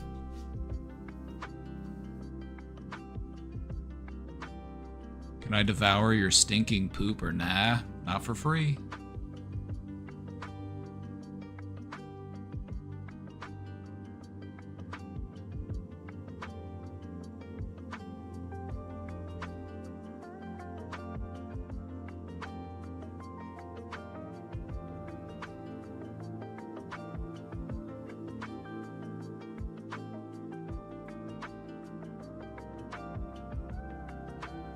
Breathwork is such a game changer when it comes to anxiety.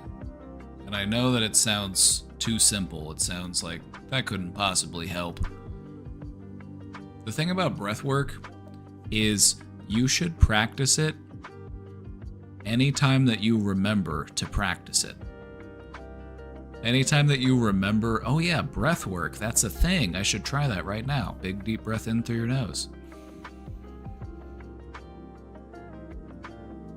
Fill that diaphragm all the way down to your belly. Just gently let it out. You're not in any rush. Oftentimes people, they exhale the air with a little bit too much gusto. You know, you breathe in, you blow it all out. No, just gently let it out. You're sending signals through your nervous system that it's okay to relax.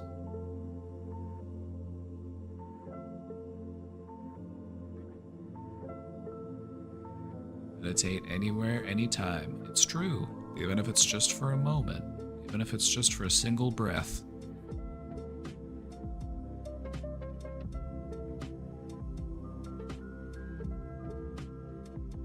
I try to set times to practice, like shower, driving, wake up, etc., and then practice. It sounds like you're really close to unlocking passive meditation.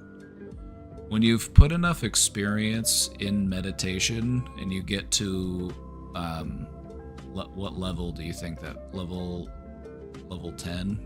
You unlock passive meditation. It's a buff. It allows you to be in a meditative state of mind at all times.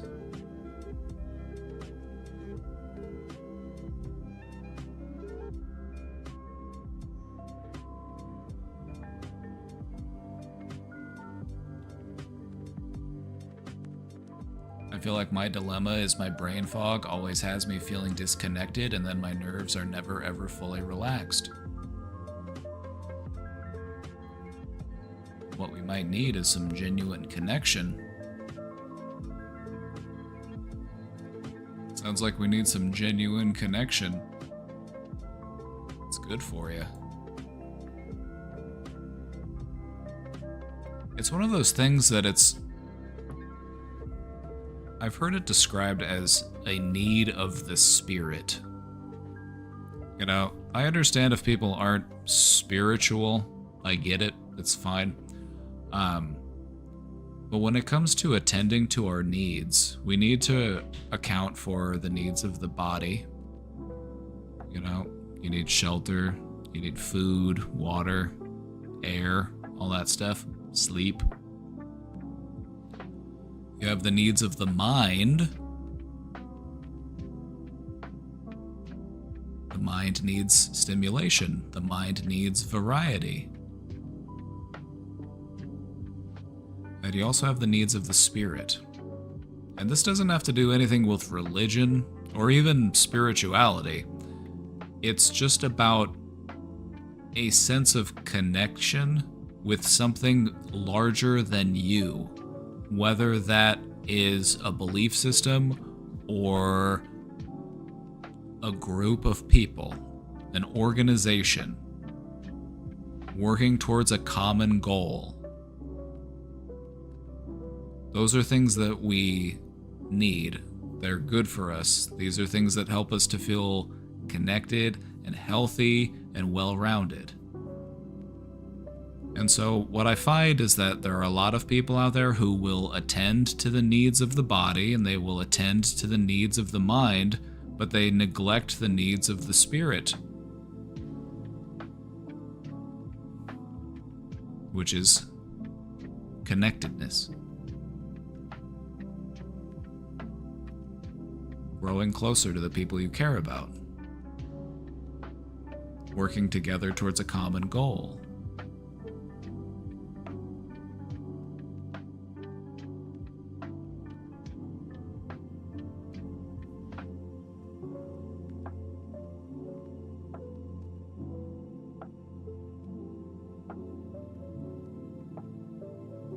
So when it comes to attending to your wellness, just try to take all of those things into consideration.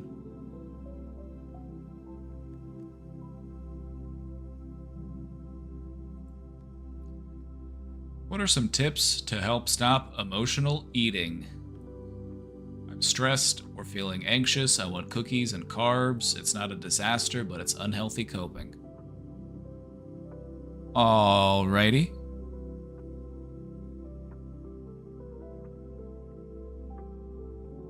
Emotional eating. It's not always the worst thing. It doesn't have to be something that's harmful or unhealthy. There's nothing wrong with having a snack after a hard day because it helps to lift your mood. There's nothing wrong with that.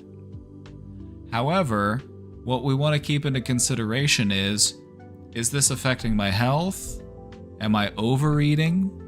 Am I eating food that's unhealthy for me in excess? Am I putting myself at risk here by engaging in this behavior?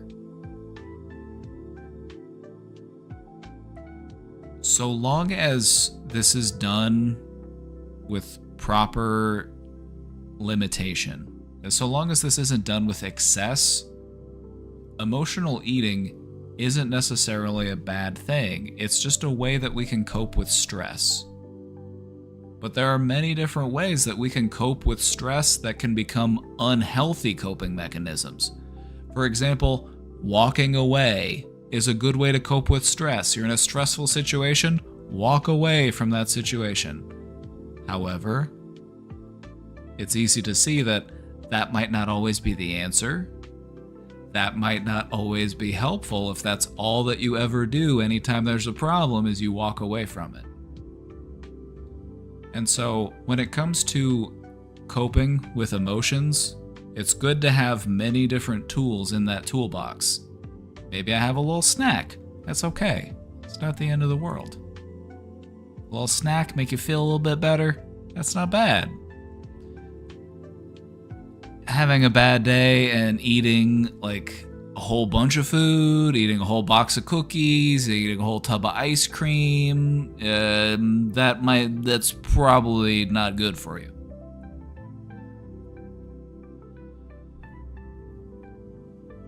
So, the world is a stressful place, and we all have different ways of coping with it. It's just about keeping those coping mechanisms healthy. Sometimes I like to have a little snack. If I'm feeling stressed out, I'm like, all right, I need an ice cream.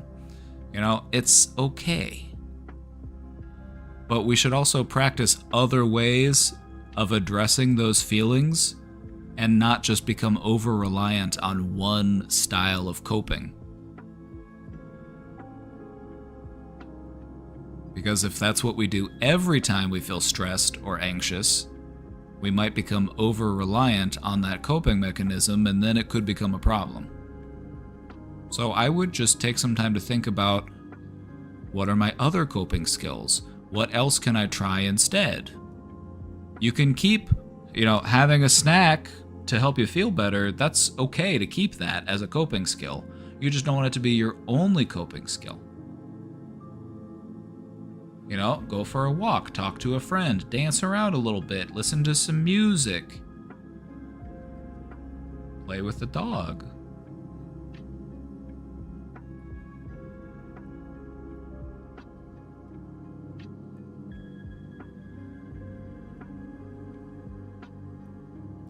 One of the tips I got from my dietitian is instead of door dashing or ordering out, you can make the meal yourself. It doesn't solve the problem, but at least for me, making a big stack of pancakes or a burger or whatever is better than ordering 10 pounds of Taco Bell. True, and it's also way more affordable. Also, it makes you feel like you're doing something instead of just like ordering the food and being like, peeking out your door, like, when's my food gonna get here? You're like refreshing the app. You're like, come on, what's taking them so long? Why are they stuck in the drive-thru line?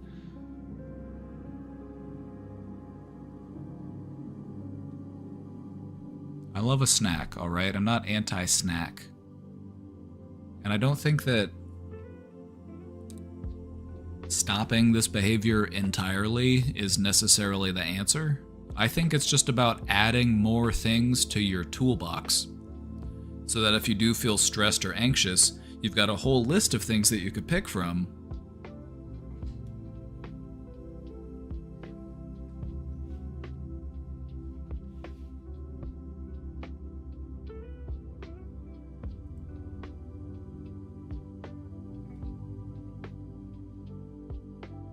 What do you do when you live in a rural place and you have no driver's license and no money to leave the sinkhole that is the town? I just want to get out of this toxic environment, but I have no one else IRL or anything else.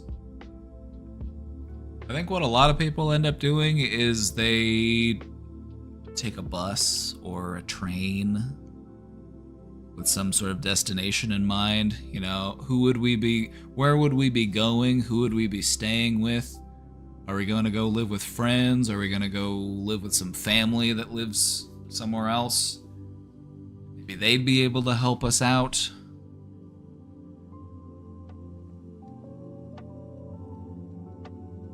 You know, it sounds like you need a hand. It sounds like you need some help. So I would just see what's around and just start asking.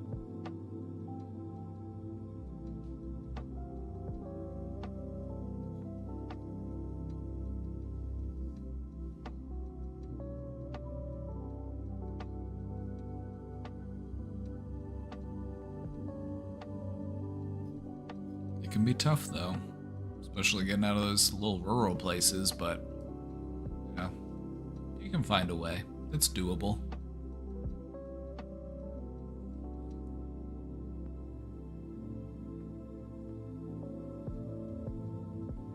It's just good to have a plan on where you're gonna go and what you're gonna do when you get there before you leave. One of the last things that you want to do is just leave without having any type of plan, because then you might end up just finding yourself in an even worse situation.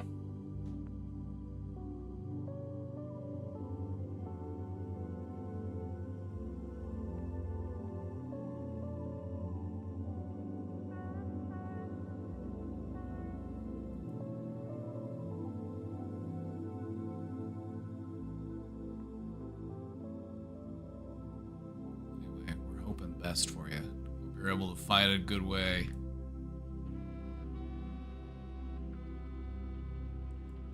I'm asking about a friend with permission to share this story. He's a really genuine person, a good person. He's been in the same relationship for over 16 years. His girlfriend has been taking care of her ailing grandpa for the past 4 or 5 years and lives with Gramps during this time. Long story short, after some Facebook sleuthing, his other friend had to tell him that his girlfriend's grandfather has been dead for over 1.5 years and that she has a boyfriend.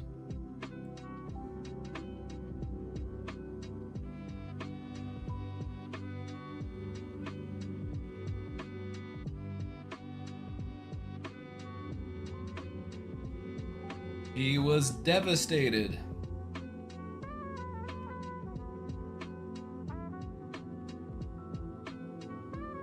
Nearly 2 weeks ago. Today is the first day that they're meeting to talk, but I'm not sure how to support him. She doesn't want to lose him as a friend, and he still jumps between fantasies about saving the relationship and the cold reality of the situation. He's told me that he knows it wouldn't be good for him to remain in contact with her, but I don't know how he's going to feel after this conversation with her. He needs honesty from her and everything that went on. Why couldn't she end the relationship with him properly? Because she's a coward, or she just doesn't care. Probably one of those two things.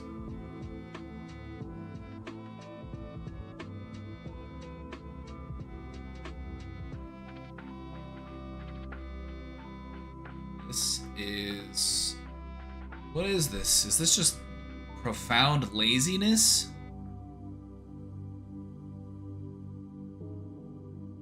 People just quiet quitting in their relationships. Be like, that's just...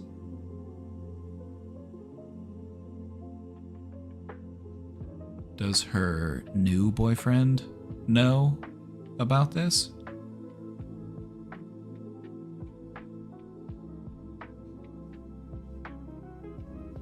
Does the new boyfriend know about this?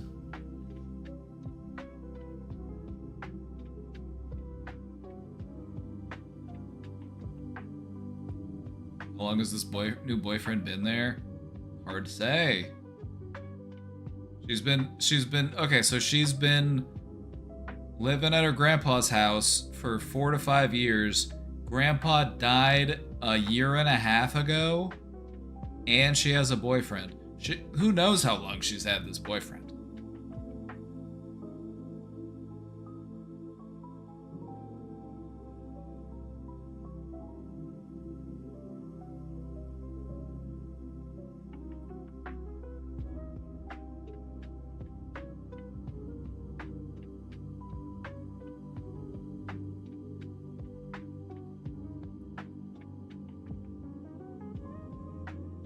I wonder, can you give me any advice on how to help him process his information in a way that focuses on him rather than whatever answers she gives him? Yeah. You need to have a straight up talk with this guy. Like, now is not the time to, like, I would just be very clear and direct with your friend. Like, hey, listen.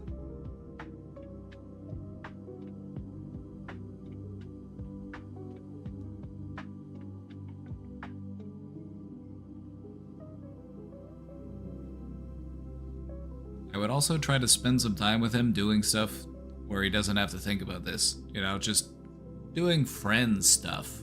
You know? Go out and do some friend stuff. So that we can think about something else.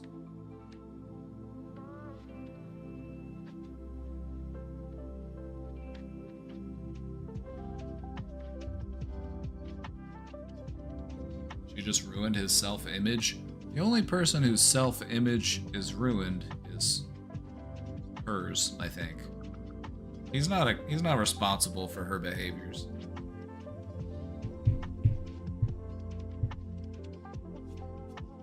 I think it's important that he understands that he should not be treated this way. This is not how people should treat him, and as his friend, you care about him and you want to see him treated the way he deserves to be treated.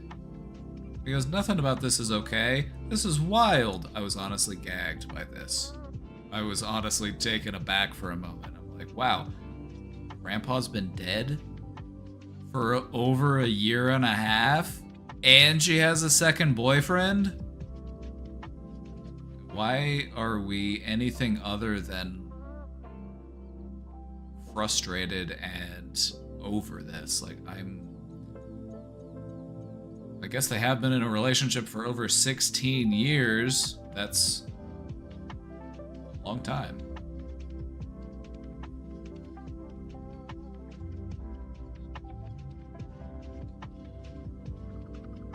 Also, I'm anticipating a severe level of disappointment from him, and I wonder if you can offer any advice to me on speaking about disappointment and betrayal in a productive way. Yeah, he saw the best in this person. You know, we take other people at their word and we assume that they have good intentions for us. That doesn't make you that makes you a good person. You know, and it's okay to feel frustrated. It's okay to feel disappointed. It's okay to have those feelings. You don't have to just be okay with this. I want to be validating, but I don't want to make it harder for him to find his North Star while he navigates this situation.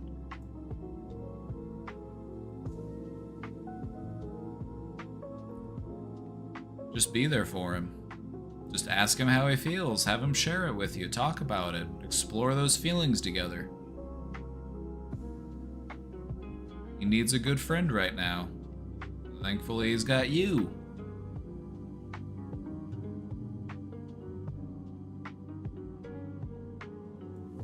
Thank you for any advice you can offer me. I stayed with him for a couple of days after he found out, and we called his therapist while I was there. He needs to talk to a real adult, but he's just got myself and the homies until his next appointment. That's what the homies are for. That's what the homies are for. Thank God for the homies. What would we do without the homies?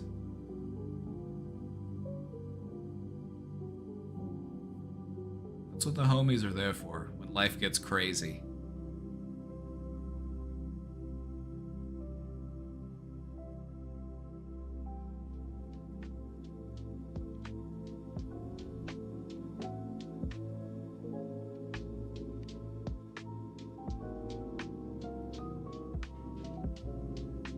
Yeah, I would just talk to him, let him know it's okay to feel however he feels. If he feels confused, if he feels frustrated, if he feels angry, if he feels betrayed, feel it.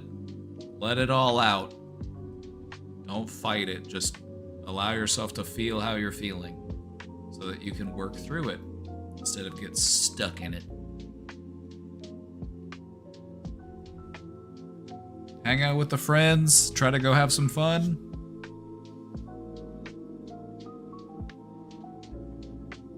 That's crazy, though. That's craziest thing I've heard today. Craziest thing I've heard today.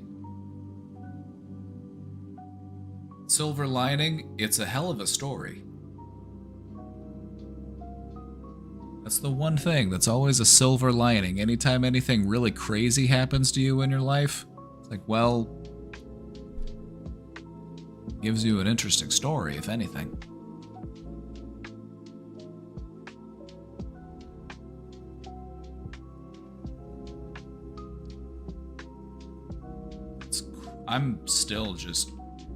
I'm gagged, honestly. I'm just at a loss for words. In a relationship, 16 years, goes to live with Grandpa. 5 years later, you find out Grandpa's been dead for 1.5 years. And there's a secret boyfriend? I'm like, this person seems to be very comfortable with hurting you. And I think it's important to let them know how much they have hurt you in this, right? I wonder if they were living together before she moved in. There's so much more that I would like to know, but it'll just have to remain a mystery. I debated responding. She's likely seen this other guy for around 6 years. I don't think the other guy knows. He keeps asking me if this is really happening, and it really hurts to tell him this is real. We took him out, but he was still just in shock. I'll try again.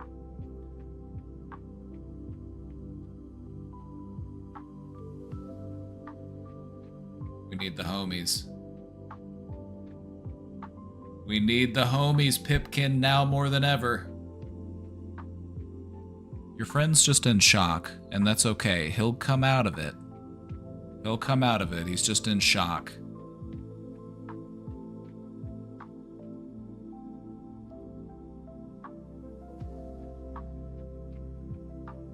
That's honestly mad work, though.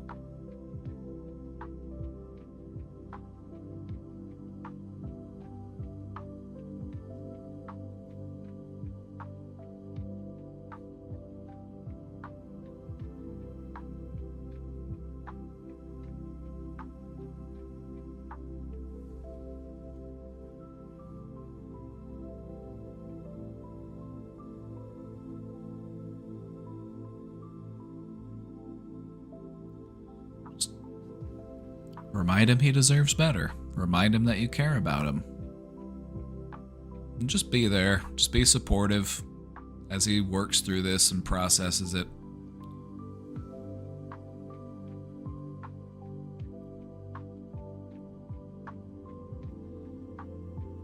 Alright, with this one we're all caught up, and this will be the last one of the question box. I need to go make some dinner. It's starting to get kind of late. I do have a Marvel Rivals sponsorship that I need to do, but I might do it tomorrow. Thanks for the response. Anytime, Pipkin. That is just kind of wild, though, isn't it? Isn't it? I'm still just trying to wrap my head around that. Like, wow.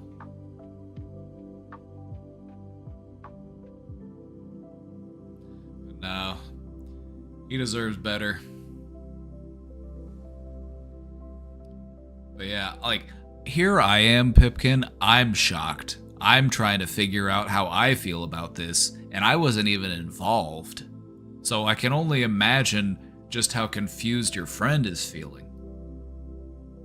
Like, just the ones of us who heard this story are like, what?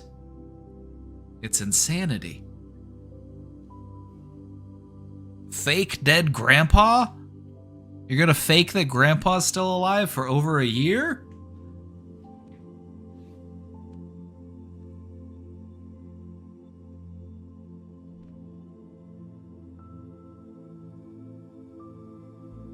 He's crushed, probably. I know, you hate to see it. Thankfully, we've got the homies. Go out on a boys' trip.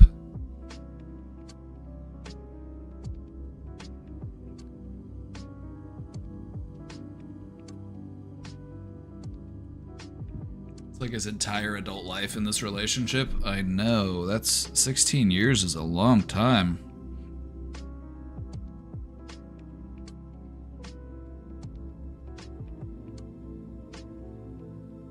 It's never too late for something new, though. But damn, that's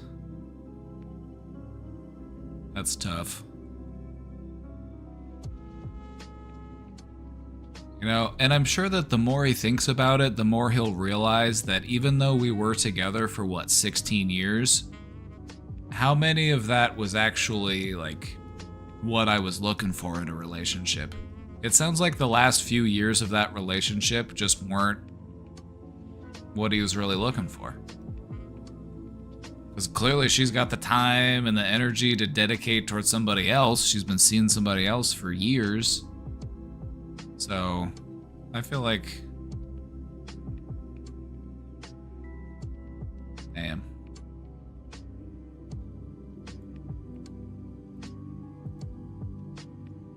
I wouldn't tell your friend how you think he should feel. I would just listen to how he feels. Just validate those feelings.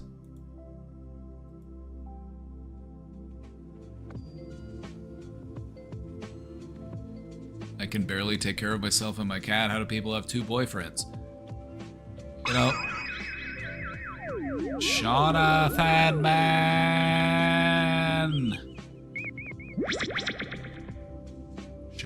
Nathan, man. Thank you for the Prime sub. Thank you for the Prime sub, my friend.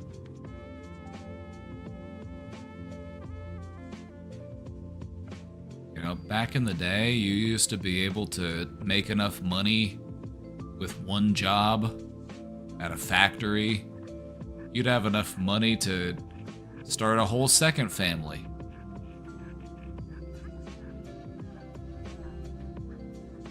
But not anymore. Not anymore.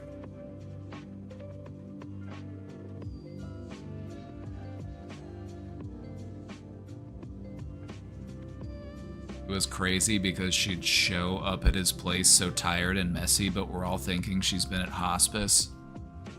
In the meantime, Grandpa's been dead for a year and a half?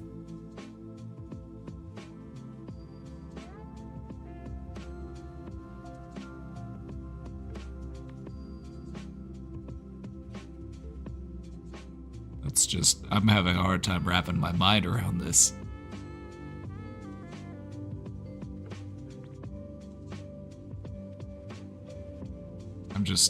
I can only imagine how he feels. Like, I'm baffled by this.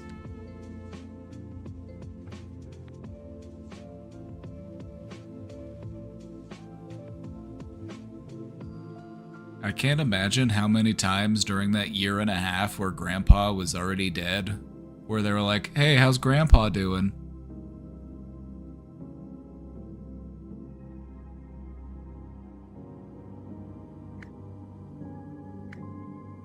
This is just... You just lie and lie. I know, right? Like, your friend deserves better. Right? It's like, he was just trying to see the best in this person. He was just trying to make it work, you know, he thought things were okay, but he was misled. And he deserves better.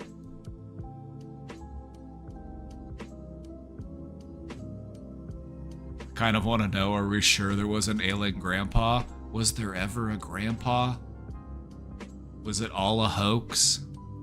Who knows? Where do the lies end and the truth begins? Am I real?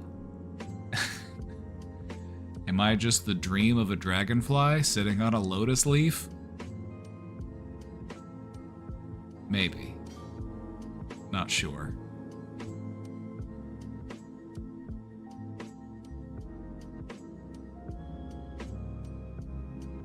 Reminds me of the character pretending to have issues so they could fit into support groups. Oh, the old Marla Singer from Fight Club. Yeah, you're right. That is kind of... It is just kind of like, what? Very sussy.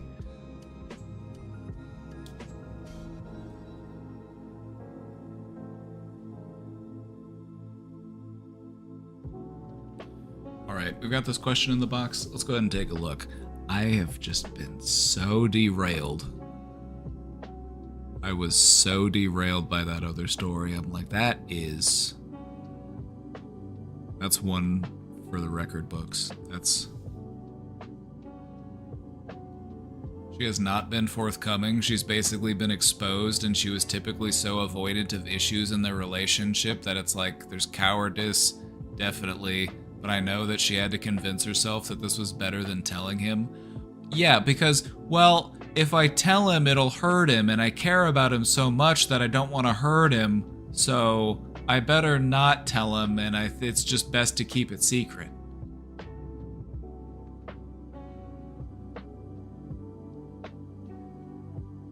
Like, no, you're hurting this person either way. You might as well be honest with them.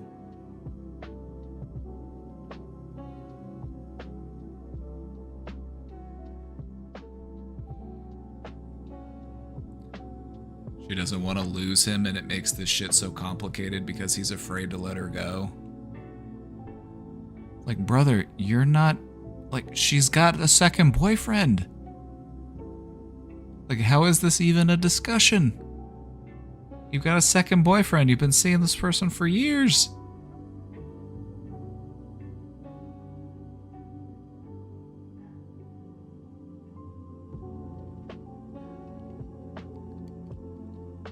I feel like your friend needs a splash of cold water.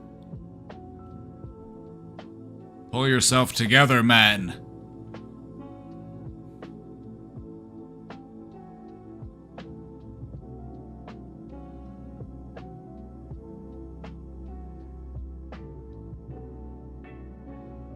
Anyway, you're a good friend. Just keep supporting him. Hopefully he finds some sanity. That's... Wow. I'm gonna be thinking about that one for a while. Alright. Let me take this question. I've been getting more and more upset with my hobbies and interests lately as a result of my depression. I can get angry to the point of yelling, and I'll often be asked by family, if you don't have fun doing it, why do it? And it's like, I don't have fun doing anything anyway. So what does that mean for me?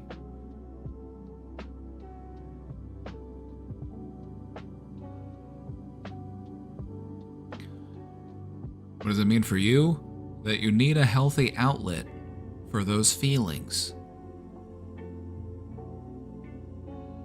You have those feelings, agitation, anger, whatever you want to call them. You've got those feelings, those frustrations. Now, are they... So we're feeling like it's the result of the depression, and that could definitely lead to it. What else might be influencing it? What else might be causing it? For example, are there any social or political conditions that are upsetting to you? Are you a politically active person? Do you follow the news? Those things make me mad. Those things make me feel depressed.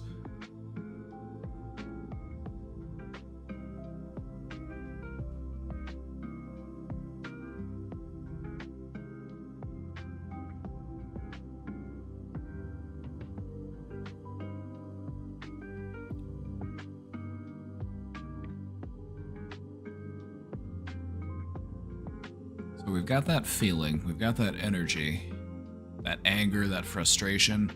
We need a healthy outlet for it. We need a healthy outlet for those feelings.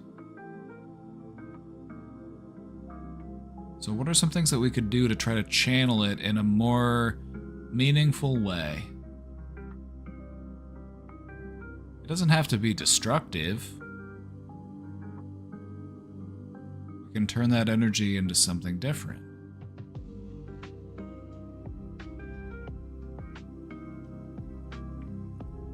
For example, maybe getting up, going for a run. Physical movement is a great way to take out that type of energy, that frustration. Turn it into some exercise. Lift something heavy and then set it down and then lift it up again.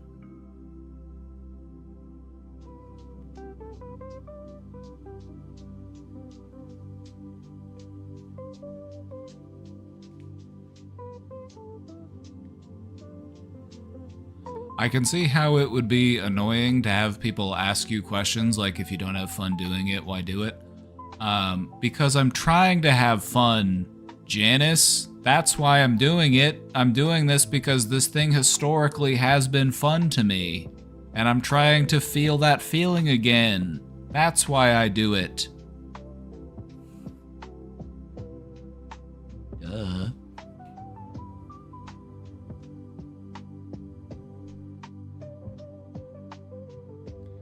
But no, hobbies should be fun. Doesn't mean hobbies can't be challenging. Hobbies can be challenging. Hobbies can be frustrating, especially if you're a woodworker. Blacksmith. Actually, many hobbies have their own frustrations, so... Hobbies can feel that way from time to time. It's not unusual. But the feeling of growth, satisfaction, progress,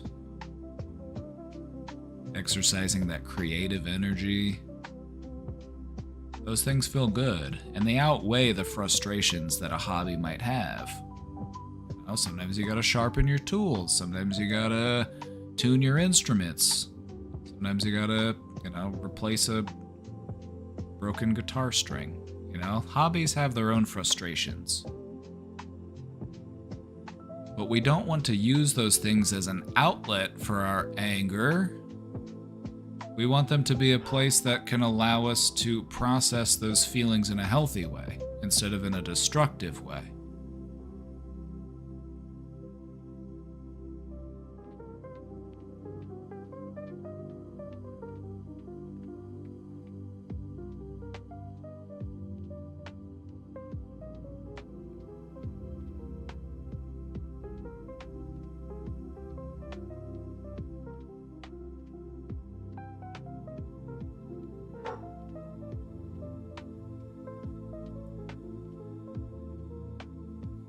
We often take out our anger in places that feel safe to do so.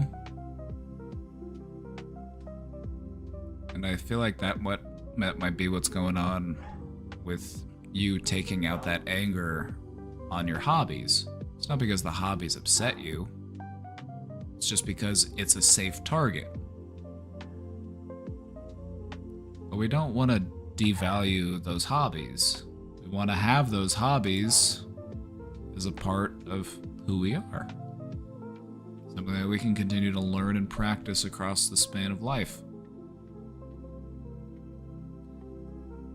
So I think where you're at now is you're in the process of learning new ways of handling those difficult emotions so that we don't have to dismantle the things in our life that we cherish as a way of coping with those feelings.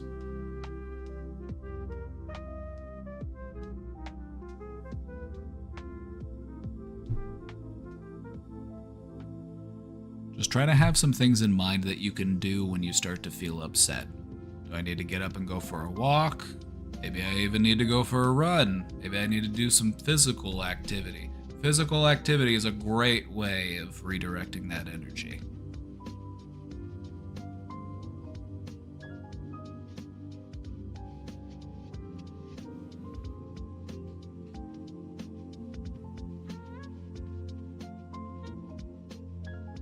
Anyway, it's you and me and everybody else versus depression. It's a pretty depressive world we live in sometimes. There's a lot of fun stuff, there's a lot of beauty to it, but there's a lot that goes on in the world that will make a person depressed just because you're paying attention. But we gotta keep pushing back against it. We gotta keep up the good fight.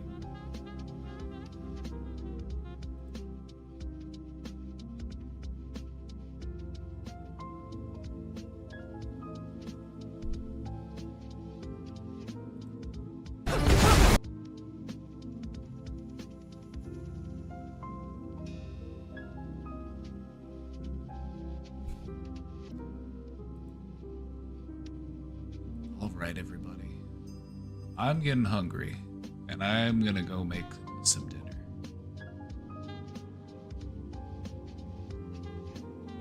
So, it's been a pleasure. It's been a pleasure having you all here. Thank you all for hanging out. Hope you all had a good time.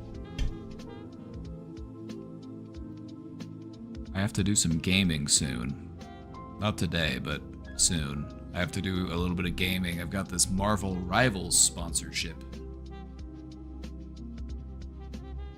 So perhaps tomorrow, we shall see.